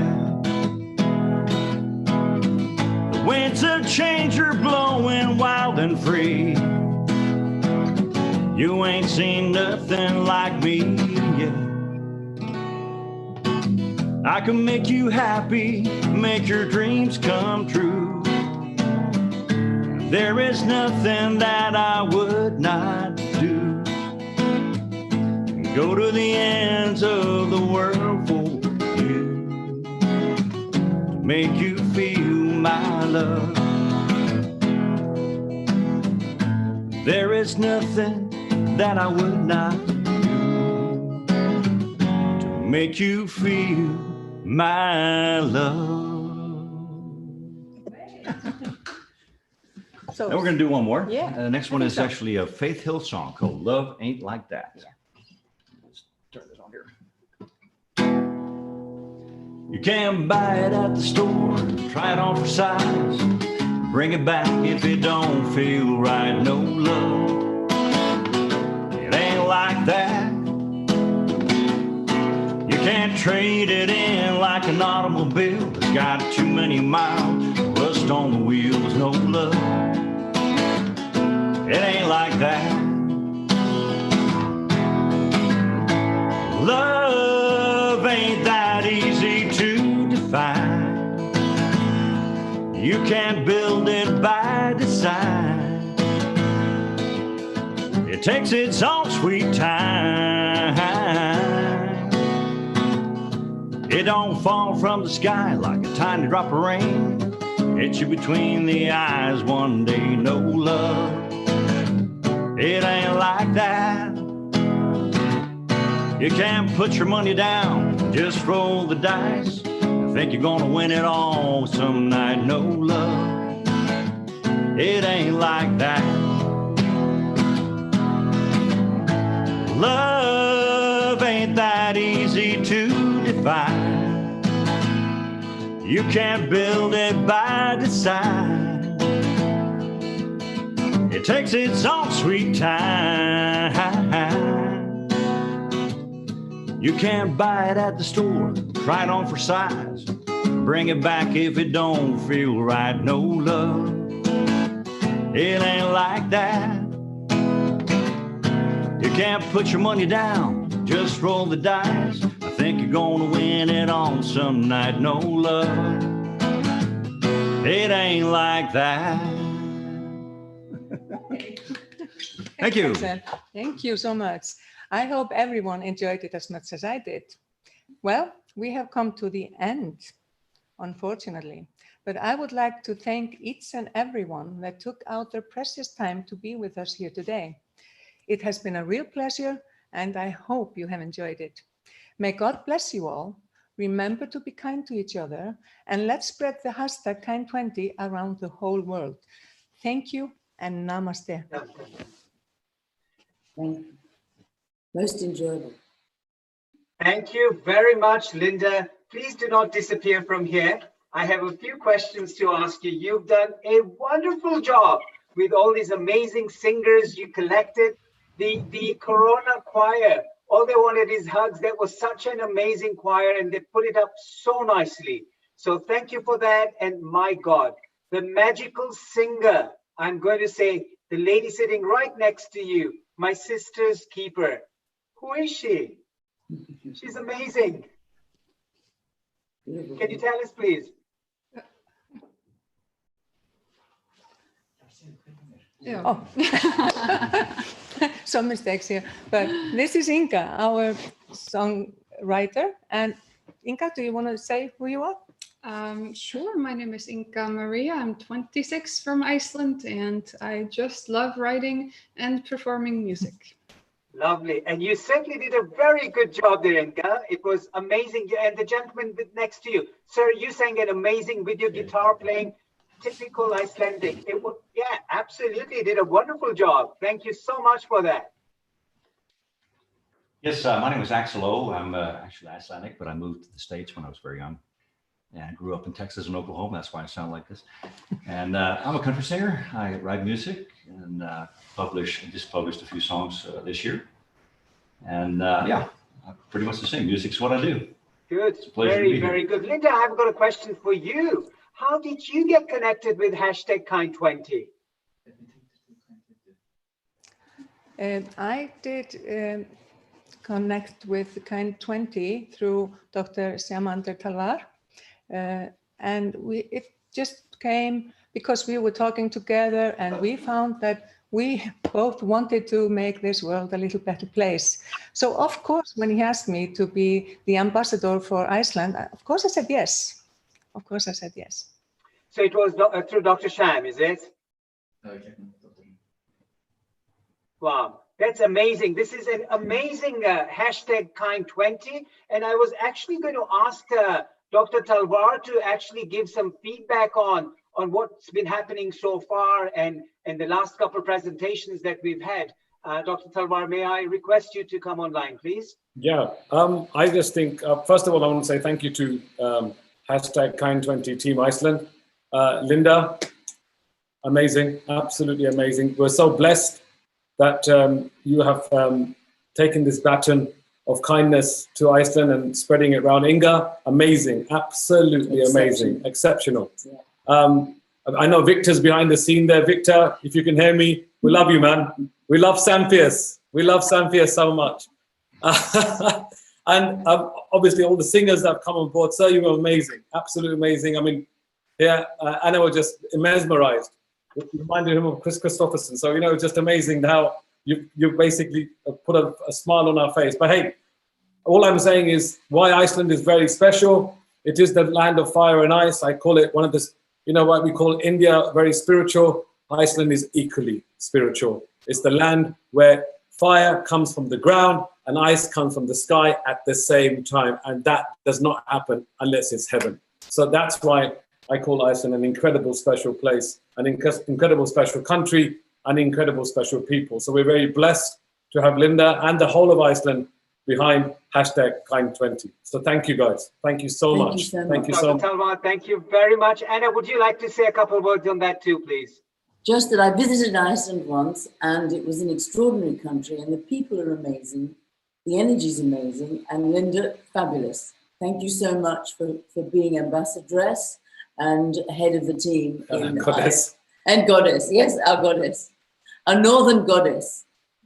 Amazing, Linda. Thank you so much. And last but not the least, I wanted to say something about the Spectrum choir that you had.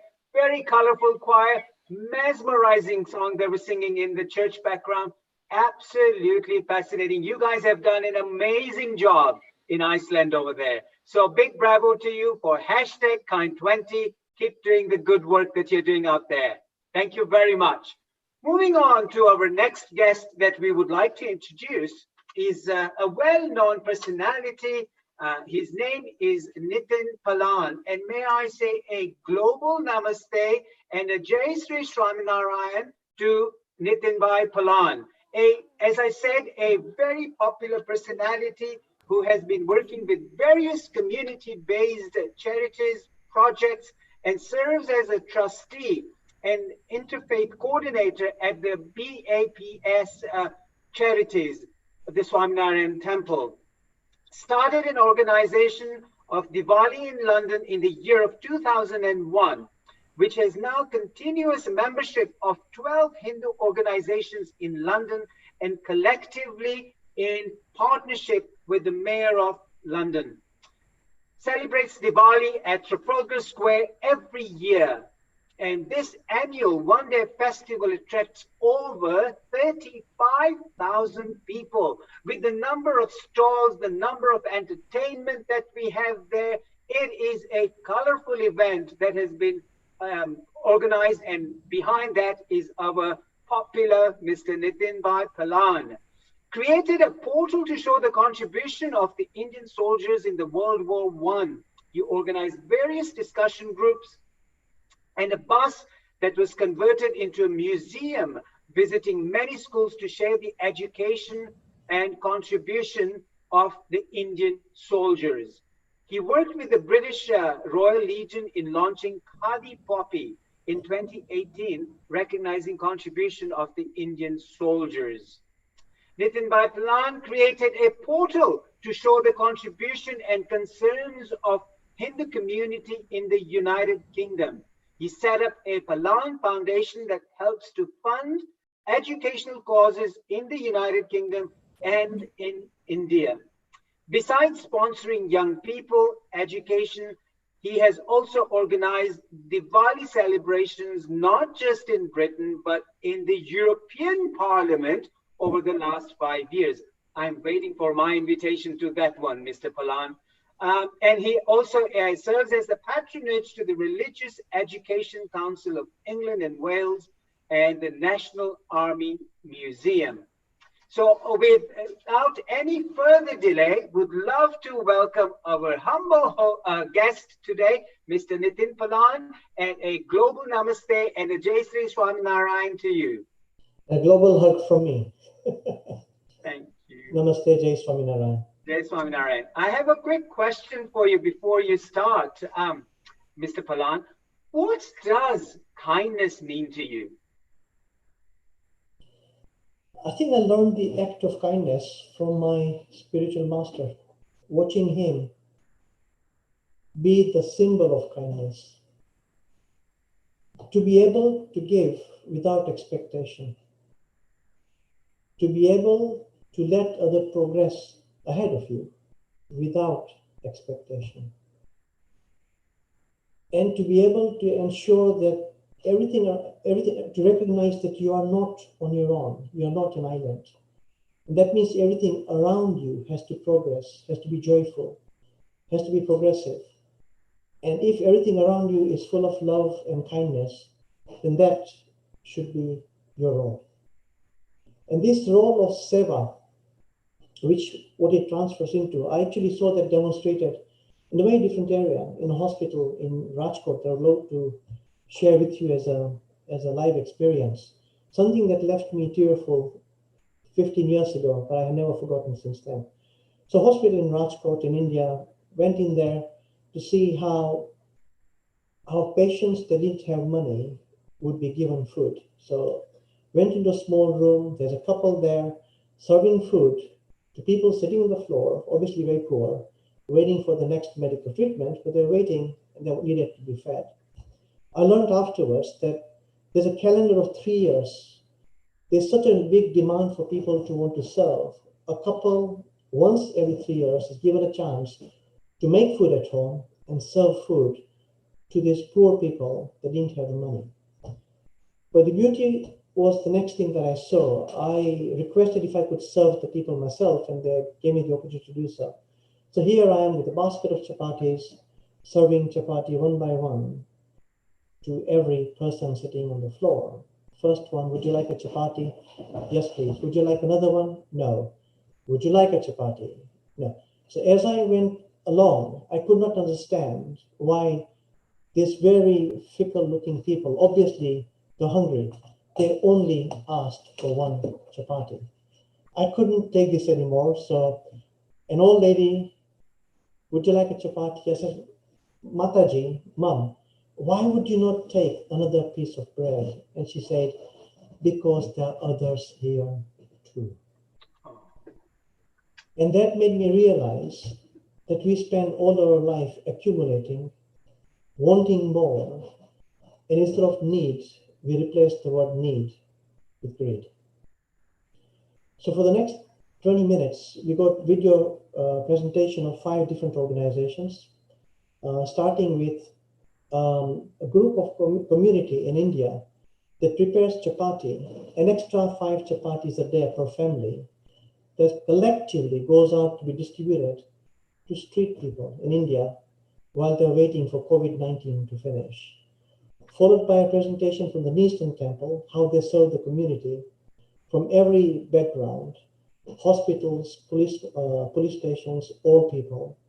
Followed by, in the end, by ISKCON community, where you can see in practice how kindness does actually work. Kindness is the human nature. Please see it in work. Namaste. Thank you. We look forward to watching this presentation, Nitin Bhai. And as you preach and you say the act of kindness, and you've said so much about it, obviously behind you is sitting your spiritual master, Mahanta Swami. Lovely picture of that. And that is the Swaminarayan Sampradaya. And they're so big in seva of humanity. And that's amazing. That's the greatest act of kindness. So thank you. We look forward to watching these presentations. Thank you. Over to Cash.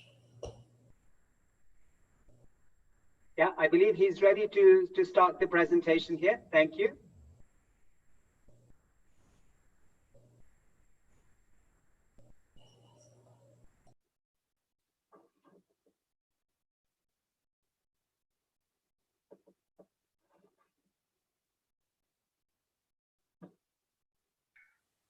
Hello, this is admin here. We can't hear the voice. Keshbhai.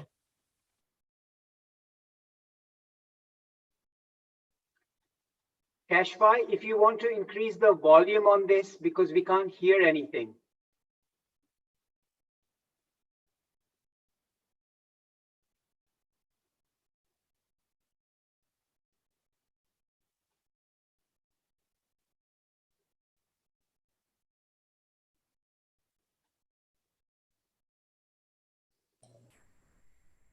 When the rotis arrive, some arrive like this, with coins and notes placed quietly between the chapatis. Surat's people say this is the female touch. The story behind this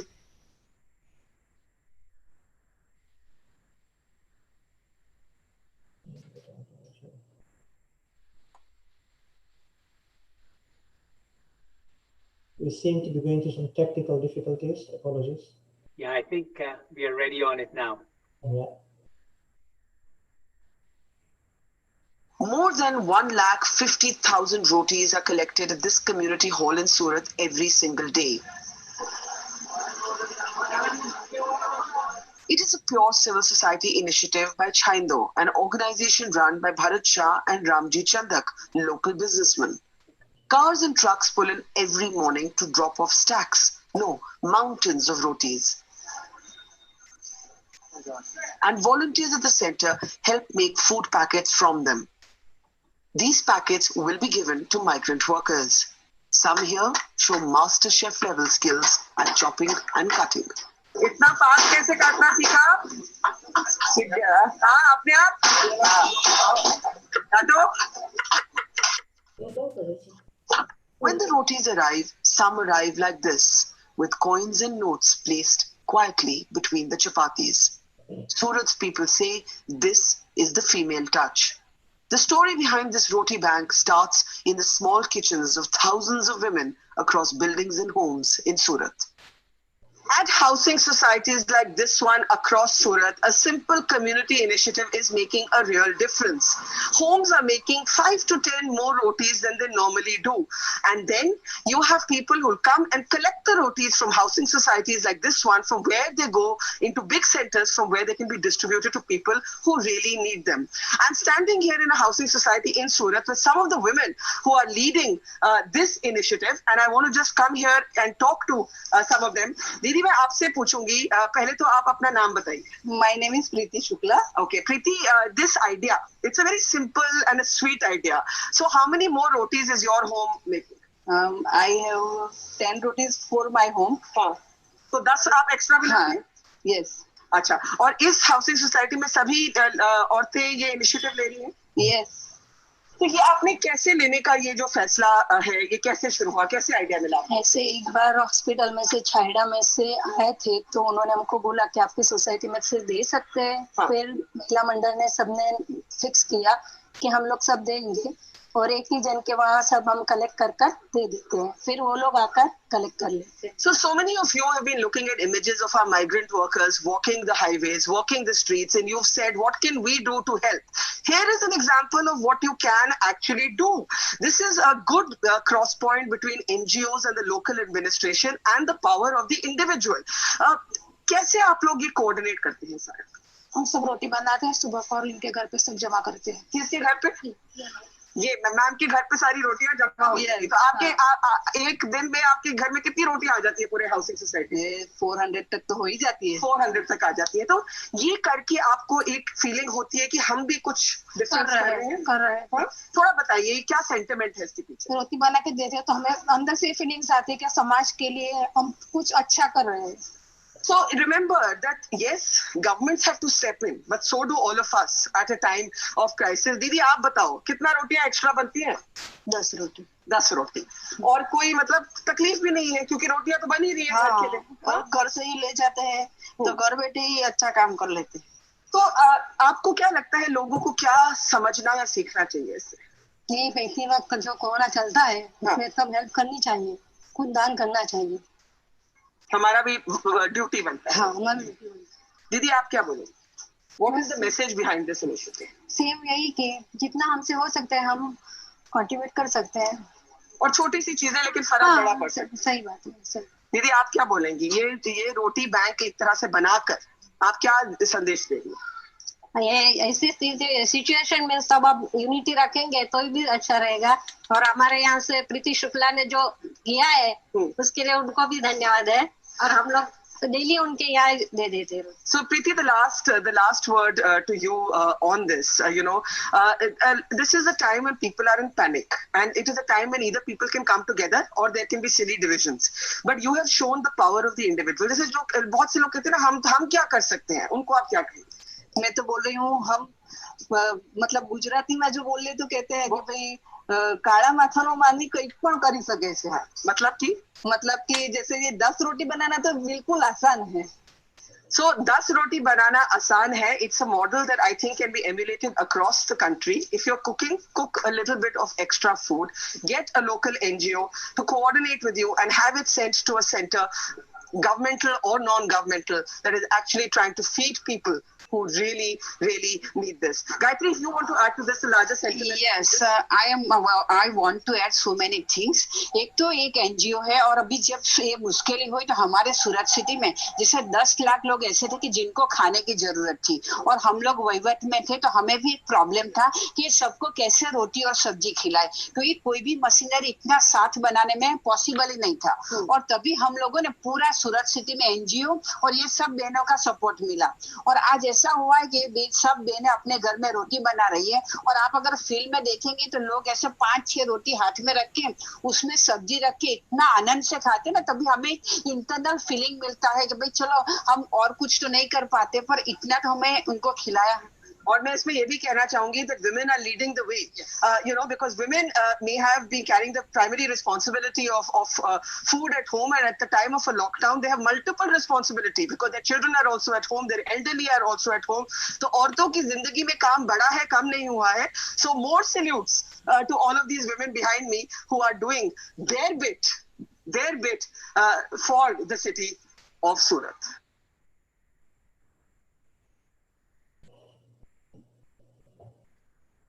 Here at the BAPS Sri Swaminarayan Mandir, the Nizen Temple, based in northwest London, with the inspiration of our Guru, His Holiness Mahant Swami Maharaj, many of our devotees and volunteers have turned to small acts of kindness to try to help other people. This mandir was opened by His Holiness, created by His Holiness Pramukh Swami Maharaj and opened in 1995. Since then, it has inspired thousands and thousands of devotees to give their time, to give their energy, to give their talents in the service of God, in the service of the temple, and also in the service of society. His Holiness Pramukh Swami Maharaj, he taught us, in the joy of others lies our own. His was a life of selfless service, but he also taught us as his devotees, his disciples, that seeing how we can contribute to the happiness of others through many ways, be it physically, emotionally, spiritually, it will also turn out to be our greatest service to society. So with this motto, in the joy of others lies our own, our volunteers here at the Nizen Temple and many other temples around the UK and also our centers in Europe have been helping the COVID-19 pandemic relief work efforts. A summary you can see of the work that has been done so far.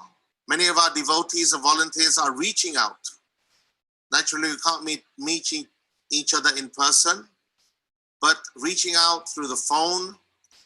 All families in the communities where our devotees are based are reached out to, and they may be given messages of support, guidance, if help is required in the way of groceries or medicines or even meals. We try to provide that help as far as possible, obviously depending on how many volunteers are available locally. To date, in the UK and Europe, around 61 centers, we have 1,100 active volunteers who are able to contribute to this effort. And through their efforts, to date, 12,000 plus families have been served with over 34,000 hot meals. We're also reaching out to hospitals and key workplaces to ensure that the front line continues while many areas or many countries are under lockdown. Through doing this, we've managed to reach thousands and thousands of people. Also, electronically, online views, we have webcasts which allow us to not just stay at home, but also to pray at home. This has also provided a tremendous source of solace in this time of need. You can see that we've reached out to many organizations. Many of those are hospitals and also medical institutions, and also reaching out to the police or the fire brigade or the Brent Council, Transport for London. You can see some of the feedback that has been provided, but trying to just provide through small acts of kindness and trying to make people's life a little bit joyful, because we know what they have to go through day in and day out. We stay at home, but they have to go to work. So they can continue to ensure that our essential services carry on running. Just want to quickly go through our BAPS Connect and Care initiative, inspired by our spiritual leader, His Holiness Mahan Sai Maharaj, an initiative to stay connected with and also serve the community, particularly those who are elderly, those who are most vulnerable, including expectant mothers, and those who may be ill or in self-isolation. And this is managed through a dedicated network of volunteers who assist with shopping, errands, and deliveries. Just to see a few examples, what we call the tiffin service, we have almost 900 freshly cooked meals, which are currently home delivered to various homes, which includes the elderly and the vulnerable, by a pool of more than 100 volunteer drivers. On the front line, we have the NHS National Health Service, the doctors, the nurses, all the support workers at the hospital, including the pharmacists, the cleaners, the porters, many people involved to ensure that the health of the people in our country and other countries is improved. So they get the right treatment. So they are looked after. And providing just a little bit, it may be a lunch here and there, it may be a few groceries or a few provisions to staff up and down the country, working in various hospitals or healthcare institutions, providing assistance to the fire stations, selected ones where we have local volunteers. Again, they're keeping our frontline and our emergency services going, and also expressing their thanks to our volunteers for their help. Providing assistance to the police. They also regularly maintain their patrols around important places, including our temple as well. And we're glad to say that we are also able to support them in various ways by providing small acts of, it may be a small meal or it may be some snacks. Local faith groups have also been very useful and very active at this particular time. So trying to help each other out so that they can continue to serve their own faith communities. And in this way, not looking at religion, not looking at creed, not looking at background, try to help one another and support one another in this time of need. Food banks have been essential in providing much needed provisions to people around the community. So we try to do our little bit by providing rations, groceries to local food banks so they can continue to serve other people in the communities that they are based in. The bus drivers, these are people who keep our frontline services going to ensure that people get transport to places where they need to get to. So whether it's bus drivers or the Transport for London, the TfL staff running the tube services, we try our best to give a little bit to them in their time of need. This is a school that's fairly close to our temple here in Neasden, and the children got together, a beautiful painting that they did to say thank you for everyone's kindness and generosity for the community during these difficult.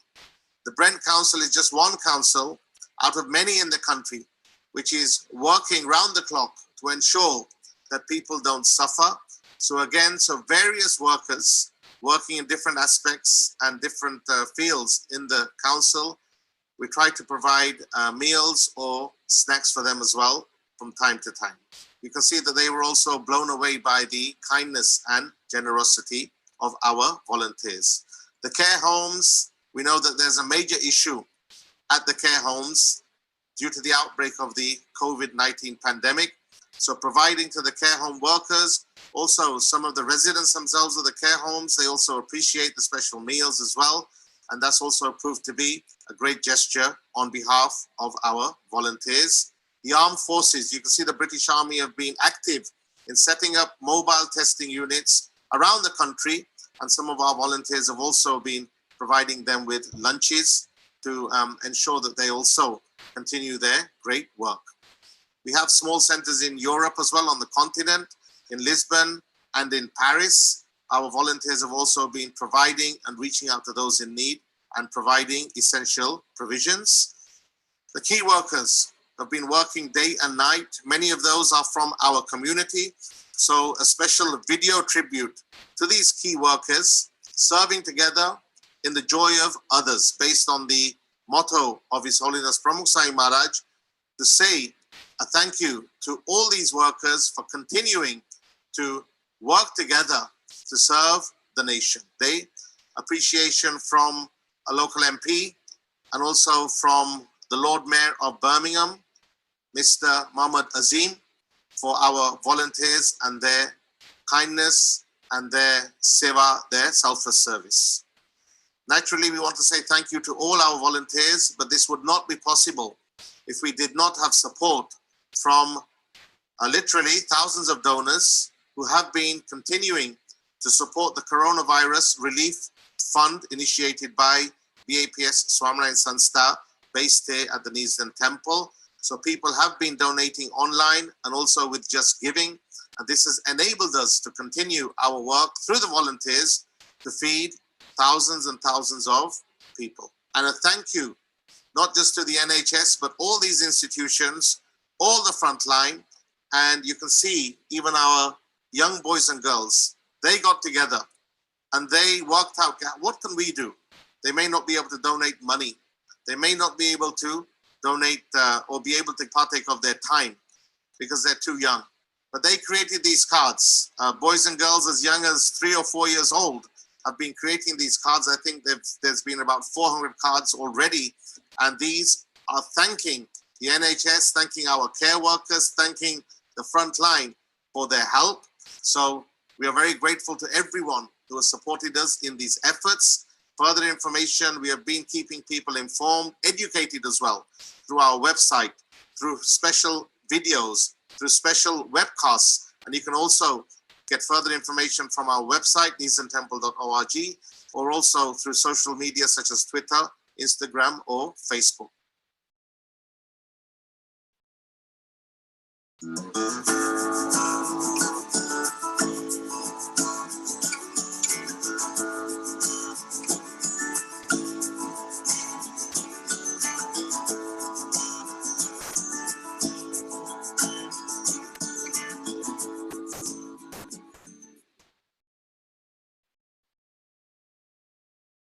भारतीय समुदाय के लोग एक साथ इस संकट में एक दूसरे और जरूरतमंदों की मदद कर रहे हैं। देखिए बीबीसी संवाददाता गगन सभरवाल की रिपोर्ट। लोग हमें मेलिंग करते हैं, व्हाट्सएप करते हैं, ईमेल करके हम उनको उनके लिए शॉपिंग करके उनके घर छोड़ देते हैं। 2 मीटर बाद घर से वो पैसे ऑनलाइन या पैसे एनवलप में डाल के दे देते हैं हमारे वॉलंटियर्स को। कुछ लोग हैं जो घर पे लोनली फील होने लगे हैं, ऑलरेडी डिप्रेस्ड, एंशियस, तो उनके लिए हम क्या कर रहे हैं, हमारा एक फोन सर्विस है, काफी वॉलंटियर्स है जो उनको रिंग करके लोगों को उनको थोड़ा कंपनी रखते हैं, उनको थोड़ा जॉयफुल रखते हैं। जो हमारे बुजुर्ग, हमारे एल्डरली और साथ ही साथ जो हमारे ओवरसीज स्टूडेंट्स हैं, lot of students specially from India, उनकी हम सपोर्ट कर रहे हैं क्योंकि स्टूडेंट्स की जो सबसे जो बड़ी मुश्किल है वो है कि उनकी जो जॉब्स थी, जो इवनिंग जॉब्स, जो वीकेंड जॉब्स, वो उनकी जॉब चली गई है। सो उन स्टूडेंट्स के लिए हम जो फ्री फूड, उनकी जो डेली आइटम्स, जो भी उनकी जरूरत है वो पूरी कर रहे हैं। स्टूडेंट्स के तो अनगिनत कॉल और हम सब उनको खाना से लेके उनके लिए व्यवस्था कर रहे हैं रहने का। किन्हीं लोगों को जो किसी एरिया के हैं उनको संपर्क करें, वो स्टैंड बाय है गाड़ी लेके, जहाँ उस एरिया में कोई कॉल आती है तो हम उन्हें पहुंचाते हैं। यहाँ पर एहसान की कोई भावना नहीं है, यहाँ एक अपनेपन की भावना है उन सभी लोगों के लिए, क्योंकि ये समय और परिस्थिति की मार है।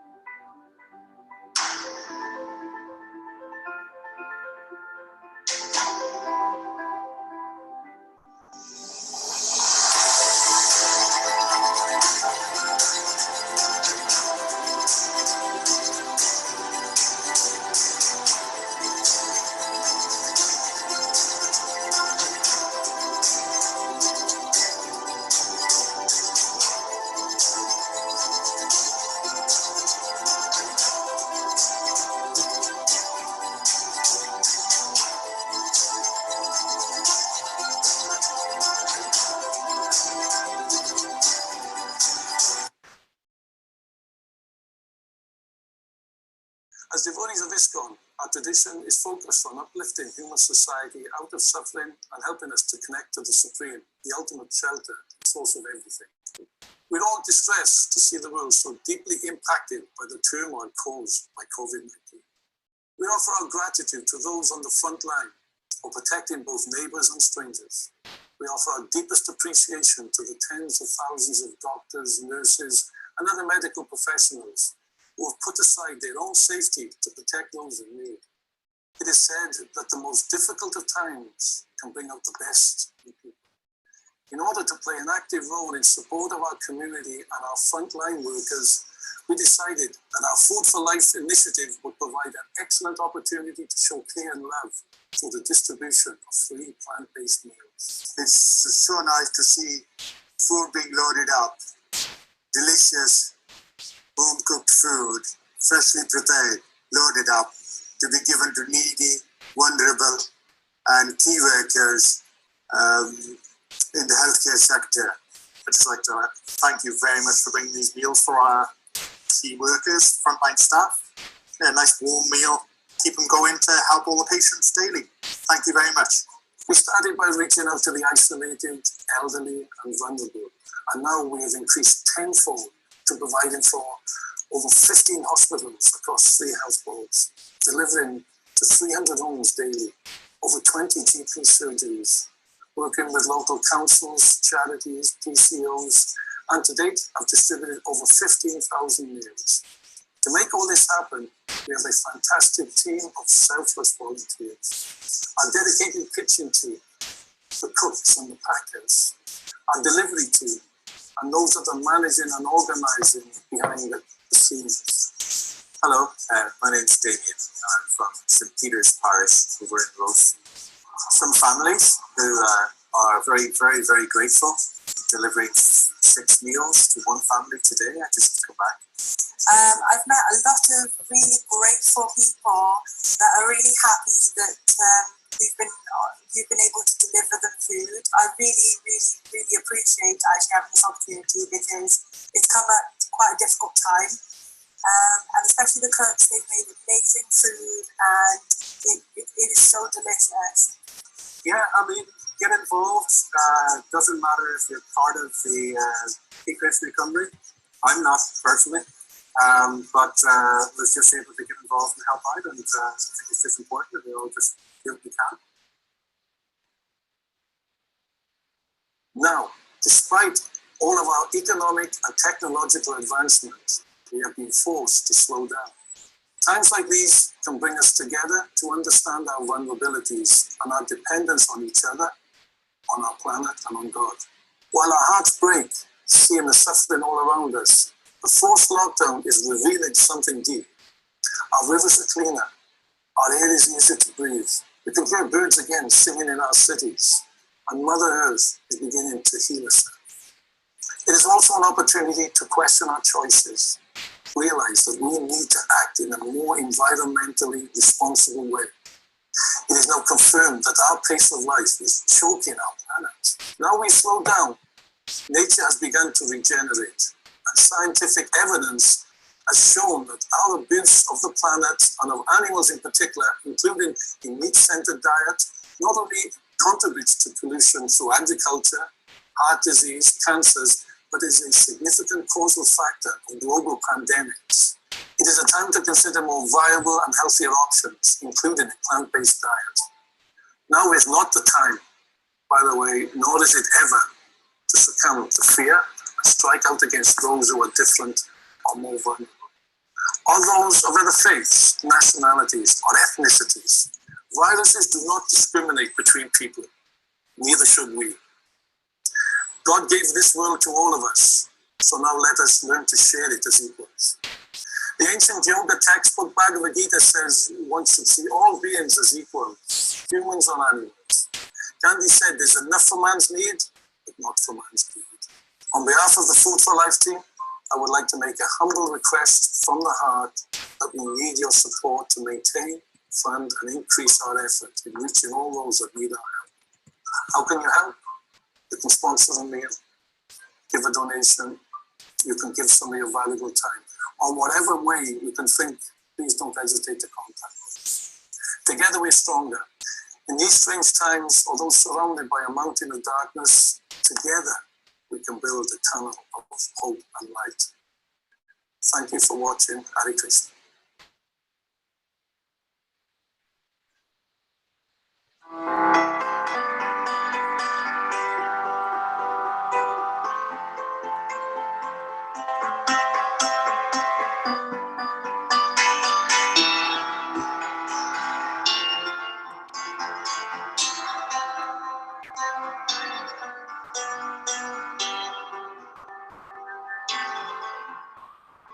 We're here at Stammer Monday today to take all this food and help us by Pension Monday and Wolves on Monday.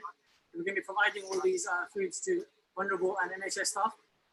So we've got here today Jana Sak and Butana. So we're going to be going all different areas, different drivers, dropping off food to different types of people.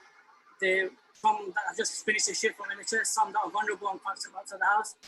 So it's something that Stanmore Monday started, and Kenton Monday and Wolves on Monday that have helped out today, and every other day of the week.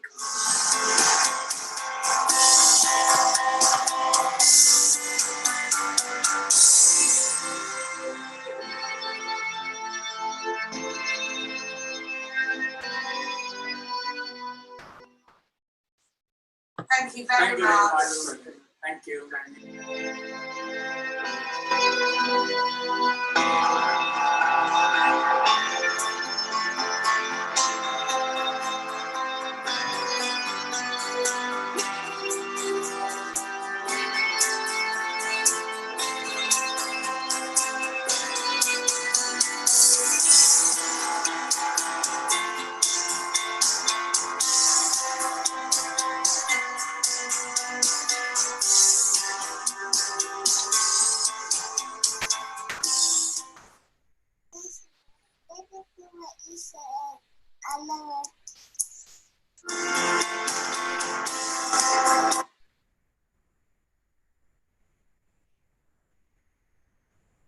Isn't that wonderful?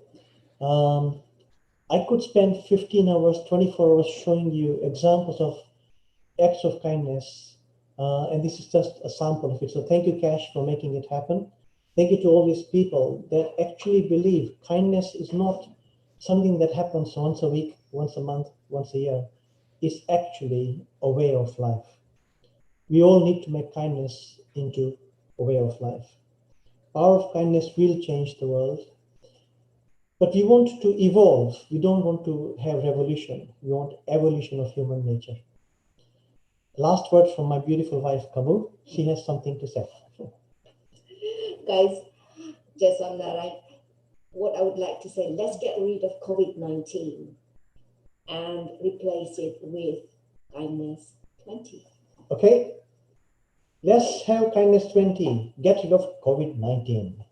Namaste. Yes, namaste. Nitin Bhai, thank you, and Kamuben, thank you very much for this amazing presentation. A slight apology to all the viewers with the slight technical hitch that we had at the beginning, but it was well worth the wait, wasn't it?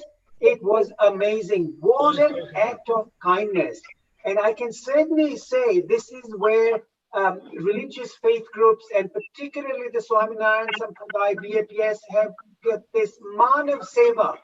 Serving the mankind is such a big motto of Pramukh Swami and Mahant Swami, and you are, as devotees, doing just serving his mission. And by doing that, the great act of kindness is taking place. And look at the number of people being fed. The 5 or 10 rotis causes a revolution, and it certainly has.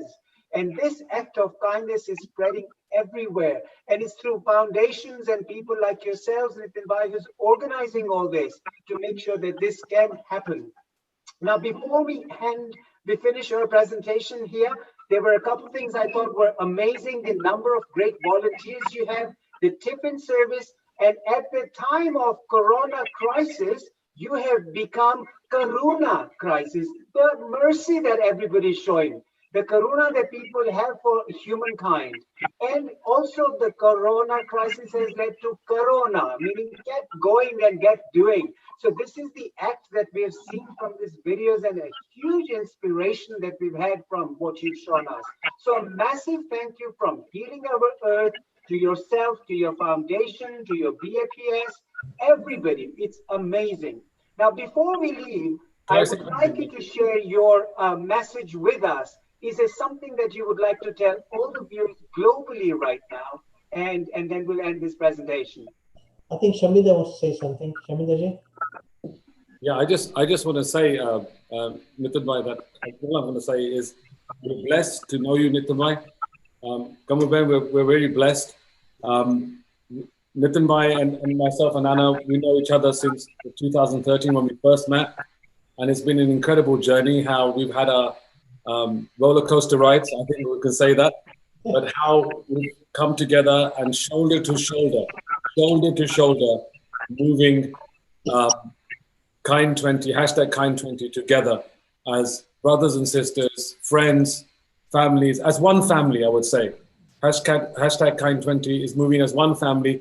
There's no leaders here, and there's no people, there's no workers. We're working together, shoulder to shoulder, and that's how humanity needs to grow, shoulder to shoulder, walking forward, so we can have a much, much peaceful, harmonious, and pleasant future for our children and coming generations. So Nitin Bhai, we love you, man. Thank you. Thank you. Nitin, thank you so much, because you have so much you can offer the world with what BAPS and, are role models really for seva and service to mankind, and other communities need to learn this. Kamu, thank you very much. Thank you, Anna. Thank you, Shamender. I think just because we were able to demonstrate doesn't mean that it's not happening elsewhere. My friend next is going to be talking about the Jewish community. Every community is doing this. Kindness is the human nature. It's hidden. Let's bring it out.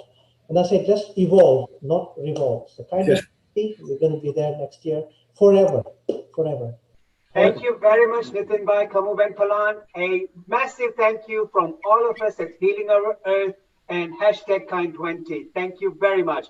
Now, moving on to my slots coming to an end, and the lady who takes over from me is none other than our Simran Ahuja, and we give her the title BBT, Beauty, Brains, and Talent.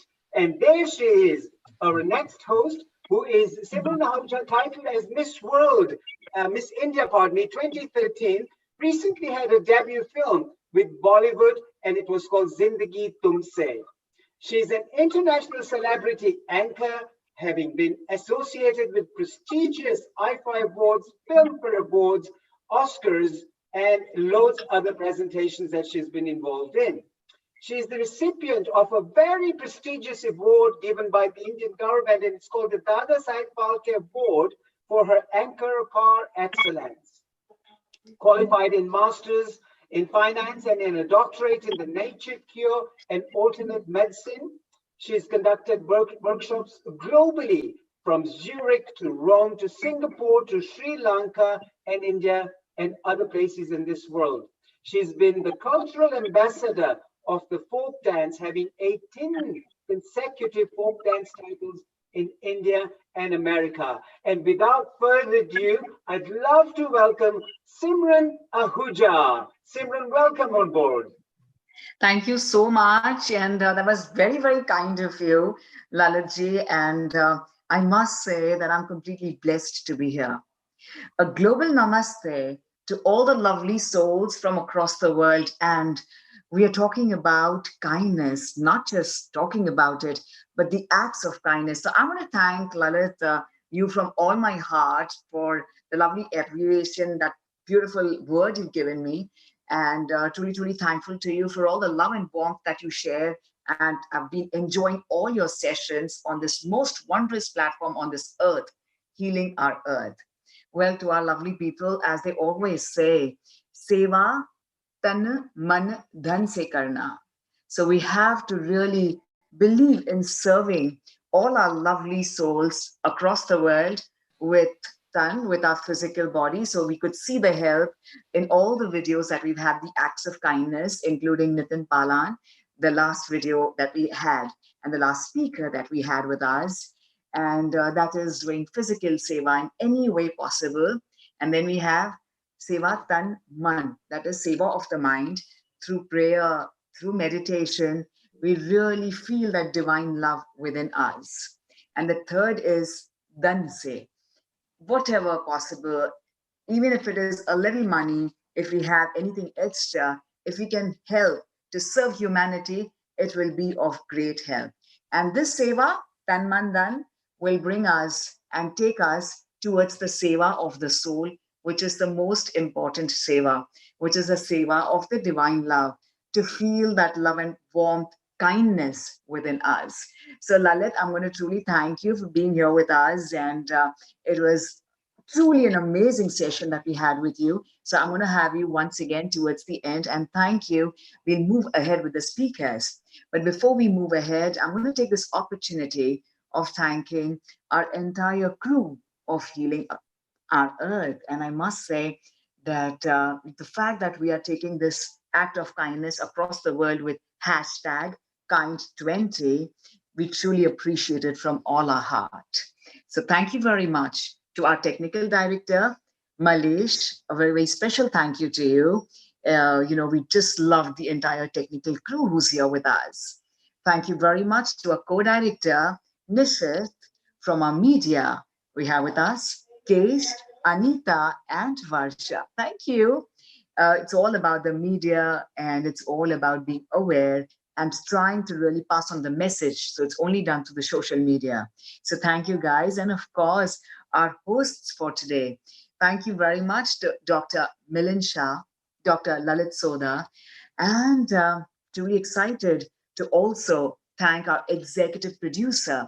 A very special thanks to you, Mr. Nitin Palan. It's time for us to move ahead, and we have with us, with the act of kindness, with us is Mr. Edwin Shuker from Baghdad in Iraq. So Edwin, I'm truly excited and delighted to invite you here. And please allow me to introduce yourself before we have your act of kindness here on #Kind20. Edwin Shuker is an international businessman, a social action activist, a philanthropist with a wide range of educational, communal, and charitable involvement.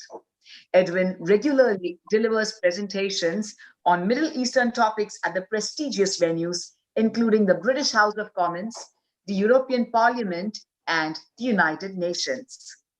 He's elected Vice President of the Board of Deputies of the British Jews and the trustee of Mitzvah Day of the Unity of Faiths Foundation. It's absolutely our honor and our privilege to have with us Mr. Edwin Shuker, and we kindly invite you and request you to kindly share your act of kindness. Hi, Edwin. How are you doing today? Hi, I'm blessed. A whole hearty welcome to you and a global namaste to you. Global namaste to you, and it's a privilege to be invited by the Healing on Earth team in this global #Kind20 online session. So tell us, how is everything treating you around you, and how are the kinds, the acts of kindness around you? Please do let us know, and we'll move ahead with your session. Thank you. So I was first introduced to the Unity of Faith Foundation at the 2011-2012 festivals. I had no idea what to expect when I was invited. Suddenly was on stage, and I see 20,000 people from every faith and every shape and every color staring at us. And I just couldn't believe it. But what I else couldn't believe was the way we, the faith leaders, the community leaders, how we reacted to that massive crowd, that love that was emanating from the park. But we all seem almost at one, forgot about our garb, our dress, our hats, all different. We all came ready, and we just felt in that instant as all humans, human connecting with humanity. And that was what struck me at the way the tough work. It always seems to be a response to a need. It never seems to be sitting down and strategize, what shall we do next year? What shall we do in 5 years? Suddenly a need arises, and the need and the response is there. I watched with awe their campaign on the football, on the sports.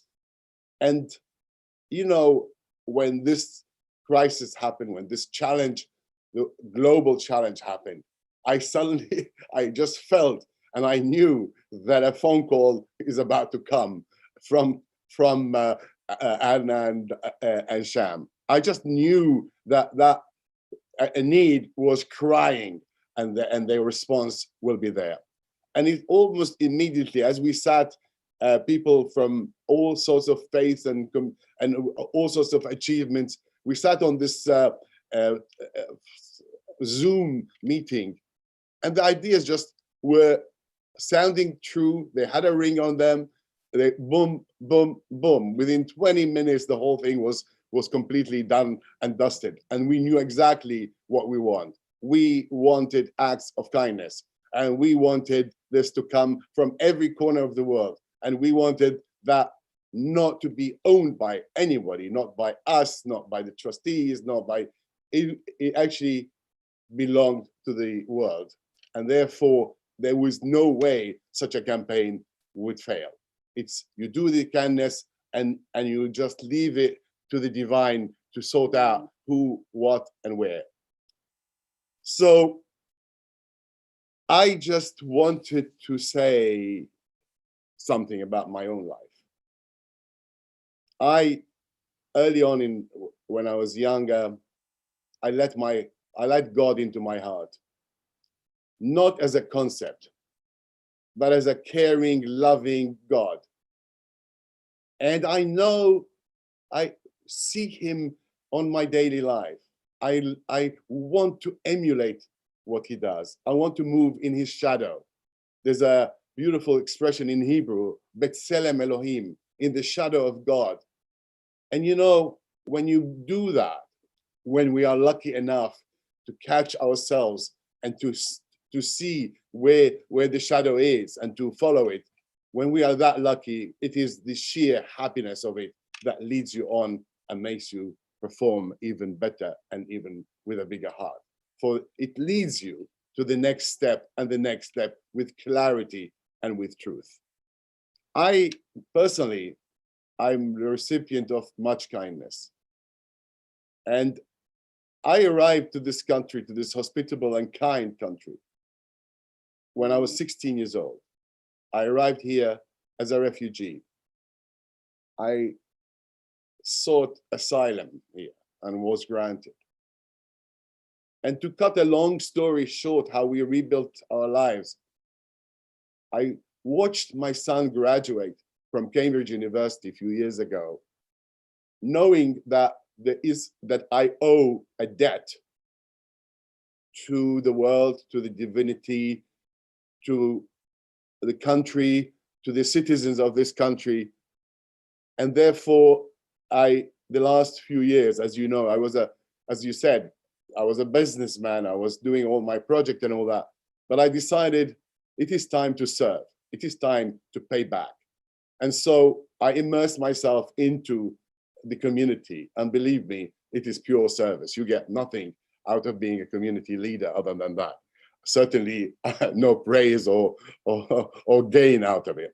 So I served, and there were two things that I want to bring to here from this life that I started, as I said, as a refugee, and I reached today as a servant of the community, a servant of this global campaign. The first one was a lesson I learned early on when I was studying spirituality.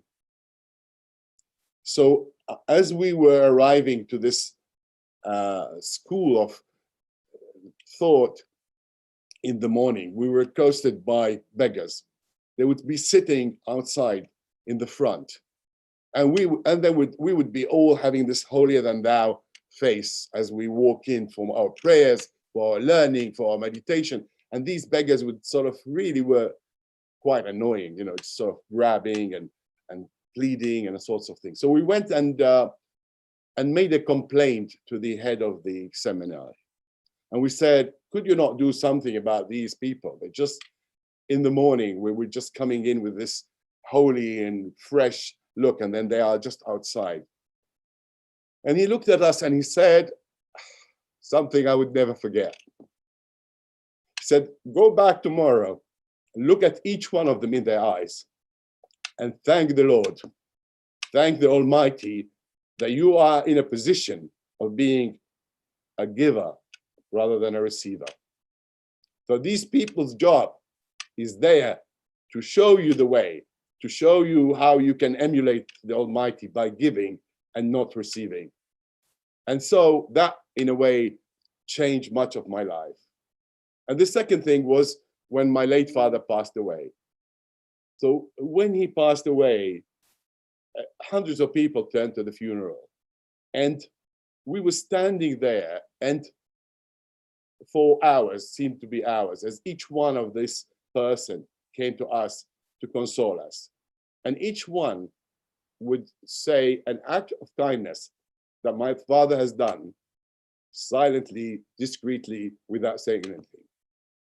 And so it hit me there and then that when we finally depart this earth, when we finally go, we will leave nothing else other than these acts of kindness and this good name that people will remember with us. They will not remember our flashy new Mercedes, and they will not remember our holidays in the Bahamas.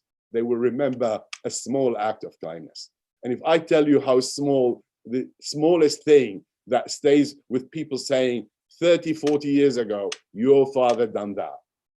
And so I tell you that what we will be leaving after this crisis is over, what we will remember will be the incredible acts of kindness we each have done, and we have looked at these heroes, and not just the national health people, the taxi drivers and the bus drivers and the people serving at Waitrose. Each one of them know that they are facing danger and facing risk, and they were there. These are the acts of kindness that we will remember and will endure with us to tell our children and grandchildren.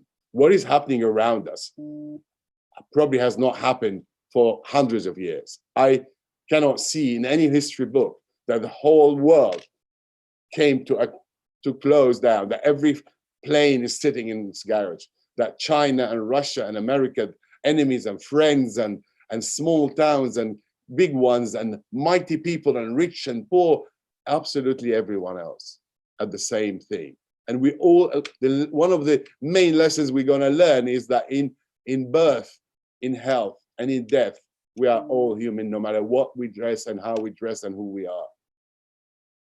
I will be introducing I could, of course, as you can see, I could carry on talking for the rest of my time. But as an act of kindness to all the people who are listening, I'm going to spare you that. I'm going to call on two of my favorite teachers to actually take some of the half hour away. I'm going to introduce my inspiration, Laura Marks, OBE, in a minute. So I hope the host is getting ready to put the camera on her. And in the meantime, just to tell you, this is a doer. This is a person who, when I introduced her to the act of kindness, and she said, what does a message saying, I want to do act of kindness do? What does it do? Because all her life, she just done and done and done.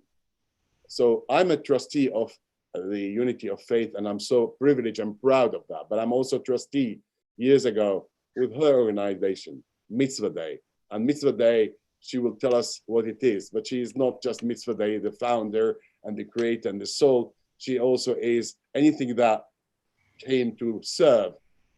Laura Marks is behind it. She has one of formidable organization called Nisan Ashim, where Muslim women and Jewish women meet, but in hundreds and hundreds of places all over the country. They have groups and they meet nationally and globally and city-wise.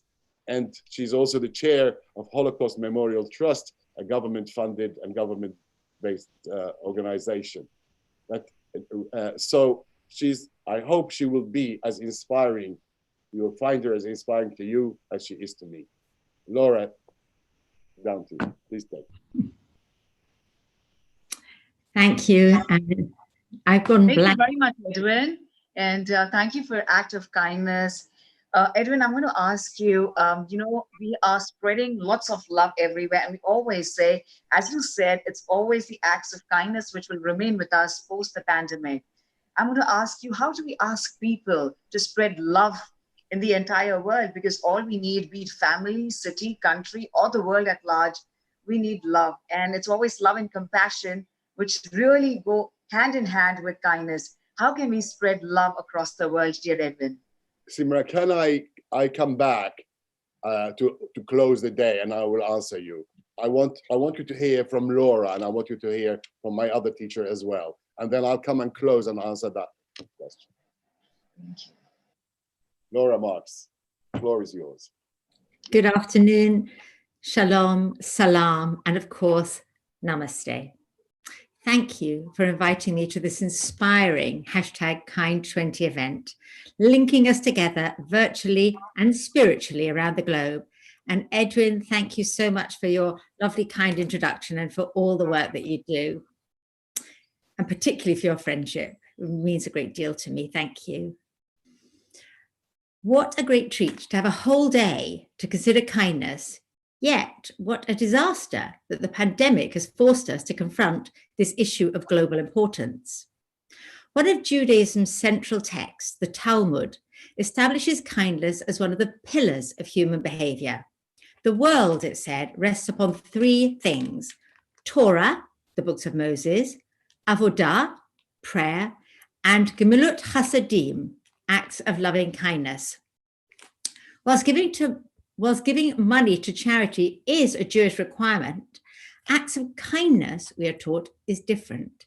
These are distinctive.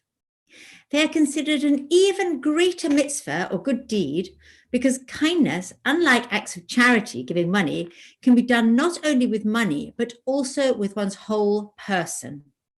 Gemilut chasadim, acts of kindness, can be given to the rich, as well as to the poor, to the living, and even to the dead. The benefit of this type of giving, Jewish teaching offers, depends not just on the act itself, but the extent and the intention of kindness within it.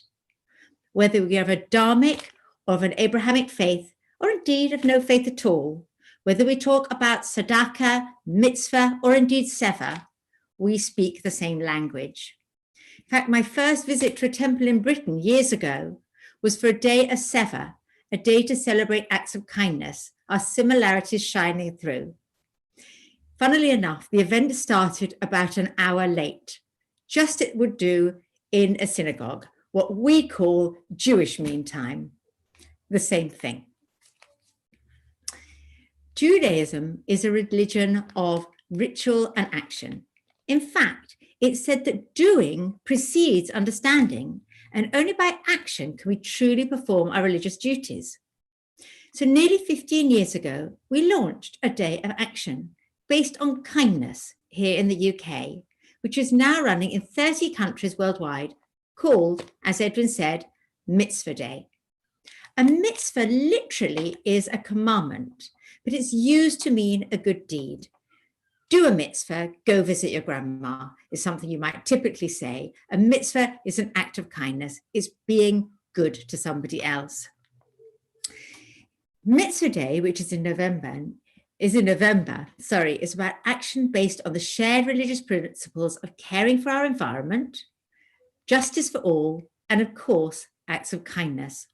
On Mitzvah Day, which is in December, we go out together as people from all faiths and backgrounds to improve our environment, like cleaning up a park or recycling goods and delivering them to people who can use them, or to work for justice for all, which might be giving food to a food bank or doing all sorts of things to try to level out the inequalities in the world. And of course, also pure acts of kindness, going and visiting older people, going and visiting people who are lonely or sad or in need of some care. And so in all three cases, we turn these values, which we all share, into acts of doing. On Mitzvah Day, over the last few years, 40,000 people have come together from all different faiths and backgrounds to work for local charities and at the same time, and crucially, to meet one another, to make new friends, and to marvel at our similarities rather than our differences. We operate by running Mitzvah Days all around the UK and around the countries where it operates, each led by a synagogue, a school, a youth movement, a student group, whoever it might be, who bring people together to say, you know what, guys, we're all from different faiths and backgrounds, but what we do agree on is the need to come together to do something together for the common good.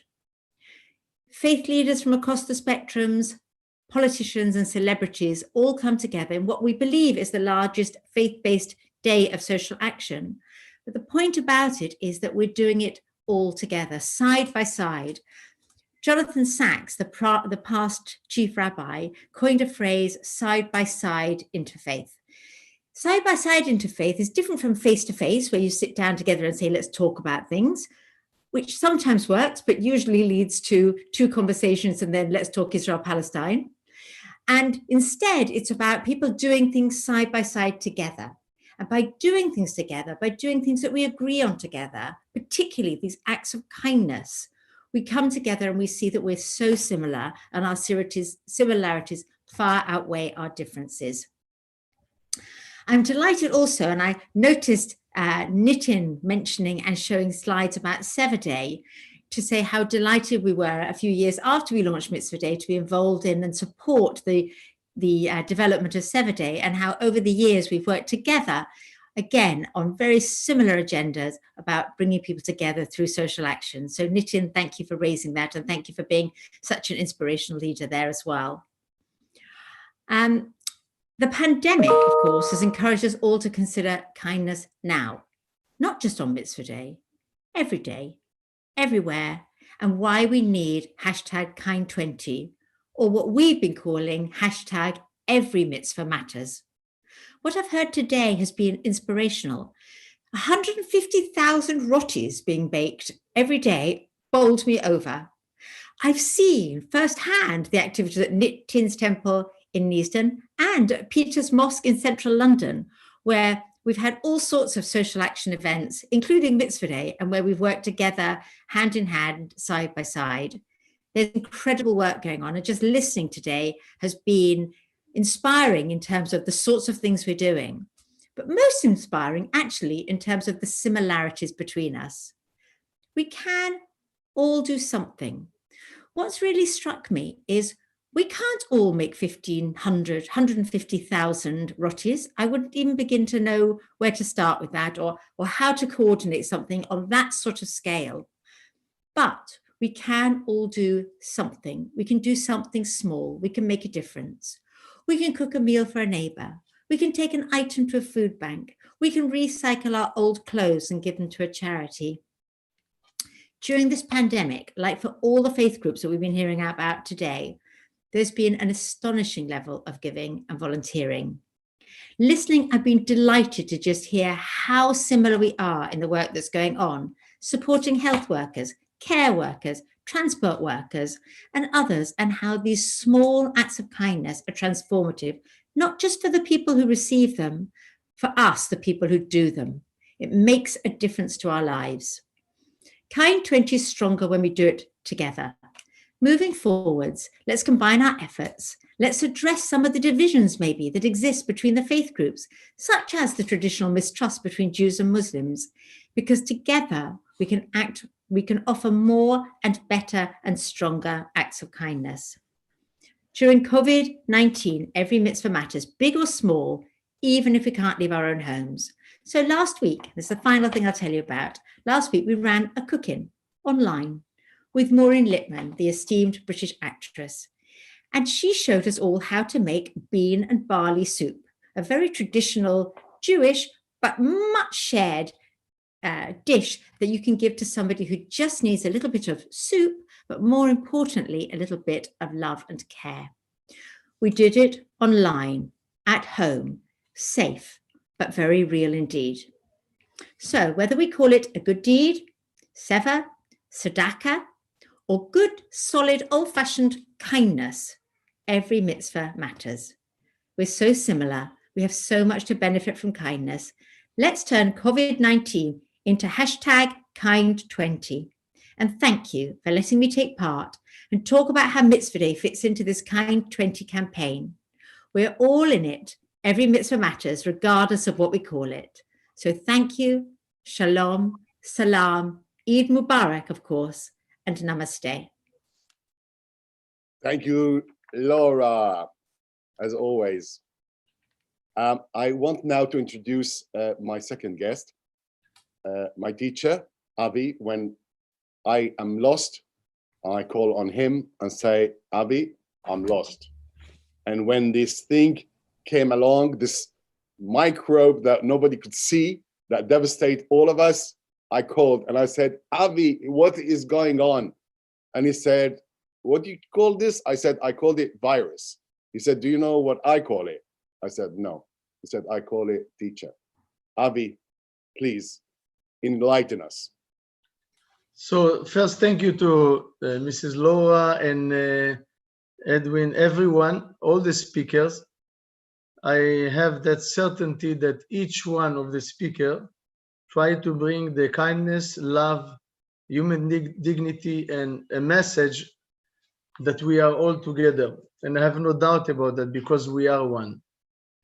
I would like to explain first that what we do, we teach Kabbalah, and Kabbalah is a spiritual wisdom, one of the stream wisdom that exists from so many others. And the Kabbalah Center, we have many study groups, many centers. And I participate, Rosh Hashanah event is the new year of the Jewish, the Kabbalist in September 19. I went to New York, and we had 2,700 people gathering from different centers. Every local center have his own celebration, but we like also sometimes to do international event. And my teacher, Karen Berg, she said in her one of the lectures that 2020 will be a window of time that something will happen that will shake the world, but will shake humankind. He will shake the people in the way that people have to ask questions. The main question is why? Because we are in a robotic mood. We work, we travel, we fly, we give lectures, seminars. We all are very busy people. And everybody have his own work and career and talent and community. But no matter how much we are spiritual, and I am 30 years teaching Kabbalah and learning every day from everyone in the process of life. Life is a school. And this is why for me, Corona is not pandemic more than a teacher. And unfortunately, I lost 3 weeks ago my best friend from Corona here in England, and another 2 people from Germany, friends, good friends. And it's not about the coronavirus. Many people are in a reacting mood. They focus about the event, but nobody asks why it's happened. Why the universe created? Why I'm here? Why the virus came? Why? And if it's not a virus, it will come something else, because the universe is not only speaking to us, is screaming. And the universe did a pause to all humanity. It's not the first time that we have pandemic and we have earthquake and nature disasters. It's the first time that in our century, in our generation, the light of the Creator says, time out. Time out. Think. Stop for a moment. Go to yourself. Go inside yourself. The Kabbalist principles explain that we have all inside. We came to this life with full of blessings and opportunities. And this is why when I'm speaking to you, I don't believe that anyone think that it's something new he never heard in his life. Why? Because you have all the answers, all the blessings, all the solutions in you. And a spiritual teacher work is awakening the existence of the blessings and the fulfillment that in every individual. Kabbalah says that we are 7 billion souls, beautiful souls, that we came from the endless world to this universe to be different in a purpose. Because if we will be the same, there is no chance to do the spiritual work. So we created to be different than each other, because that is an opportunity for us to exchange what we say, Or Chasadim, light of mercy. The light of the Creator, or all kind of mercy and compassion that many religions speak about, that what we name is Or Chasadim. That energy is part of our soul, it's part of our energy, and this energy we need to reveal. So for us, from our perspective, kindness or generosity or human dignity, it's not about education or religion or tradition or law. It's a law, you have to make it. I don't have to, maybe I don't want to. Kabbalah explains that the universe works with cause and effect. And because the work is cause and effect, the universe will not allow any more people that will behave not with kindness and generosity. The corona is a window of time that shifts from one dimension to another dimension. I just last Wednesday spoke 1.5 hour seminar and workshop in Israel, and we had a few thousand people in a Zoom. And I share with them, and I said, listen, I consider myself as a spiritual person, but I realize how many things I can learn. I'm 9 weeks at home. I'm going maybe twice a week, 1 hour to Regent's Park, because I live not far. And I said to myself, 1 second, the universe put me also in quarantine. And the universe is asking me a question. You are busy, you fly 3 times a month, and you are giving seminars, and you have so many people and responsibility, but are you stopping for a moment and asking also yourself questions? Are you doing enough for your wife, for your children, for people? Are you doing enough for yourself? Are you looking inside yourself and find the answers? Sometimes we can be spiritual, but we are going to a robotic mood and we are not even aware that we are just busy to run for the next and the next and the next, but we don't stop for a moment and say, hello, 1 second. How much pain I feel for you, for anyone? How much pain I feel for the animals, for the environment? You know, the environment, opening champagne, they are celebrating that we are stuck at home and they are free. What is the last time in the 18 years that I'm here in England that I can breathe in London properly? Oh, I can breathe in London? Mission impossible. No cars, no. Suddenly, I realized those things that I take for granted, I need to more appreciate. The small things, as Edwin mentioned before, as Laura mentioned before, and as I'm sure you, but I'm sorry I just came 4 o'clock, so I'm sure other people also mentioned before. Kindness is act of activating your responsibility and your duty to your soul. I'm not doing a favor to anyone. I have a contract with the light of the Creator before I came to this life. And according to this contract, I need to behave like the Creator. Many people believe in God. You know, you have 7 billion people. You know how many people believe in God? From 7 billion people, at least 6 billion people believe in God. So why we don't behave like God if we believe in God? How come a husband can say to his wife, my dear wife, I love you so much. You know, you're the best in my life. But you know what? I don't believe in you so much. I don't trust you so much. What kind of love? We say to the Creator every day, we pray hours a day. We pray. If it's in a mosque or in a synagogue or in a church or in a temple or everywhere.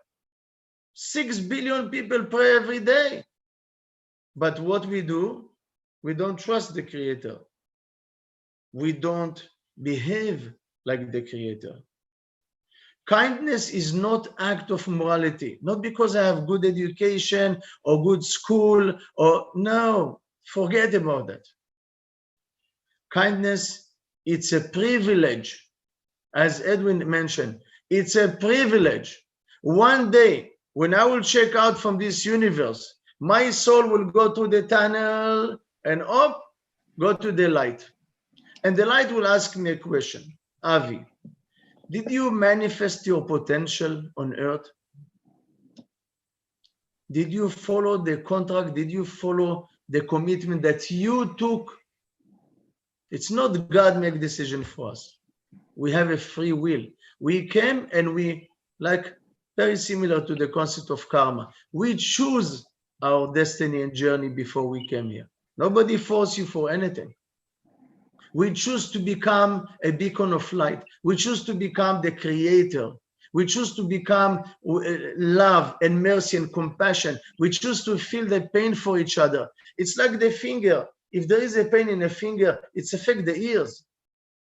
If a Muslim child or Christian child or Jewish child have a pain, that is affecting me. There's quantum physics.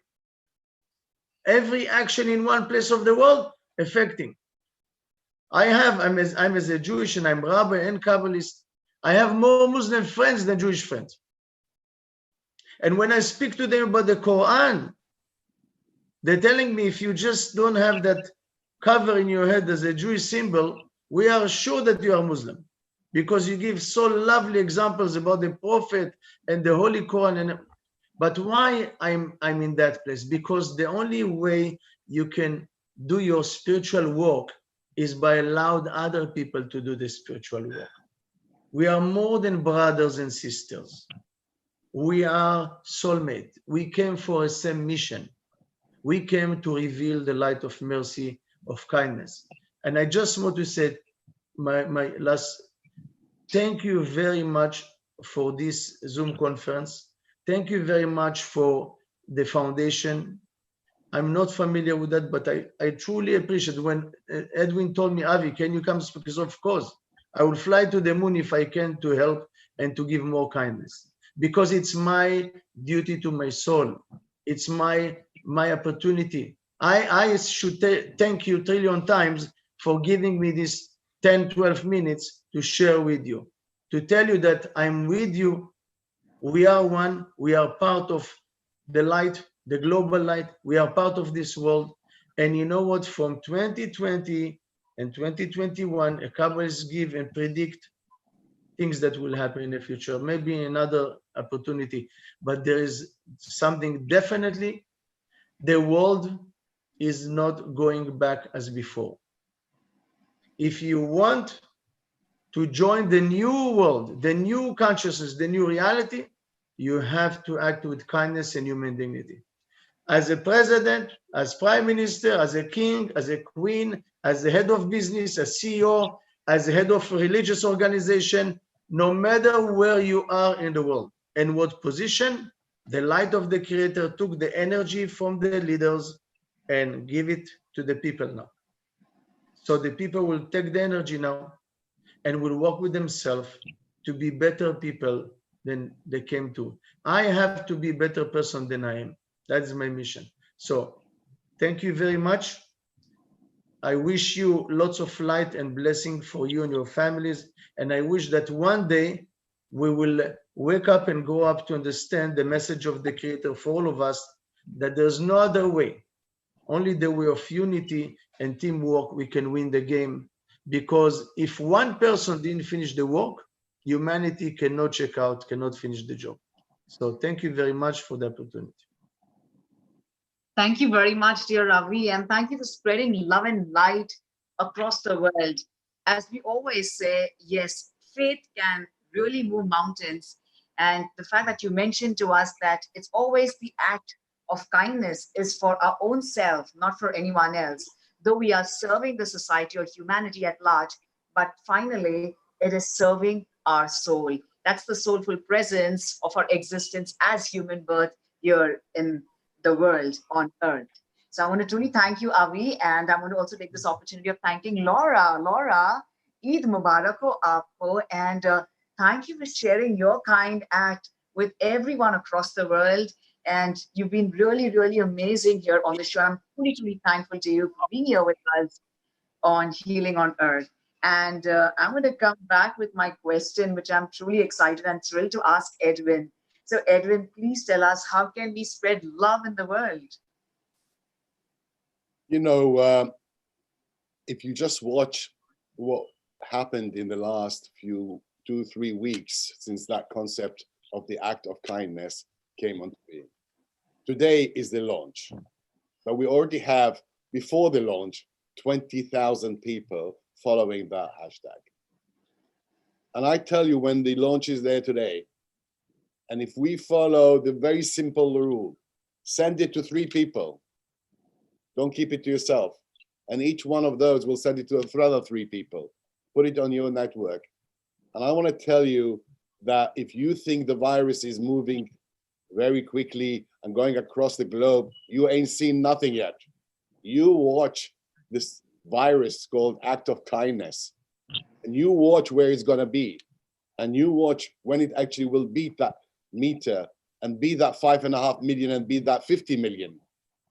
And that is how love is spread. It's not, it's like light. It's like the kind of light of a candle. It's not limited. It is totally unlimited. That's how it's going to be spread. Beautiful. So truly, truly amazing. And it feels extremely beautiful when you spoke about this light. Let us spread love and light across the globe, across the world, to truly make this world a better place to live in. And as Edwin said, the world will never be the same again. So let us truly get into it and be absolutely selfless when we serve the humanity. Because as it's always said, serving the humanity is serving God or that higher divine reality. Thank you, Edwin. I'm going to truly once again, Edwin Shuker. Can I have my 30-second message? Yes. Okay. So kindness. Kindness for me is giving unconditionally with no expectations. Kindness for me is emulating the Almighty. Kindness is the antidote for social isolation and fear. Kindness brings light and love into our fractured world and heal it. Kindness means at least as much to the giver as it does to the recipient. Ralph Waldo Emerson writes, "You cannot do a kindness too soon, for you never know how soon it will be too late." So let us not wait. Let us turn COVID-19 into hashtag kind20. And thank you. Namaste. Thank you, Edwin Shuker, for the lovely hashtag kind20 message. Let us truly turn COVID-19 into hashtag kind20, the act of kindness. Once again, we're truly, truly thankful to all three of you, Avi, Laura, and Edwin, and to our lovely souls across the world. It is time for us to really get into action every single way possible. I'm also very, very delighted to talk about our next session. But before that, let me also mention to all of you that let us all come together and make our new world this kind of place. Let the new world seem completely different post the pandemic. So join us and acknowledge and inspire all these beautiful souls who are doing these acts of kindness with hashtag kind20. Also, to celebrate the World Environment Day on 5th of June, we're going to have a great session on the coming Sunday, the 31st of May, that is Healthy Mind, Healthy Planet, which is a global online summit. So it's going to be the same time from 11 a.m. until 6 p.m., the British summer time. And the summit will include speakers, singers, and musicians from 6 continents. It's going to be absolutely magnificent and mega event, which is in cooperation with the Brahma Kumaris. So to log in and to have more information, do log into our website, www.healingourearth.com. And now it's time for us to introduce Mr. Jatinder, very popularly known as Jai Chima. Jai is leading the hashtag Kind20 campaign in India. He's a leading energy lawyer at India's largest and law firm. He's a trustee at various NGOs in India. Currently, he serves as an advisor on the board of several educational institutions. Jai is the member of National Council of Sri Satya Sai Organizations India. Sri Satya Sai Seva Organization India is the largest voluntary organization in India. And we are also very delighted to introduce Deepak Malhotra, who also will present hashtag Kind20. Deepak is qualified Bachelor's of Engineering in Electronics and Telecommunication and LLB. He's an advocate at Punjab and Haryana High Court, the Government of India Central Government Council, UT Standing Council. Deepak is secretary to the Bharatiya Janata Party, BJP, in Chandigarh. And he's socially very active and does dynamic social and philanthropic work. He's also a media expert and a part of BJP social media team. Now, since Jai Chima is busy doing his acts of kindness, we have a lovely video coming your way. Please take a look at our video. Namaskar, Sat Shri Akal, hello, Vanakkam, Shalom. The prevailing situation has come as an opportunity for humanity to reflect and introspect. While we are witnessing pain and suffering, there is an epistle for humanity. If we look amidst all the disease, humanity has risen to serve. As Satya Sai Baba says, hands that serve are holier than the lips that pray. Let us now witness some various acts of kindness across India. Generosity and acts of our medical fraternity, our doctors, our nurses, our police force, our central and state government, armed forces, Air India, naval ships, cleaning staff for our household has been at the front line of our fight against COVID-19, risking their own lives in the face of providing service. Salute to also all the COVID warriors who laid down their lives in the service of the people of India. A solemn moment to remember them all and pay homage. Please listen to Dr. Ganesh Mani sharing his thoughts on Kind 20. Hello, this is Dr. Ganesh Mani, cardiac surgeon, chairman of CTVS at Max Hospital, Saket. Having done over 20,000 cardiac surgeries in India, you finally realize that ultimately it is the humanity that one has that stays with you till the end of life. All our lives we have looked at maintaining a positive balance in our balance sheet. COVID-19 has indeed given us a tight slap, which has brought us back to reality.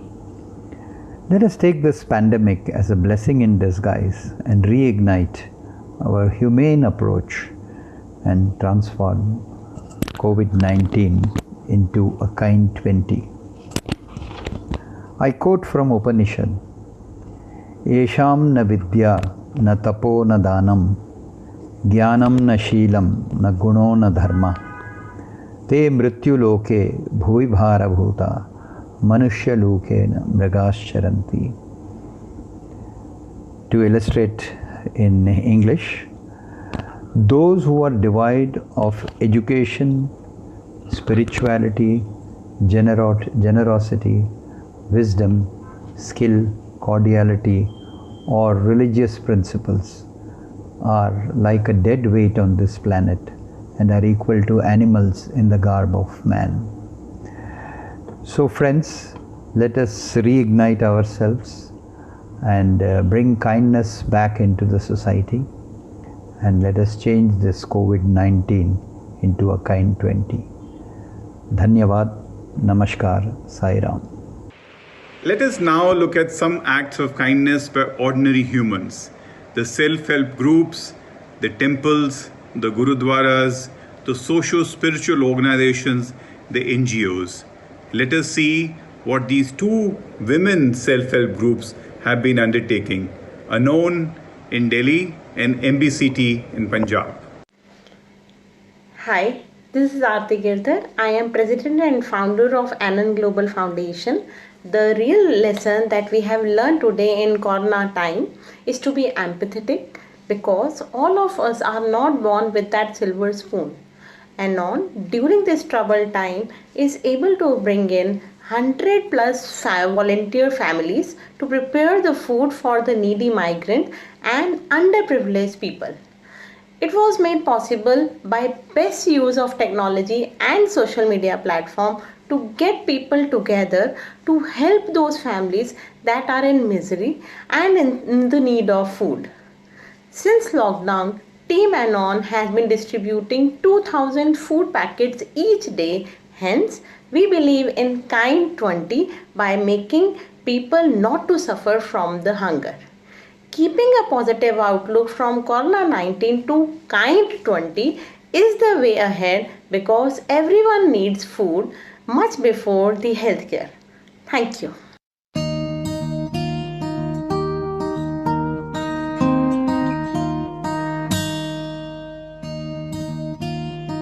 न जाने कौन सी विपदा आ पड़ी सारे जहान में, लोग बंद हैं घरों में और इंद्रधनुष दिख रहे हैं आसमान में। लॉकडाउन किया इस आपदा से बचने को, मगर कुछ लोग तरसे खाने को। हाथों में भर के चला बिजलियां, मजदूरों की मजदूरी बंद हुई, दिहाड़ी गई कामगारों की, भटक रहे प्रवासी भी, टूट गई अब सब ख्वाहिशें भी। ऐसे घने अंधकार में आशा का एक दीप जलाया कुछ स्वयं सेवकों ने। प्राकृतिक आपदा से ग्रसित परिवारों को हर कोने में खाना पहुंचाने। बहता चला तू, उड़ता चला तू, जैसे उड़े आंधियां, मंजर है नया। ये खबर तो आसपास के इलाकों में आग फैलाकर चली। लोग जुड़ते गए और तैयार किए अपने अपने घरों में फूड पैकेट। आज मिलजुल कर इन सब ने मंजर है नया, मंजर नया, मंजर है नया, के उड़ रही है बेधड़क सी आंधियां। इस टीम ने 200 फूड पैकेट से शुरुआत की और आज इनकी टीम के साथ 70 स्वयंसेवक 2000 से अधिक फूड पैकेट प्रतिदिन बनाते और बांटते हैं।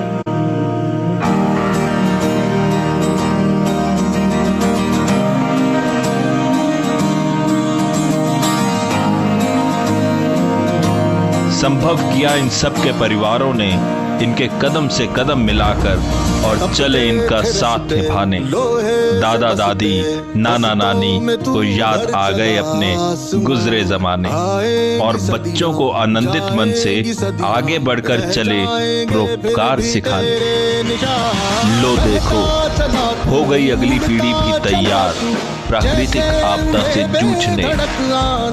टीवी, फोन, कंप्यूटर भी हैरान रह गए। सब एक हो गए इस घड़ी में मदद का हाथ बटाने। मंजर है नया, मंजर नया, मंजर है नया। है अगर विश्वास तो मंजिल मिलेगी यकीनन। शर्त ये है कि बिना रुके चलना पड़ेगा। जिस जगह भी हो अंधेरे की हुकूमत, उस जगह दीप सा जलना पड़ेगा। उस जगह दीप सा जलना पड़ेगा। जहां फूड पैकेट से शुरुआत हुई और अब ये चले लोगों को मास्क बंटवाने। कारगर कर दिखाया ये आरती गिरधर, प्रेसिडेंट एनोन ग्लोबल फाउंडेशन की प्रेरक शक्ति ने। न सुबह देखी न शाम, पहुंची झोपड़पट्टी में, किया मुआयना और कर दिया ऐलान।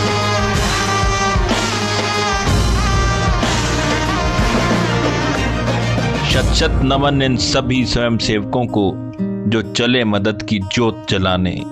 हिम्मत इनसे पाई और सहायता के लगे और भी सपने सजाने।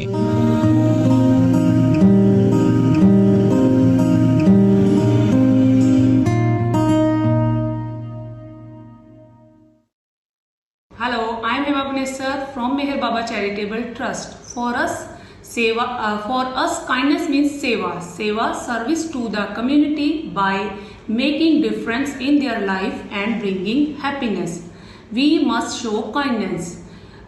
In this global pandemic, our rural women artisans are showing their kindness by producing PP kits and face masks to serve their community, which also makes a source of income for their family. Let's join us to show kindness. Join us to turn COVID-19 to kind 20. COVID-19 to kind 20. Now, moments to rejoice, some music from the music world. While there have been human stories of service to the humanity and local communities, there are also a large body of contribution by artists, vocalists, musicians and their troops, putting together the complete manifest and creation of new music to uplift the spirits of humanity in unison. Moment to enjoy Shrimati Sunanda Sharma, vocalist, Hindustani classical music from the Banaras Gharana.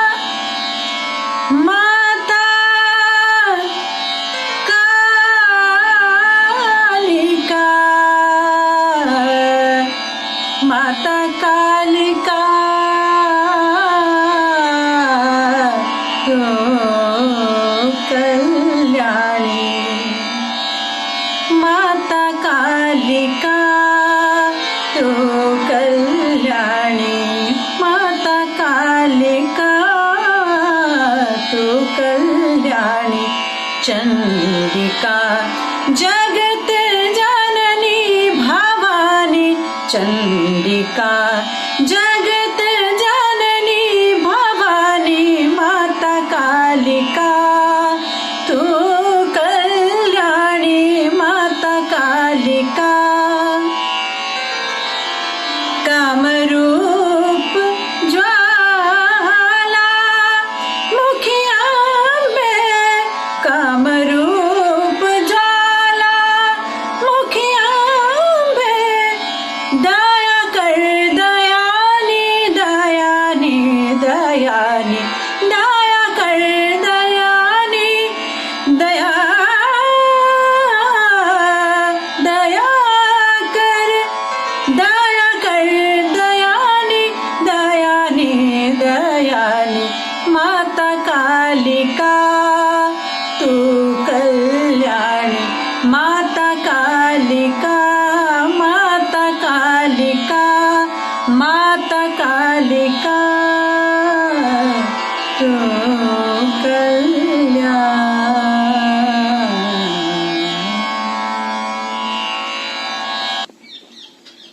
This composition is a prayer to invoke Ma Kali, Ma Durga to come and bless mankind so that they come out of this crisis happily. Kindness may mean different things to different people based on circumstances. Providing food to a hungry may be an act of kindness for some, but as a musician, providing solace to a depressed through music is the way of showing kindness. The music fraternity is actively involved in serving mankind by healing the soul through music. Let's turn COVID-19 into Kind 20. Finally, throughout this period, there has been prayer on every lips. The heart-rending prayers are being offered in each home across India, rather across globe, and more importantly, in the silence of the human heart, praying for the advent of a new era for the human race. So we conclude with the prayer offering from a famous and legendary Punjabi singer, Jasbir Jassi, from his home, praying for the welfare of humankind. Now let's listen to Jasbir Jassi.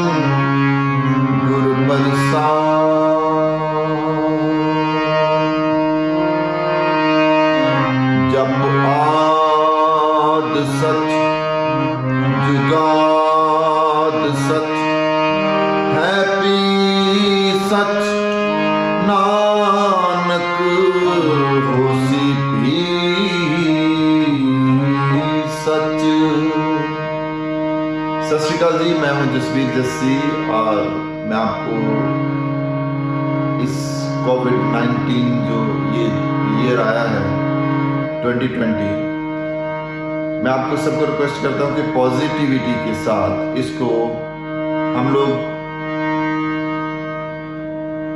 बिल्कुल इतना अच्छा कर दें, इतना positive कर दें कि कोविड-19 जिसका नाम कोरोना वायरस है उसका पता ही ना चले। हमारे पास बहुत सारी चीज़ें हैं, हमारे पास गुरबानी है, हमारे पास योगा है, हमारे पास वेद हैं, हमारे पास बहुत सारी एक्टिविटीज़ हैं, इतना लिटरेचर है, इतनी पॉजिटिविटी है कि हमें इससे डरने की ज़रूरत नहीं है। इसको बस इस ईयर को पॉजिटिव बना के हम लोगों ने काइंड 20 में लेके जाना है। सो आप सबको रिक्वेस्ट है कि आप पॉजिटिव रहिए, be positive. Thank you so much. सत श्री अकाल। And let me end with the words of William Shakespeare. Lord, that lends me life, lend me a heart replete with thankfulness. Thank you. Namaskar. Love from India. Namaskar. I am Deepak Malhotra from Chandigarh, India. By profession, I am an advocate.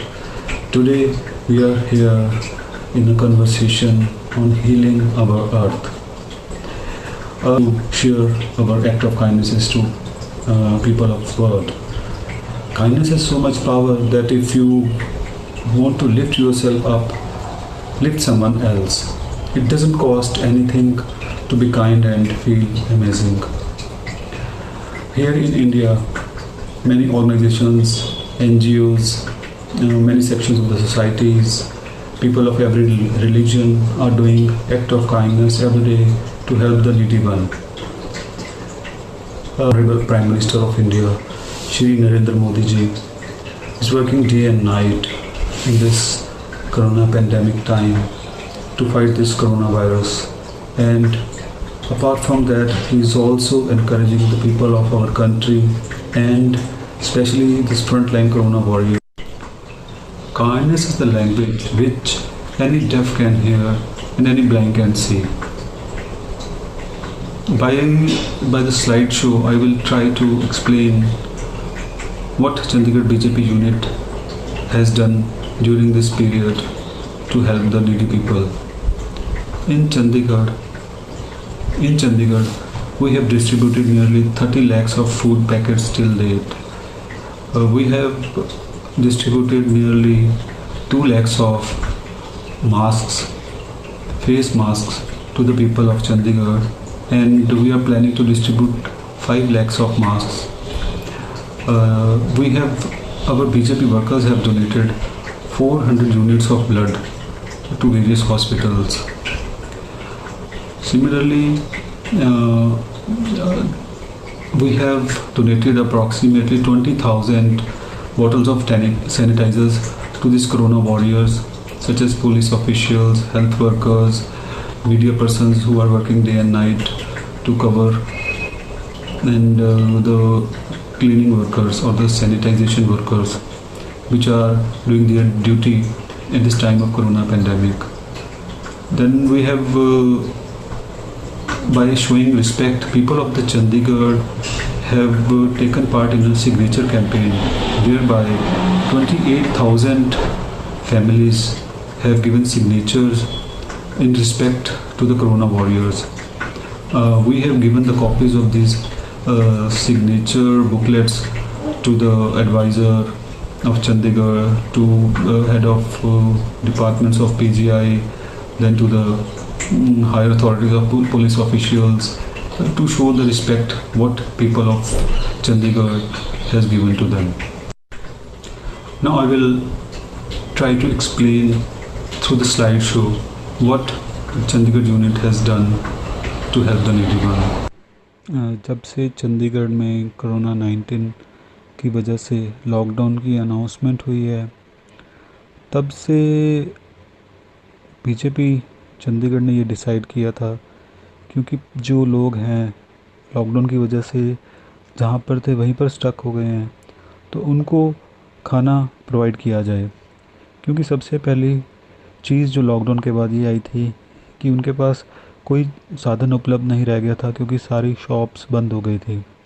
तो Bharatiya Janata party ने ये decide किया कि वो अपने ही kitchens चलाएगा। इस कड़ी के लिए उन्होंने, भारतीय जनता पार्टी ने लगभग चंडीगढ़ में 50 किचन्स स्टार्ट की और इन किचन्स में लगभग 75,000 फूड पैकेट्स डेली बनने लगे। और इन फूड पैकेट्स को चंडीगढ़ एडमिनिस्ट्रेशन के हेल्प से जो लोगों तक डिस्ट्रीब्यूट करवाया गया। और इस कड़ी को पूरा करने के लिए समाज के हर वर्ग के लोग, समाज के सभी रिलीजन के लोग आगे आकर उन्होंने सूखा राशन दिया, उन्होंने आकर हमारे को पैसों की सहायता की। इस घड़ी में इस तरह से हमारी जो समाज ने मदद की, उस मदद की वजह से हम ये किचन्स को चला पाए। और अब तक हम लगभग 30 लाख के आसपास चंडीगढ़ में फूड पैकेट्स डिस्ट्रीब्यूट कर चुके हैं। इसी तरह से हमने लगभग 10,000 के आसपास सूखा राशन भी बांट दिया है, जो कि 10,000 फैमिलीज़ के एक महीने की ज़रूरत को पूरा करता है। I am playing that video here to show all of you that how emotional the video is. नन्ही सी हंसी भोली सी खुशी फूलों सी वो बाहें भूल गए, जब देश ने दी आवाज हमें हम घर की राहें भूल गए। हम सोए नहीं कई रातों से, जाने वतन सौ चांद बुझे, हमें नींद उसी दिन आएगी जब देखेंगे आबाद तुझे।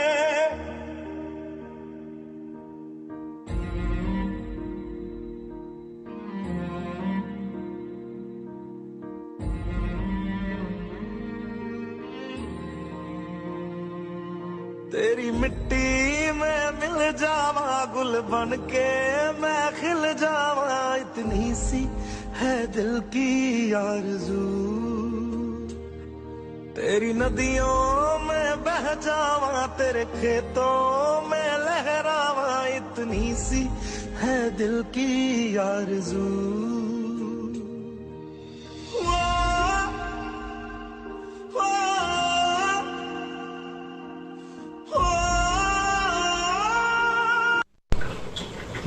Not only what BJP is doing on the field, BJP has also started a helpline number where we used to get approximately 600 calls per day, and through that number people used to call us which they need help for food or for medicines, and through BJP workers all over Chandigarh we used to solve their problems. Similarly, on social media also, we used to get so many calls for the needy people for their help. One of my friend, Mr. Tejinder Bagga, who is Delhi's BJP spokesperson, he is very active on social media. He just used the medium of social media so effectively that from two to three requests of help, he used to solve approximately 200 to 300 problems of the people who are needy. And he used to sleep only for 1.5 to 2 hours for the first 10 days. I had contacted him and requested him to send me a video message so that I can showcase all of you what he has done. He was not well, but I was lucky to get an audio message from him. Lockdown के दूसरे ही दिन से 2, 4, 5 request आई जिसमें लोगों ने कहा कि खाने की दिक्कत हो रही है, राशन की दिक्कत हो रही है। तो मुझे लगा कि ऐसे 2, 4, 5 लोग हैं जिनकी तरफ से रिक्वेस्ट आई है, उनके लिए कुछ इंतज़ाम कर देते हैं। तो हमने अपने किसी पार्टी के युवा मोर्चा के कार्यकर्ताओं से बात करके उनका खाने का इंतज़ाम कर दिया। लेकिन उस समय मुझे भी अनुमान नहीं था कि ये जो रिक्वेस्ट है 2, 4, 5 कुछ दिनों के अंदर 300, 400, 500 रिक्वेस्ट डेली आनी चालू हो जाएगी, कि मेरा जवाब देना भी मुश्किल हो जाएगा इतने लोगों को। तो ऐसा हुआ, और पहला 10 दिन तो ऐसा रहा कि मैं 2 घंटे ही दिन में सो पाता था, 22 घंटे जाग के, उसमें भी मैं मैक्सिमम 150, 200, 250 दे पाता था। जिन भी लोगों की रिक्वेस्ट आती कि इनके घर पे खाना नहीं है, राशन की दिक्कत है, Responded तो जो भी मेरे 118 ध्यान में उस समय अपने respondent. भारतीय जनता पार्टी के कार्यकर्ता संपर्क में थे, उनसे मैं मदद लेता। कई कई ऐसे इलाके होते जहां ध्यान में नहीं आता कि इस समय कौन सा कार्यकर्ता जो मदद कर सकता है, तो वहां हम राष्ट्रीय स्वयंसेवक संघ के जो सेवा भारती द्वारा किचन जलाए जा रहे हैं उनकी मदद लेते। पतंजलि योगपीठ की मुंबई में जो किचन है उनकी हमने बहुत मदद ली। आर्ट ऑफ लिविंग की मदद ली। ऐसे ही बहुत से ऐसे मित्र हैं हमारे, एक सुधीर जी मित्र हैं, उनकी मदद ली। वीरेंद्र सचदेवा जी की मदद ली। तो इन सब लोगों की मदद से करीब हम 200-250 परिवारों तक डेली राशन पहुंचाने लगे। और बहुत सी घटनाएं तो ऐसी थी कि जिसमें ऐसा लगा कि मतलब बिल्कुल आंखें भर आई। एक घटना जिसका मैं जिक्र करना चाहूँगा, वो घटना थी कि एक विदेश में एक व्यक्ति ने ट्वीट किया कि उनके दोस्त हैं, हस्बैंड वाइफ है, दोनों को कोरोना पॉजिटिव हुआ है और उनका 5 साल का बच्चा है, कोई संभालने वाला नहीं है और वो बच्चा इस समय गाड़ी में किसी हेल्थ केयर जो हॉस्पिटल का ये स्टाफ है उसके साथ अकेला बैठा है और अगले 15 दिन उस बच्चे को कहाँ रखा जाए कुछ भी समझ में नहीं आ रहा।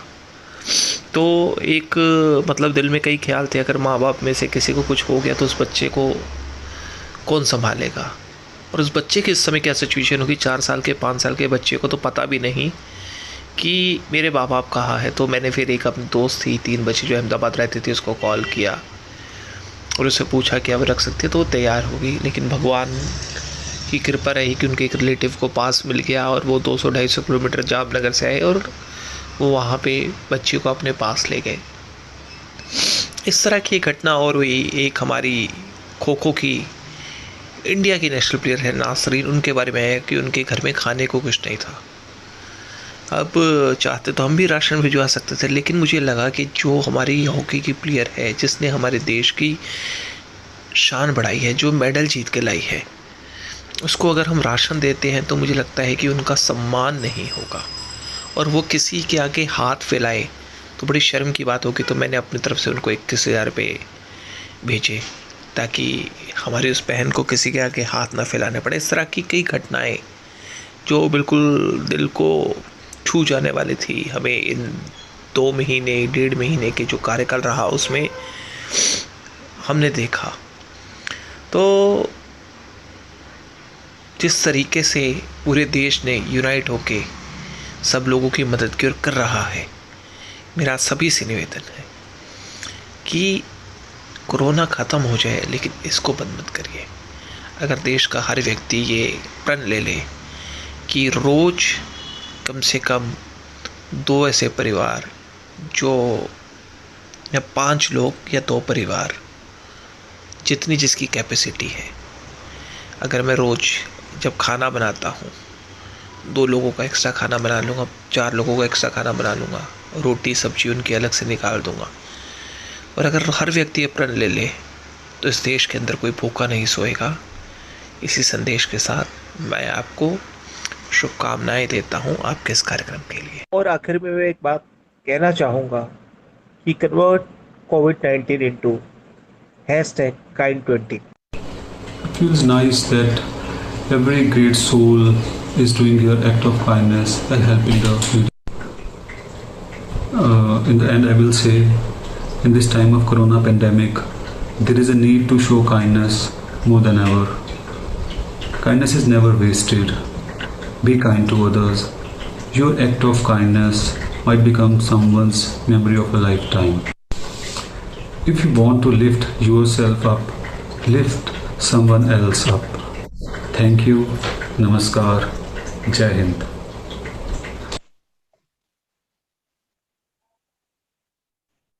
Such a beautiful message, and we truly thank Jai Chima and Deepak Malhotra for your act of kindness. And it was very, very touchy when you said that let nobody sleep hungry, providing every essential thing to every soul. And this is what #Kind20 is telling us and inspiring us to go ahead and be our best versions. I'm going to invite Dr. Talwar or Anna to say something, please. I just thought that was an incredible segment by the hashtag Kind20 India team, where they showed how, not just the celebrities, what we saw earlier segment, and the vast amount of work that's taking place with people, but also how they're looking after animals and stray dogs, because at this time, animals need the support as well as human beings. And also in this segment, it shows how so much incredible work is taking place for 1.4 billion people, but all getting together, and hence why they've seen how they've managed to basically contain the virus in India. And hats off to the Indian government, and hats off to the people of India. So that's why it's really important to basically to congratulate everyone in India, and every one of you, all the Indians, for a fantastic way of how to show the world how to control with such a population. So congratulations there. I'd like to now bring back my friend and our trustee, Edwin Shuker. Edwin, we just want to say we're completely blessed to have you amongst us, amongst this task force. It's incredibly important that everybody has the same mindset, that we work shoulder to shoulder for the youth of our future, the youth of our country, the youth of our nation, the youth of our planet. And people like you, who are community leaders, especially from the Jewish community, it's incredibly important to understand that before we do Hindu, Christian, Muslim, Buddhist, we're human beings first, and we love you for that. We absolutely love you for that. So if you'd like to say a few last words, I think that'd be wonderful. Quite honestly, I said what I wanted to say, but I would like to read something that somebody else has said. So it's the Dalai Lama who said famous words that there is no need for temples, no need for complicated philosophies. My brain and my heart are my temples. My philosophy is kindness. Now, he said that way before all the temples and synagogues and philosophies closed down. But that is the reality of what we have today. Exactly.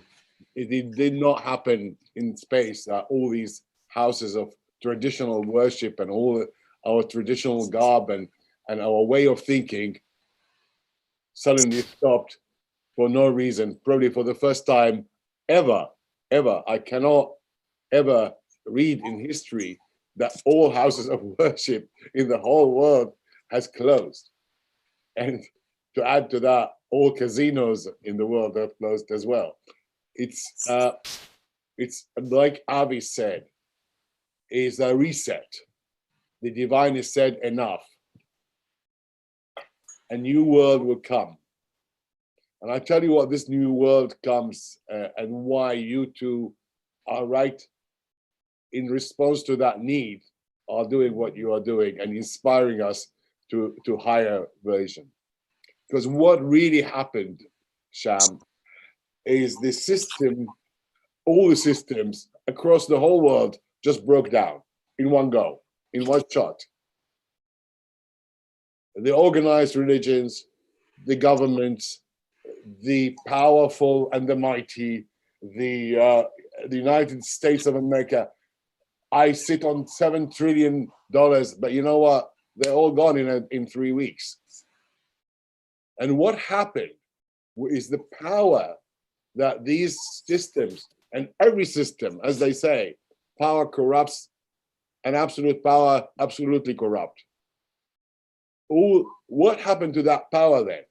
It actually moved to me and to you and to Abdul and to Sheila and to all the people sitting here, to even that child that you show, that 5-year-old that you show in your preview, that one that wants to make a cookie for his neighbor. Yeah. Pudding. That is where power is now. And that is what you captured. But in our acts of kindness, we reclaim the world. And we reclaim, we no longer looking for governments and and organized places to come and save us. We know they failed. We know they didn't even have masks to give us.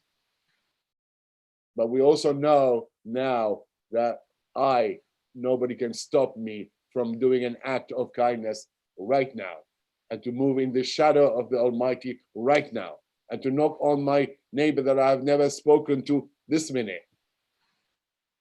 So what can I say? The right theme, the right time, by the right people. Thank you. Thank you. Thank you so much, Edwin. Thank you so much. Simran. Thank you. That was absolutely a very, very special message for all of us. And I'm going to have Dr. Talwar and Anna back, but I'm very much excited to invite a radio presenter, community artist, and playful creative, Samia Tosio. Can we please have you here, Samia? Hi, Samia. Nice to see you. How are you doing, Samia? I am doing great, very gratefully. I'm feeling good. We're very blessed, and lockdown has presented us with an incredible amount of positive opportunities. And one of those opportunities has led me to be here today speaking to you. Thank you. Samia, I'm going to ask you, why do you think a global campaign like #Kind20 is absolutely a boon and so important to the planet? It's a message of healing and love that will come through this campaign. And I feel strongly that that is what we need now, because we are seeking to rise above the fear. And for those of us who have open hearts and who are light-hearted and have that connection through spirit, we need to shine that light and be that beacon for other people and reach the hearts of those who need it the most. It's time for all of us to have a shining light and be our best at this point of time. I'm also going to ask you, Samia, how do you think we could share love and light to the world? I mean, you've spoken a beautiful message. Any one kind of act you like to tell everyone so that we could get involved?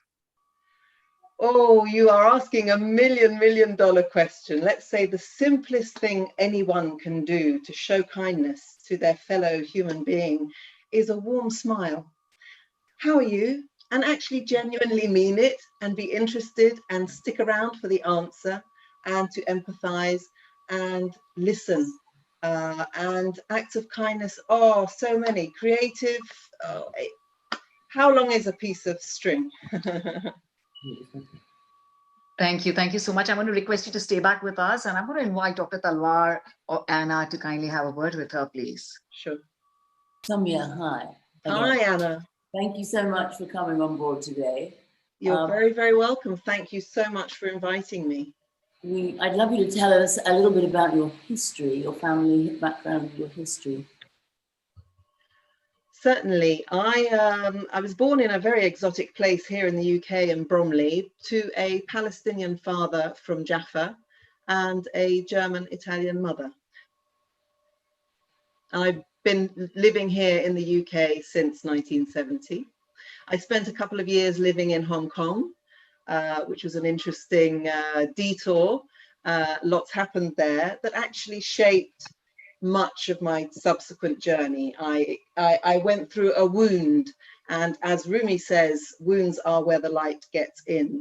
And I came out of that, and the journey continued on.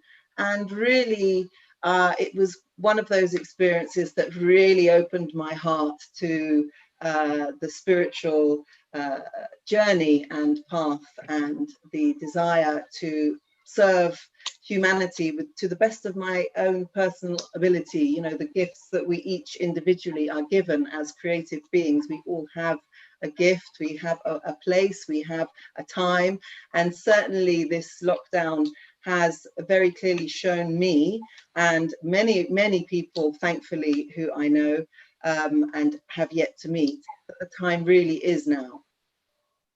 Samia, hi. Hi. Samia, just to tell the viewers and anyone listening, Samia's got an incredible radio show called Go With The Flow. And it's very, very, it's not coincidental how Anna got onto the radio show. Linda, our ambassador from Iceland, was contacted by a colleague of Samir's to go on his particular show. But when Linda mentioned about the campaign itself, he said, hold on, this is something that Samir would like to do on the Go With The Flow show. So hence why, yeah. So I think it's incredible how the universe works, how everything, how the energies of 2020, we've had the pandemic, and how everything has shifted towards positivity in such an incredible rapid rate.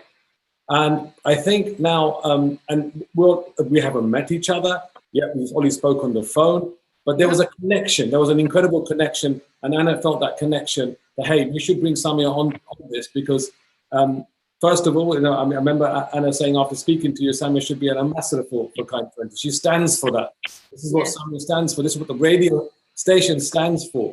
And then when we asked you to just come on and say a few words and what your radio station stands for, hey Samir, what Samir stands for, I think the world and the global audience here now, I don't know, I think 80,000 people should know about this. So Samir, thank you for coming on board and hashtag Kind 20, and may basically you spread the word like the virus itself, so we have more cases of kindness and cases of COVID-19. And we will also have a web app next week, hopefully it will be there, where every act of kindness will be able to be registered, and we'll be able to see which countries bring forward more acts of kindness to smother our Mother Earth with love.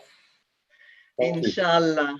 It's a beautiful, beautiful thing that you're all doing, and I'm so honoured and delighted to be part of it. And when I started out as a community artist 12 years ago, I had to come up with a tagline, and very early on in that community arts journey, I saw the value of playful creativity and my playful creative approach to life and to people. I have a very loving heart, and I'm very non-judgmental. And my tagline then was to inspire and share through creative communication, and the journey is coming sort of full circle, and the spiral of life continues on. But what a time to be alive, genuinely. And yes, let's see more cases of kindness than COVID-19 by the end of the year. Here's to the evolution and not the revolution. Exactly. Thank you. Thank you, Samir. Thank you. Thank you. Namaste. Namaste, and thank you, Samir, Dr. Talwar, and Anna. That was extremely touchy. And it's time for us to move to someone who's from USA, and this is her act for Kind 20. Please allow me to introduce Dr. Sheila Dobie. She was born in England and moved to the United States 20 years ago. She is, well, I must say, a whole health dentist, a humanitarian, and an entrepreneur, along with being a very known television host. Dr. Dobie is a recipient of Bay Area's Outstanding Woman of the Year Award and has been featured in numerous articles for her outstanding professional and social work.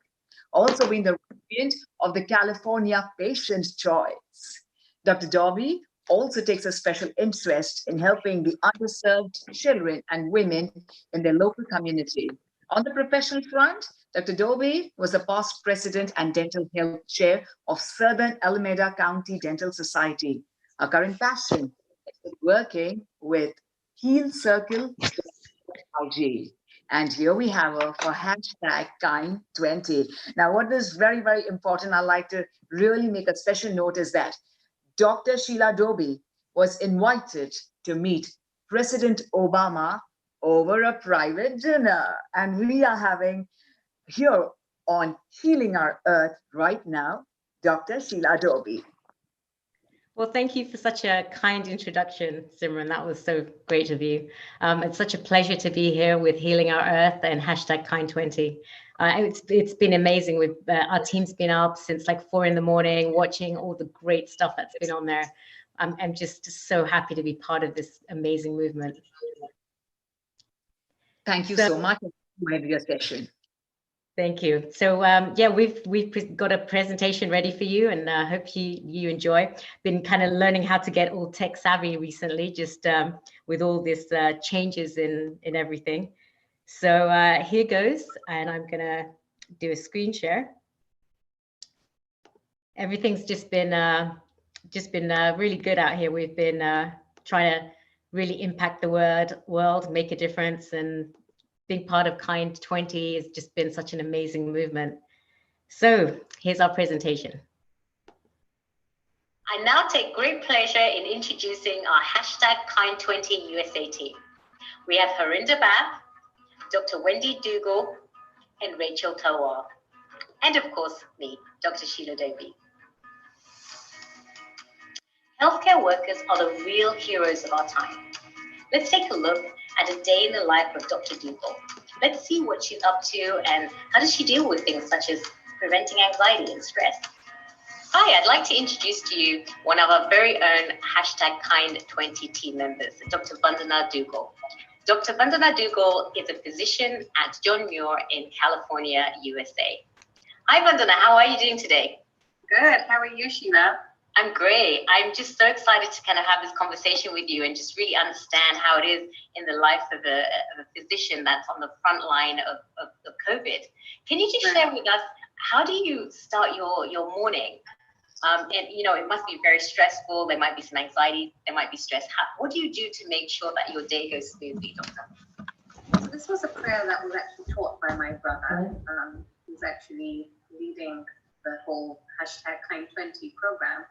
And in that prayer, you're basically just grateful and, you know, just throwing it out to the universe. And the way it goes, it's like you're saying, I'm so happy and grateful now that the universe is bringing to me all good people, good news, today, tomorrow, every day.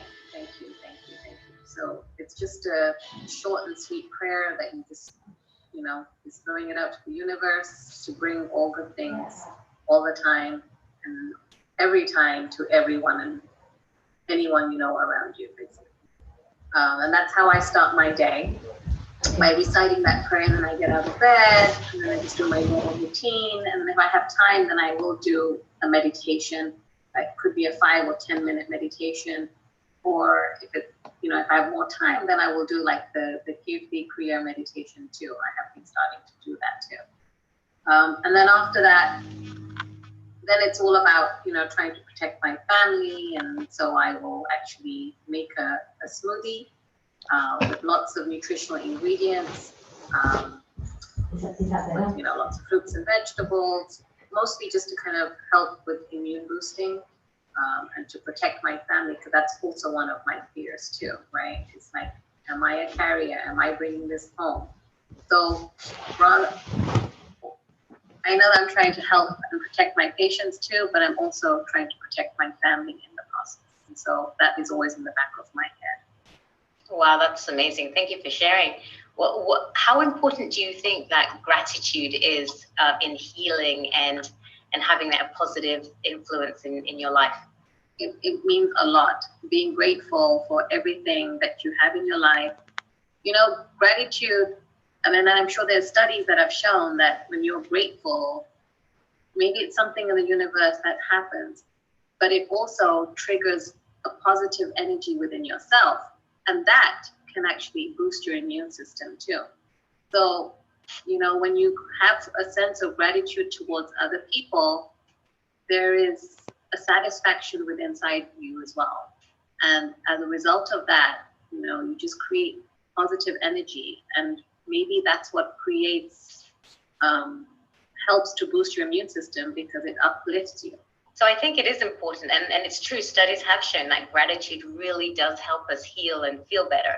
So something that I do, and I encourage my patients to do, is to have a gratitude journal and every day write a few things that they're very grateful for. In this very difficult time, if we are grateful for the things that we just notice around us, it just makes us feel a lot better. I mean, for example, running water, or just food, or having someone that we can speak to on the phone, and just sharing some kind of companionship and love with. And how do you feel supported, Dr. Vandana? So I feel immensely supported through, I'm very grateful again for all my family, friends, my patients, just for the community. I mean, they've shown immense support to all healthcare workers. be it in the form of sending food or making amazing face shield masks. And I have a few that were made by one of my friend's son. He's only 16 years old, so bless him. He made this beautiful face shield mask and he came and delivered it to our work, which was lovely. We even had like a car company that actually delivered some face masks to us made out of car parts, and I thought that was quite creative. But I've had flowers, picked from patients' gardens and dropped, by their son to me, and it's just beautiful. And I've had people just making just masks and just sending it to us. So I'm so grateful for all that positivity. And I think that's what helps us to get through the day, is just, just the love that we get from the community and from everyone. That's what makes us do what we do, and that's what helps us have a great day. Wow, thank you. That's so great, because I think a lot of people want to know what can they do to help out. And one thing that you do, you really go above and beyond as a doctor. You actually have written some letters to your patients. And can you share with us a little bit about what you've done for your elderly patients? Yeah, so I have something just here. I have my little note cards, and I like to actually just write little notes to my patients. Mostly to my senior elderly patients who have been on their own, and they don't have anybody, they're completely desolated from their families. They're very isolated from the world, only because of COVID right now. And you see a lot of the nursing homes aren't allowing any of the families to visit them too. So I get patient calls like once a week, especially for my 90-year-olds who are just lonely. So I started writing little notes to them, and it's just mailed out once a week, just so something they look forward to. The first time when I received a call after I had sent this, and I got a call from one of my patients, she was in tears. She was just crying, like, no one's ever sent me a card. And like she's 50, and she's 92 years old, so in 50 years. So she was very touched, just with the words of just positive affirmations, just to know that, we're all here, we're there for you, you're not alone. That's just amazing. And that's something that we can all do, right? We can reach out to the elders in the community and just give them a phone. Sheila, if you can hear me, can you stop the video, please? Sheila, yes, I can. Hear me? Yeah, Sheila, I think the video is not buffered very well over there. We need to make it very clear because it's frozen frames. Do you want to play this from this point again? From this point, if you replay it, see if it's buffered correctly, please, because it's freezing frame. Got it. What kind of ideas do you have that a general person out there could do? So my kids, I've got. Does that help? No, it's still frozen.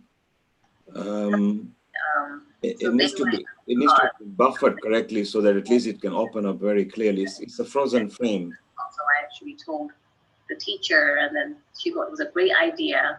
And so all the class kids actually made it a project to draw cards out just with positive affirmations for the senior homes, and then we just dropped them off there. And I think it was very appreciated by them. So finally, Dr. Dugal, I know you're busy. You're in the middle of frontline COVID, so I don't want to take too much of your time.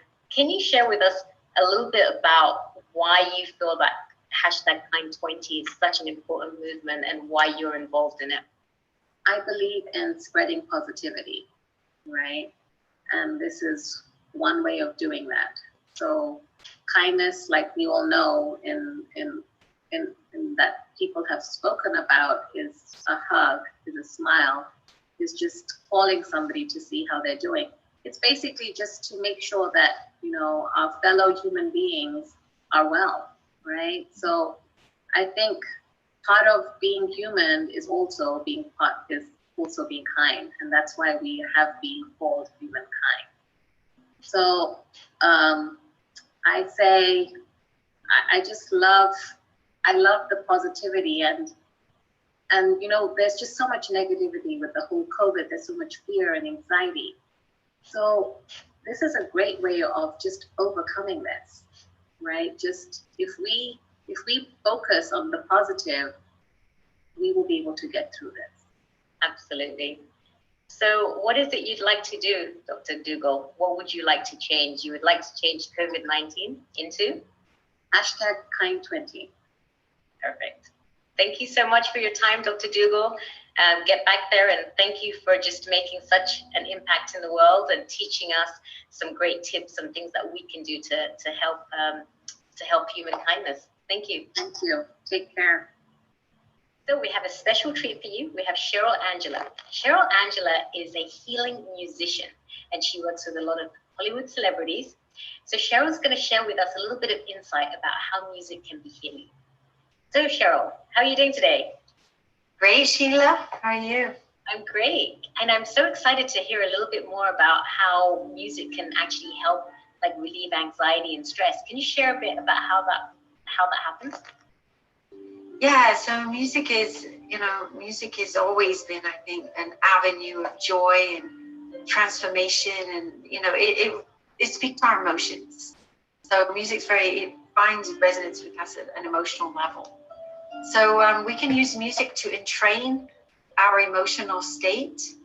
So, it's one of the greatest transformations. I think probably everybody's had some experience with that. And so if you're feeling a lot of stress and anxiety, which is going on right now on the planet, there's a lot of energy of that, and we tend to, even if we're not feeling it, we're picking it up from everywhere and it's affecting us. We can use calming music, relaxing music, and get present with our breathing as we listen to the music and allow the music to take us deeper into just being aware of our breath. It doesn't have to be anything fancy. It's just simply observing your breathing in and out while you're listening to the music, and listen to the music more and more intently, like you're trying to hear the nuances in the music, because that will also bring you into the present moment. By coming into the present moment, we lose the hold, or the fear loses the hold on us that it's having on us, because fear is always from the past or the future. We're either fearing one of these things. So when we're in the present, we just, that tends to disappear.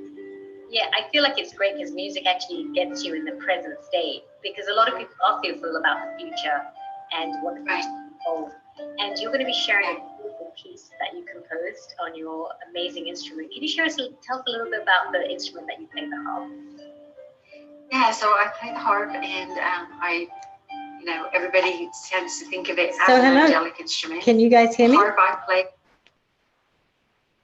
Hello, it seems that we are having some technical difficulties, right? Sheila, yes. Thank you for stopping the video. Harinder, if you can set the video at your computer from this lady in red, we will come back to you when you're ready. You can signal us. Meanwhile, Sheila, you can tell us what does Kind 20 mean to you, while Harinder is trying to find out if she can load it from the red lady, okay? So perfect. Let me just log in here. Yes. So can you see me? We can see you loud and clear and hear you too. Perfect. Well, we weren't planning on that. We had this beautiful video arranged for us, but we have been having some weird power issues. Like last night we had a little power cut, so I'm not sure if we're having some connection issues. But yeah, let's have a live chat, and you guys can get to know the Team USA live, I guess. So do you have any questions for me, Neil? Can you hear me? Yes, very much. Okay. So Neil, can I have a conversation with Sheila? All right. So Sheila, tell us, Harinder is here? Perfect. So Harinder, we are waiting for you to let us know. Yeah, just give me a few minutes. Sure, sweetheart. It's looking very wonderful there, Simran. Where are you? Yeah, I'm from Mumbai in India, and Sheila, I'm really amazed by everything you and everyone from USA spoke. So please tell us, what does #Kind20 mean to you? For me, I think it's really being there for other people. It's very difficult in this time to kind of be grounded yourself. You can end up kind of getting lost in emotion. You can end up watching a lot of news and kind of anxiety and depression. But kindness to me is really stepping out and seeing what you can do in the world, even if it's a simple thing like kind of giving your neighbor a call or just checking up on friends and family. For me personally, I've been really kind of trying to get involved in my patients, especially my elderly patients, those above 70, making sure they have toilet paper. We had a toilet paper shortage in the United States. So just simple things like, you know, making sure they had toilet paper. That was something that I went out and I gave my patients, my elderly patients, toilet paper. So kindness is just, for me, it's just about showing up in the world, especially around now. There's just so much just sadness, you know, there's poverty, there's just people that are just having a really difficult time. And this is the time that we can step together and as humans and just help each other out. I've been up since 4 o'clock and watching a lot of these videos that have been playing, and seeing how many people are just really helping each other out has just been so amazing. So even though COVID-19 is been a terrible thing, but so much beauty has come from it, and so much greatness and kindness, and it's refreshing to see that the world is really stepping up, especially things like hashtag kind20 that's just gone so viral so fast, and healing our earth. You know, special thanks to Neil to put this together. I mean, when else have we all these countries got together and everyone's like looking for a cure, everyone's helping each other out, all these charities are forming. I mean, this is what life's about. So that's what kindness means to me, Simran. Thank you. Thank you. We are ready with the video, I guess. I guess it's still buffering, so we can chat a little bit more. So yeah, I was really impressed today with all the videos that we were watching. It was so great to see so many just wonderful content. Hopefully our video is going to be working, and if it doesn't, we're going to make sure that it's available on the website on Healing Our Earth and hashtag kind20, so that you can view it. It just a lot of footage of all the great work that's been happening in the United States, helping the elderly, helping the people that are having a tough time with food. A lot of people don't realize, even though we're in the United States, you know, we have a big hunger problem. So there's many elderly people that aren't getting food. There's a lot of children and people going hungry. So a lot of our volunteers, especially the hashtag kind20 and healcircle.org, we've kind of got together and we've been delivering free meals around the Bay Area and around. We're kind of now expanding. There's so many great services now just helping feed people. So it's been good, and a lot of things have had to move very fast because you know, a lot of people have been losing their jobs and just kind of adapting to that new norm. How's the video doing? Is it up there yet? Well, unfortunately, I can't sing and I can't dance, so I guess I'll just keep talking.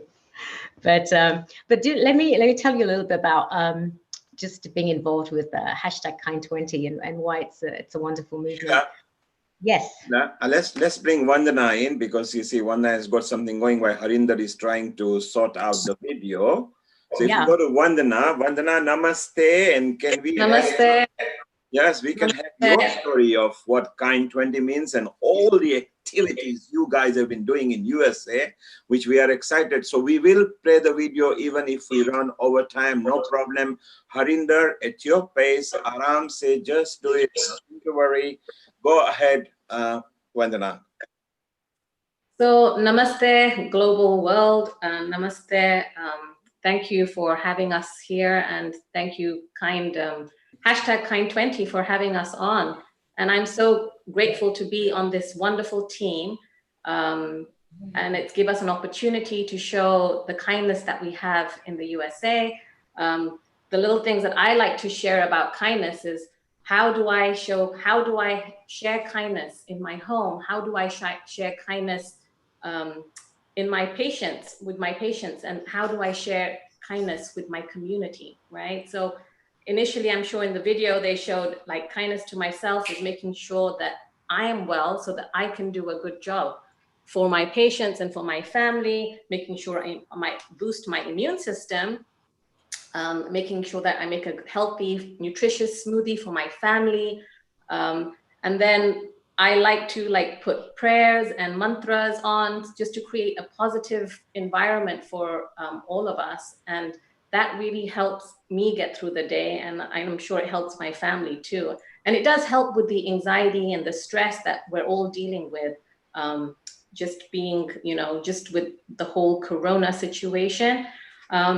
As for when I get to work, I feel immense gratitude with just the people around me.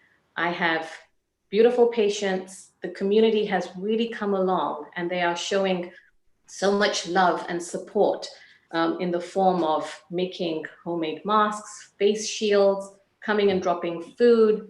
I have patients who have actually come and give flowers, and I think that's just so beautiful. It just kind of enhances the human spirit when you see things like that. And it actually helps you to get through your day because we're all connected, we are all connected with each other. The way that I love to show gratitude to the world or my community, to my patients, is to make sure that everyone is well. I like to write little cards for my patients, and I write them once a week, especially for my elderly patients who are basically desolated from their families, isolated from the world. And I just write positive affirmations just to let them know that, we are here for you. You are not alone. And I think they really appreciate that. I've had patients who've called me crying with, just words of gratitude, saying, oh my gosh, Dr. Dugal, this was so thoughtful. I've never received a card or a letter in 50 years. So it just makes, it's again, just the human connection. On Mother's Day, I was blessed to be pampered by my family. And I felt that we needed to, pamper all those mothers who are alone. So me and my family, we decided to go out and deliver flowers to my patients. And I just did this without notifying them, and they were just surprised and again, overwhelmed with that response. So again, it's just showing human kindness, human love, showing positivity, because after all, we are human, and being human is also being kind. And I think that's why we are called humankind, is to be positive, to be grateful. So just show the kindness, show the love, go out in your community.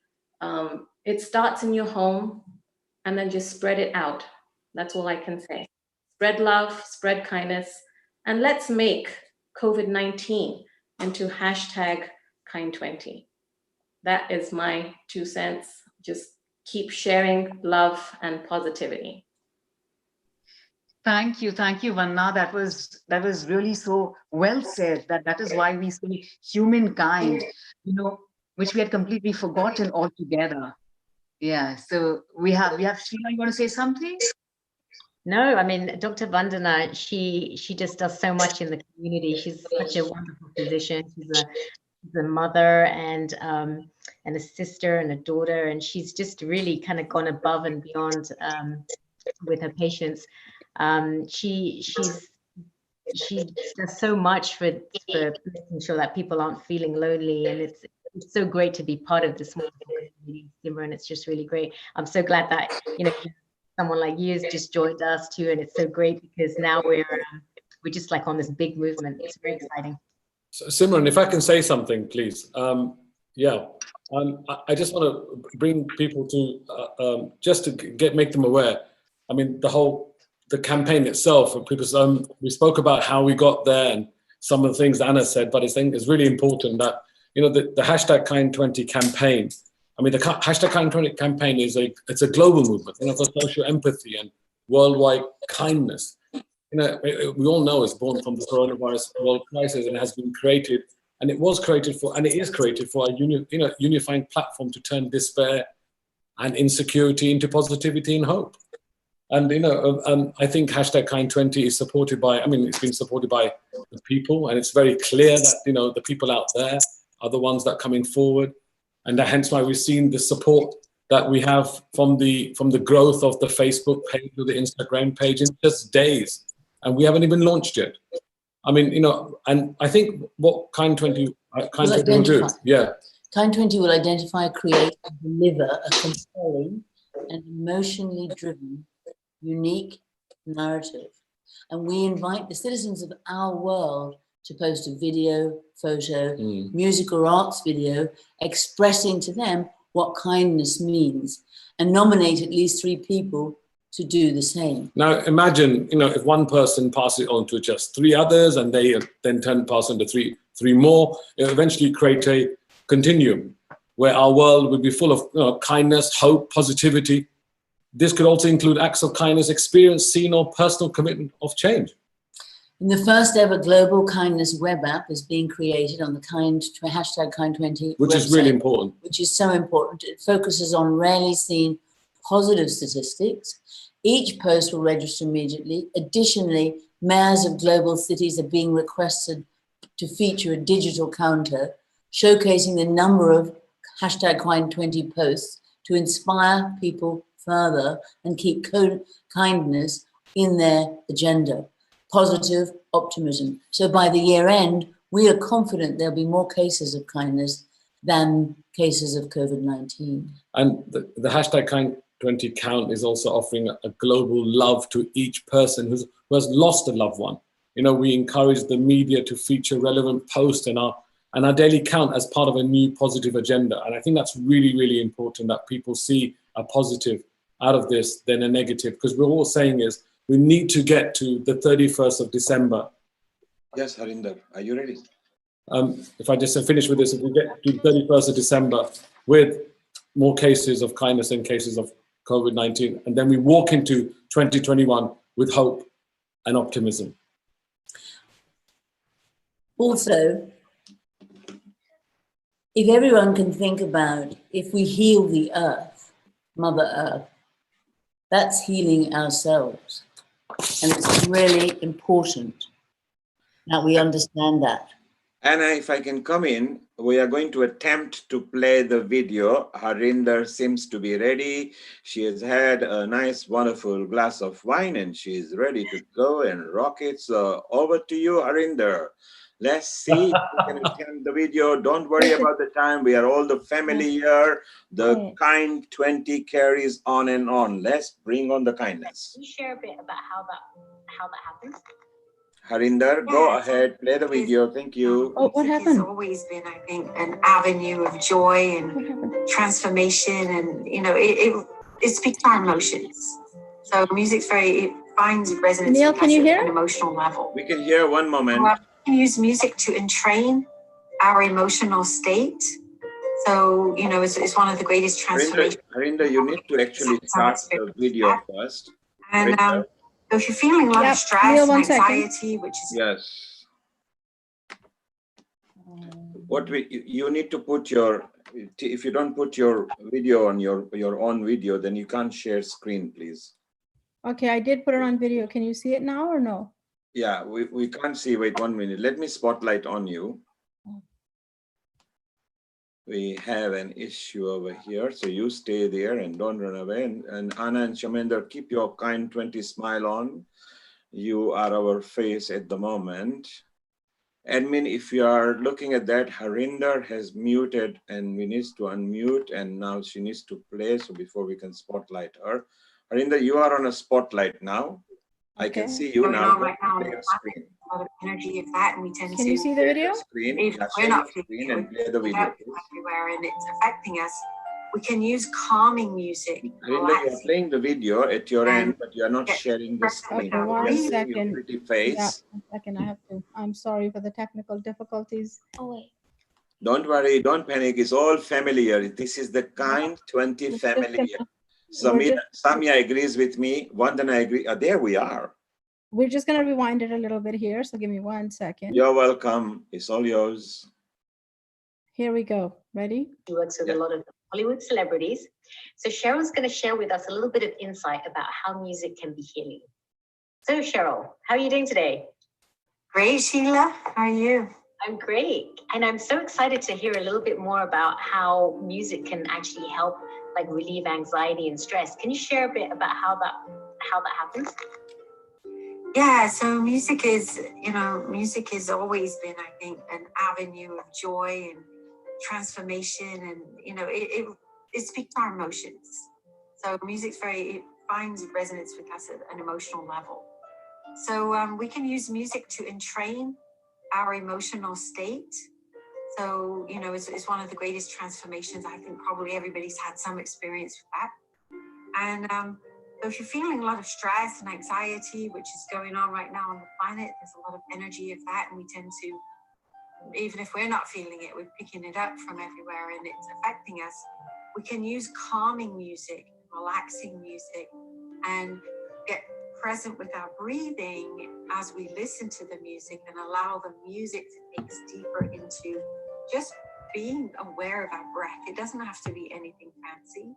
It's just simply observing your breathing in and out while you're listening to the music, and listen to the music more and more intently, like you're trying to hear the nuances in the music, because that will also bring you into the present moment. By coming into the present moment, we lose the hold, or the fear loses the hold on us that it's having on us, because fear is always from the past or the future. We're either fearing one of these things. So when we're in the present, we just, that tends to disappear. Yeah, I feel like it's great because music actually gets you in the present state, because a lot of people are fearful about the future and what the future holds. And you're going to be sharing a beautiful piece that you composed on your amazing instrument. Can you tell us a little bit about the instrument that you play, the harp? Yeah, so I play the harp, and everybody tends to think of it as an angelic instrument. The harp I play, it's a Celtic harp. It's the largest size Celtic harp you can play. It's got 38 strings, so it's not that much smaller than a concert harp in terms of the range that it has on it. Hey, bro. Harp really is very healing. It's been seen throughout all time as a healing instrument. It's got incredible overtones. If I pluck one string on my harp, all the strings vibrate, which you can't do that on another instrument. I'll do it. There's just certain things you can do on a harp that doesn't happen on another instrument. And it's just a very soothing sound. It's just a very calming, soothing, loving sound. In therapeutic harp, we often call it a cradle of sound. It's like it's cradling the person in like this blanket of sound that brings them comfort and peace. Yeah. Wow. So I'm really looking forward to this piece that you're going to be playing, and more from you later on our YouTube channel, #Kind20, and we're going to have a whole episode where we're going to talk about the healing of music, and you're going to be sharing much more of your beautiful music with us. So thank you so much, Cheryl, and here is her beautiful piece. Thank you, Sheila.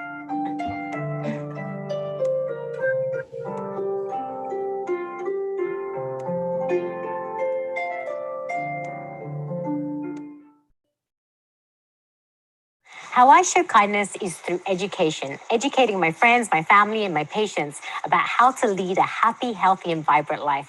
It's difficult times right now. There's a lot of anxiety, there's a lot of depression, and there's a lot of stress. But there are a lot of things that can help us get through this. There's a lot of techniques, and there's a lot of things that we need to learn to kind of support each other to get through. One thing is, for example, diet. A lot of people aren't eating right. And diet is so important. We need a lot of fresh fruits and vegetables to support our body, to build up our immune system. We also need to be drinking lots of water to flush out toxins. We need to stop eating so much processed food. I know it's delicious and it's everywhere, and especially when we're stressed out, that's what we do. We grab something that has sugar in it. But sugar is really bad for us. Sugar is really bad for our brains. It leads to more anxiety and depression. It's really bad for our bodies. It leads to disease and other issues. But it's also hard to give up. But don't worry, we've created a YouTube channel called #Kind20.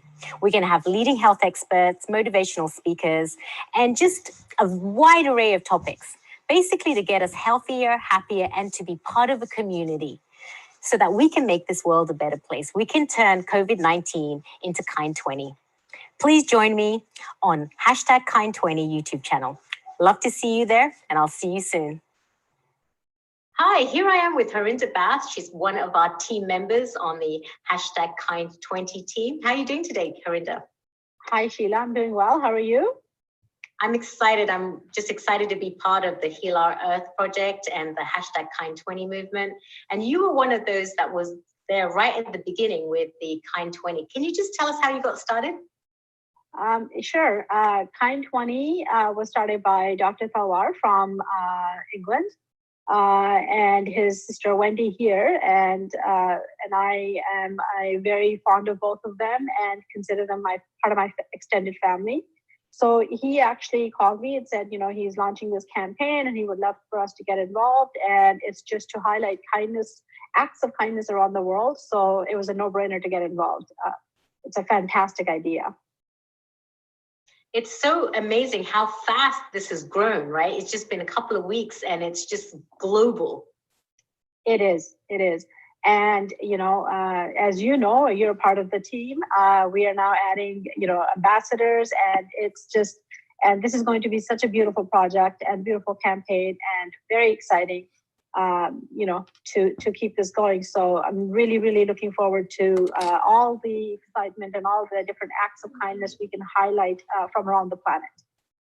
Got it. So in addition to all your great work that you're doing with hashtag Kind20, you've also been out in the community doing a lot of great work out there. Can you tell us what's happening out there in the community? We recently got involved with a project, a nonprofit organization called freemeals.org. It's started by a friend, Reena Jadhav, and I was actually introduced to Free Meals through Dr. Dugal, who you're also interviewing on this show. And, Free Meals has been serving the underserved community around the Bay Area. And we got involved in it. I've gotten my kids involved in it, and we've been delivering meals. And it is just such an amazing feeling to be a part of that. Yeah, Free Meals has been something that I've been involved with also. And Reena's just really done a wonderful job of getting out there in the community and making a difference. People don't realize how hunger is really widespread, even in countries such as the United States of America, where a lot of people are going to bed without eating. Share with us a story that you shared with me earlier that touched my heart about a lovely old lady called Joyce. I would love to share that. So Joyce is 90 years old, and I first delivered a meal to her in early April. And, I met her then, and when I took the meal over, I thought, she's a senior, she's living by herself. So I wanted to just, take some flowers for her. So I got a bouquet of flowers from the local flower shop and took it to her. And she was so overwhelmed and so humbled. And she told me that she had not received flowers in over 10 years. And she was just a sweet, kind soul. And I just really enjoyed kind of interacting with her. And she was, happy to have someone to just chat with. And, so that was a good feeling. So there's so many people out there that are having loneliness issues, especially the elderly. So I would encourage our viewers, if you have an opportunity to reach out there and kind of touch the heart of somebody that's elder, that's such a great service for them. So Harinder, you've been doing even grocery shopping and picking up their medications, right? We have been, and that's really important because, from childhood, it's been ingrained in us to have respect for the elders and to make sure that, we're there for them. And, my parents have passed, my in-laws are here still, and, they're blessed to have, family around them, grandkids around them. But there's many seniors who don't. And Joyce just happens to be one of many that I've met. And so to me, it was very important to kind of, spend some time with her to reassure her that there's somebody there who actually cares about her as well. So we've actually adopted Joyce as someone that we will be taking care of for however long she needs us. And as a part of that, we take care of her free meals every week. And then I also am there just a phone call away. And she has called me sometimes just to chit chat.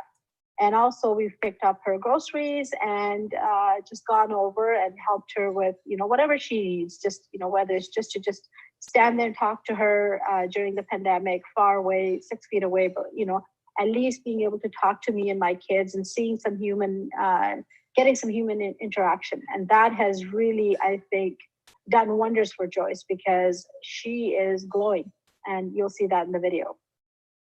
So speaking of the video, let's go ahead and watch that wonderful video that you shot of Joyce. Here with my kids, Nimrat and Ekam, to see Joyce. We have brought her groceries, and she's just going to say a couple words. Go ahead, Joyce. My name is Joyce Bogart. I'm 90 years old, and for months we weren't supposed to go outside at all. So I was totally stranded. Sweetie is a sweetheart, and I've gotten over this time to really be very fond of her. She's kind of part of my family at this point. We are delighted to adopt Joyce, and I'm blessed that I met you through Wendy, Dr. Dugal, and through our Free Meals organization, which is run by our founder, Reena Jadhav. So she is one of the reasons I actually met you, because I volunteer to drop free meals for them to the people that they're supporting, and you happen to be one of them. Oh, great. I'm so happy for that. And I talked to Dr. Dugal today, and I told her how wonderful you were and how I appreciated you. And I say thanks, and I say it fondly. I'm so appreciative, really appreciate it and love it. It's nice to be part of such a family and to get all the free meals from the different organizations. And they do all my shopping for me. I wasn't able to go out. So they shopped at Rayleigh's and Rayleigh's Pharmacy and Trader Joe's. And if they had an opportunity, they'd go by Valley Health, to pick up some supplements for me. I did. I picked it up for you. Yes. So glad you adopted me. You would not have starved. I promise you that. We will not let that happen. If it hadn't been for you, I would have. Well, your organization. I appreciate it. We will make sure that doesn't happen. We are going to take care of you for as long as you need us. Thank you so much. Yeah. I thank you so much. You're fantastic. And your helpers. I love my adopted grandchildren. Oh, that's so sweet. Thank you for sharing such a wonderful video with us. It really shows us the impact that you're making in this person's life. I mean, I think you literally saved her life. She wouldn't have had any food. And it's so great to see how you just become part of her family. And when we love each other and we take care of each other, we just end up just having so much greatness within ourselves. And I think it really makes a difference in our lives. And I encourage our viewers to go out there and see how you can help out in your community and spread the love and spread the kindness. So Harinder, is there any other stories that you'd like to share with us? I would love to, and I couldn't agree with you more. There is so much work to be done. And, freemeals.org has given, so many of our friends and the volunteer team a platform to actually go out and help. Because, I'll tell you about another story. I went to deliver a free meal through freemeals.org to another gentleman here, another senior in our community. And when my kids and I took the meal over to him, he was slow to get to the door. And, when we gave him his meal, he was, again, just very, very appreciative and very grateful, and was just showering us with so many blessings, and the entire Free Meals team. And, and I asked him how he's doing and if there's anything else we can do for him. And he said to me, this meal is going to last me 3-4 days. And he was on his own. His wife is very sick and was living with his daughter. And he said, I have been eating cereal for breakfast, lunch, and for dinner. And that was shocking to think that in this country, in this day and age, that some senior would have to eat just cereal. So obviously he wasn't getting a nutritious meal until Free Meals came along. So, that's the kind of impact Free Meals and many other organizations such as that are making. So yes, it's very important for people to go outside and help and get involved. Great. Wow, thank you for the great work that you're doing, Harinder. One other thing is that I've noticed is you're taking all your children and getting them involved in volunteering. How important do you think it is to have your kids involved? Oh, I think it's extremely important to get them involved from a very young age. My little ones are 11 and 12 years old, and I have older kids too who've also gone and delivered free meals. But with the younger ones, I take them along with me because I want them to get the exposure to what is really happening around our community and out in the world. Because they are very blessed. I mean, many times they just sit here and play video games and everything is just given to them. So they may not have the appreciation of the kind of life that they're blessed with. And I think we owe it to them to teach them to be able to give back to the community and to be of service to others who are, less fortunate. So they are really, really enjoying going out there. In fact, I've had many of my friends and family call and say, "Are you crazy taking your kids out during the pandemic and whatnot?" But we are maintaining a safe distance. We are making sure that we have gloves on and masks on. And when we go out, and the kids are really enjoying it.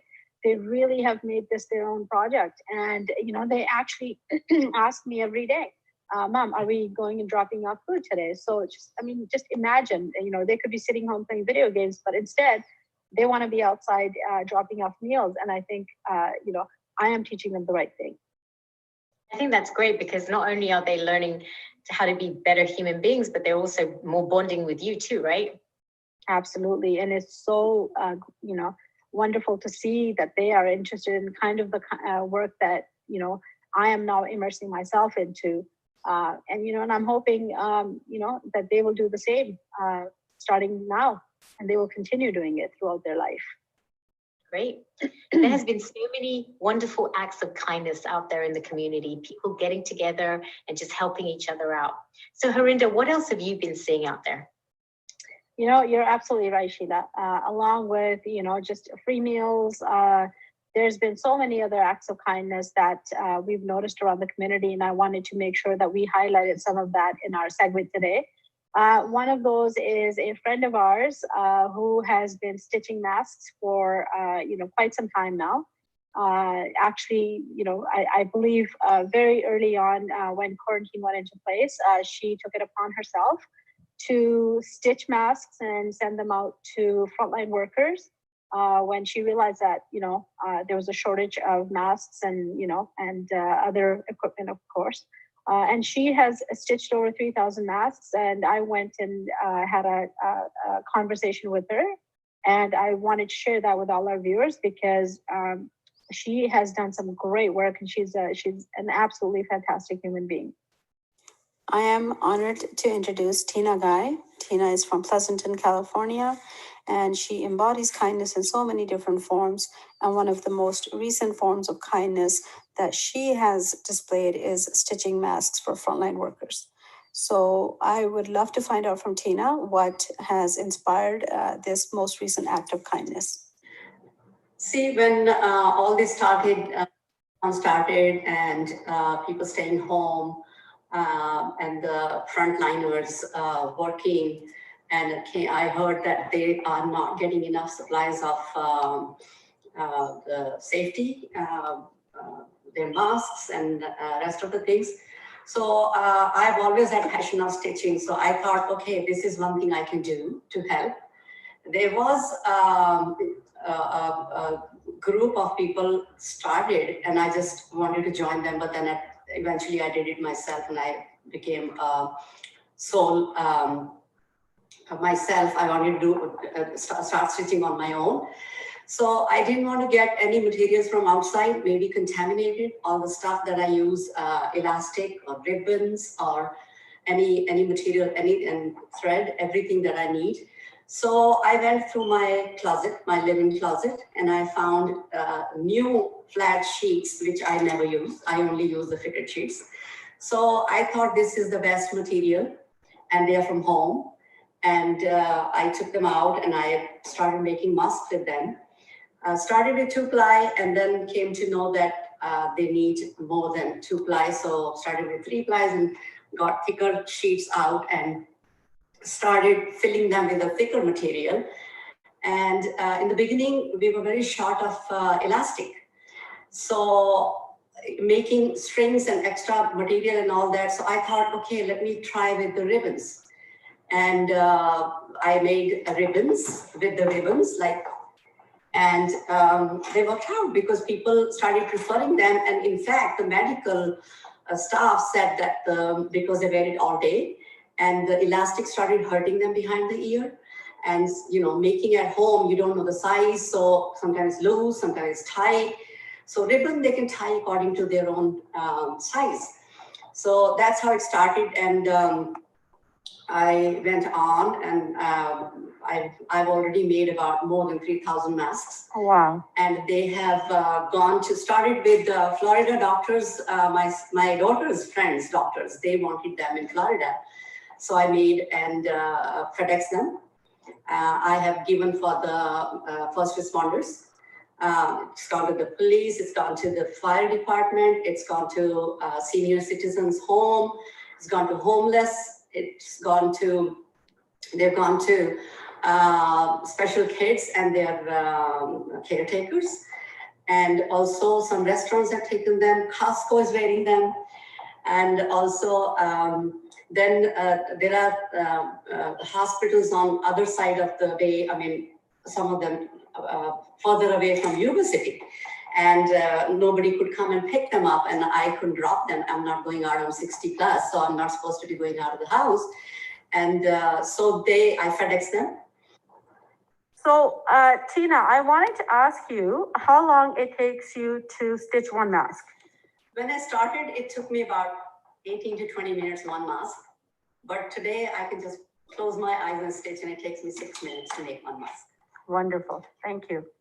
I understand you've also been now making them for friends. I'm also picking them up. Yes. And I know many friends around the Bay Area, especially in the Ruby Hill community and around East Bay, that are wearing your masks. Yes. And this is completely funded by you. You're not, and I understand this is the third machine that you're now working on. The other two? Are gone. This is the fourth one. Oh, wow. Yesterday Okay. I broke the third one as well. And I don't know how many needles I've already broken, because I guess, out and starts giving trouble. But yes, people have been very kind to me. I mean, although whatever sheets I had, but then Ruby Hill friends, they started giving me sheets from their own home.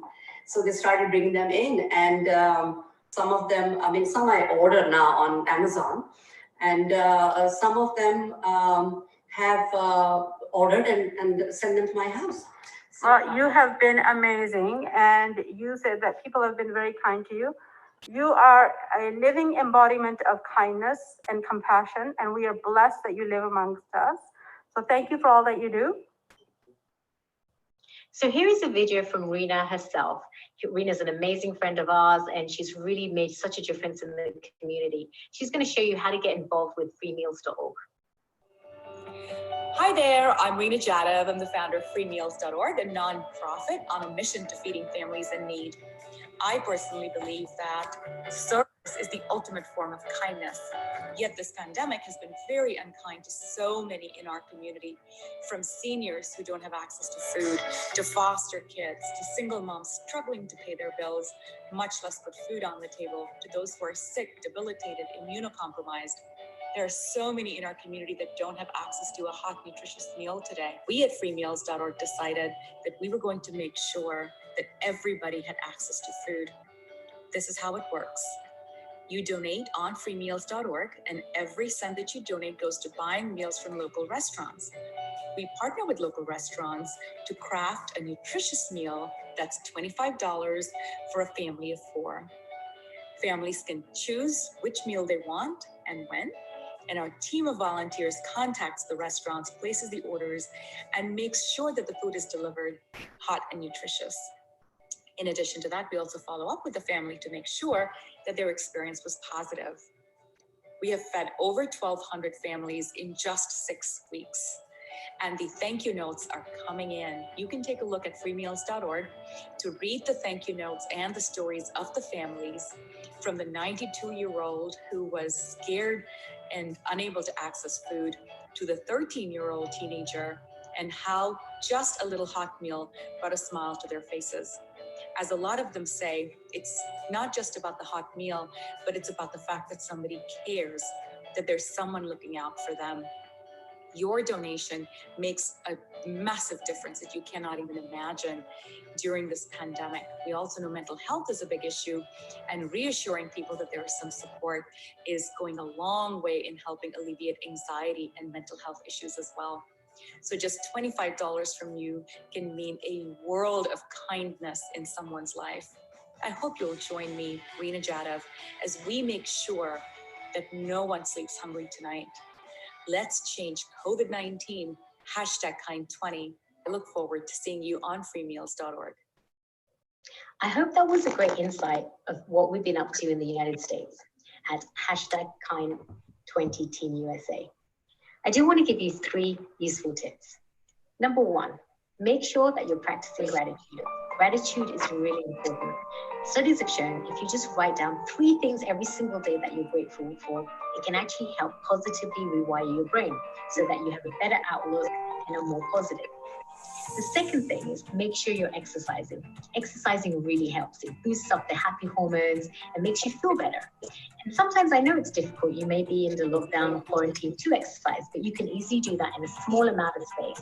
All you have to do is just make sure you're either jogging on the floor or dancing or even doing some kind of laughter club. You can look that up and find out what that's about. Number 3, practice kindness. When you practice kindness, it actually makes you feel better. So go out there, find out what you can do. Maybe just call a neighbor, check in on someone, or even volunteer in an organization or donate. There's so many ways that you can give back. So hopefully these 3 things will help you lead a happy, healthy, and vibrant life.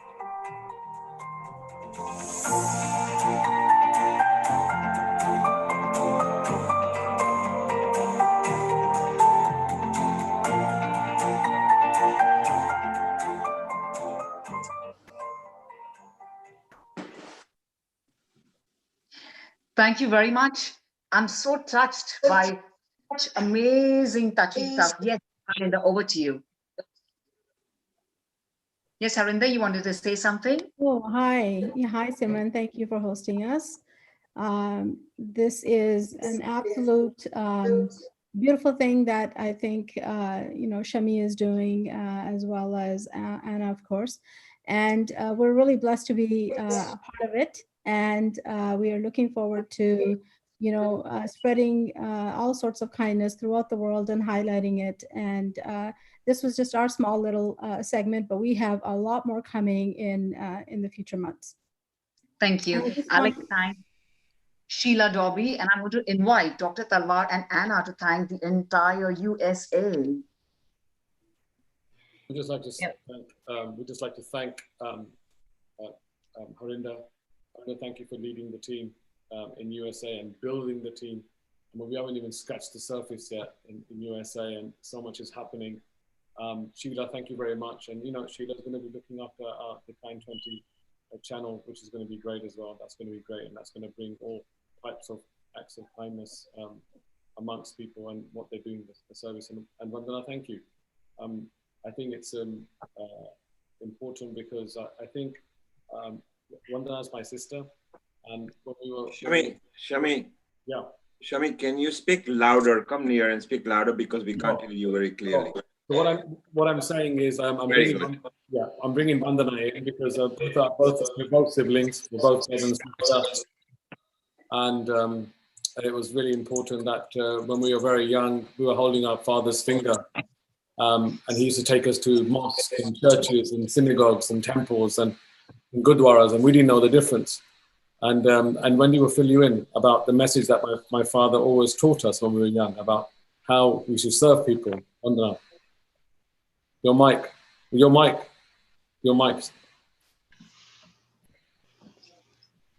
I mean, yes, I would love to dedicate this to my dad because he is our mentor, our source of inspiration, and we are where we are because of him today. This is all the ability to serve people. And the want to serve people has been ingrained by him, and I'm so thankful to him. Obviously, this was always said to us that love all, serve all, and hands that serve are holier than lips that pray. And it's just nice that we're able to do that. I'm just so proud of my brother, who's actually taken unity of faith to a whole different level. I think my dad would be so, so proud of him and the work that he's doing. And I'm so blessed that I can be part of such a beautiful organization and that we can just share kindness to everybody. So I'm so, so blessed. Okay. And thank you, Dad. Okay. Thank you, and we love you. Thank you, Anna. I'd like to bring Anna, who's my co-founder in PUF, and how we've put together with the support of Edwin Shuker and Nitin Palan and everyone, and Chris Kennedy and John Daldin and Dr. Devine and Peter Bennett and Darren Brown, #920, and with the support of everybody else. Anna, come in. Every soul is here to make a difference. We are here to nurture and grow the energy of kindness, to be more loving, more kind, and more compassionate. I think it's exciting to imagine and visualize a new world into being. Visualize every day, every spare minute we have to think about it. Visualize our new, beautiful earth with beautiful, loving people, living in a field of vibration. We have an innate ability to imagine, to co-create and see imagery instantaneously with our mind. If we close our eyes, we can do that. And I know you girls, ladies, are amazing, all of you. I keep hearing the amazing things you're all doing. So great, wonderful. It's exciting that you've started this pod in America and it's going to blossom and flower, nurtured by you all. So, and if COVID-19 will be remembered as a pandemic, #Kind20 will be remembered as a kindemic. That's well said. Can you tell us a little bit how everyone that's watching can kind of get more involved? Yeah, sure. So if everybody can go, what we're asking everybody is to get involved, is to go into the Kind20 Facebook page or the Instagram page go to #Kind20, follow us, like us, and then see and join in a family that's basically working shoulder to shoulder, all cultures, all faiths, all communities coming together as one people, as one humanity, as one family. And it's important that, remembering that we are introducing a web app that's going to be the first ever kindness chart that will calculate and register each and every one of your #Kind20s and be registered. We recognize whatever country you're in and it'll be registered onto an app. So we could have those more cases of kindness than cases of COVID-19. Thank you. Simran. Thank you very much to the entire world. Thank you to Anna. Thank you very much, Dr. Talwar and Sheila Dobby and the entire USA. Well, thank you so much for absolute heartwarming and heart-touchy great deeds of kindness. I want to thank the entire crew and organization of Healing Our Earth to really spread and inspire beautiful souls across the world to continue these acts of kindness with #Kind20. And our lovely world, we're going to see you next Sunday for a healthy mind and healthy planet on behalf of Healing Our Earth. Till then, Simran, if I can come in here, because Harinder Bhatt, who is not just from USA, because she's also representing Canada, and she would like to even rock in with her minute or two. Hi, thank you, Neil. Thank you, Simran. I just wanted to say that I'm really excited to launch the campaign in Canada. I am bringing on some people, some very good friends and family. And so you will soon be hearing about all sorts of acts of kindness that are happening throughout Canada. And I'm very excited to, and hopefully we'll feature that in a future segment. Wow. Thank you very much. Thank you, Harinder, and thank you, Neil. I love the fact that #Kind20 is going places. Yes, Dr. Talwar, you want to say something? I just want to say thank you to Neil Kumar and Nitin Palan.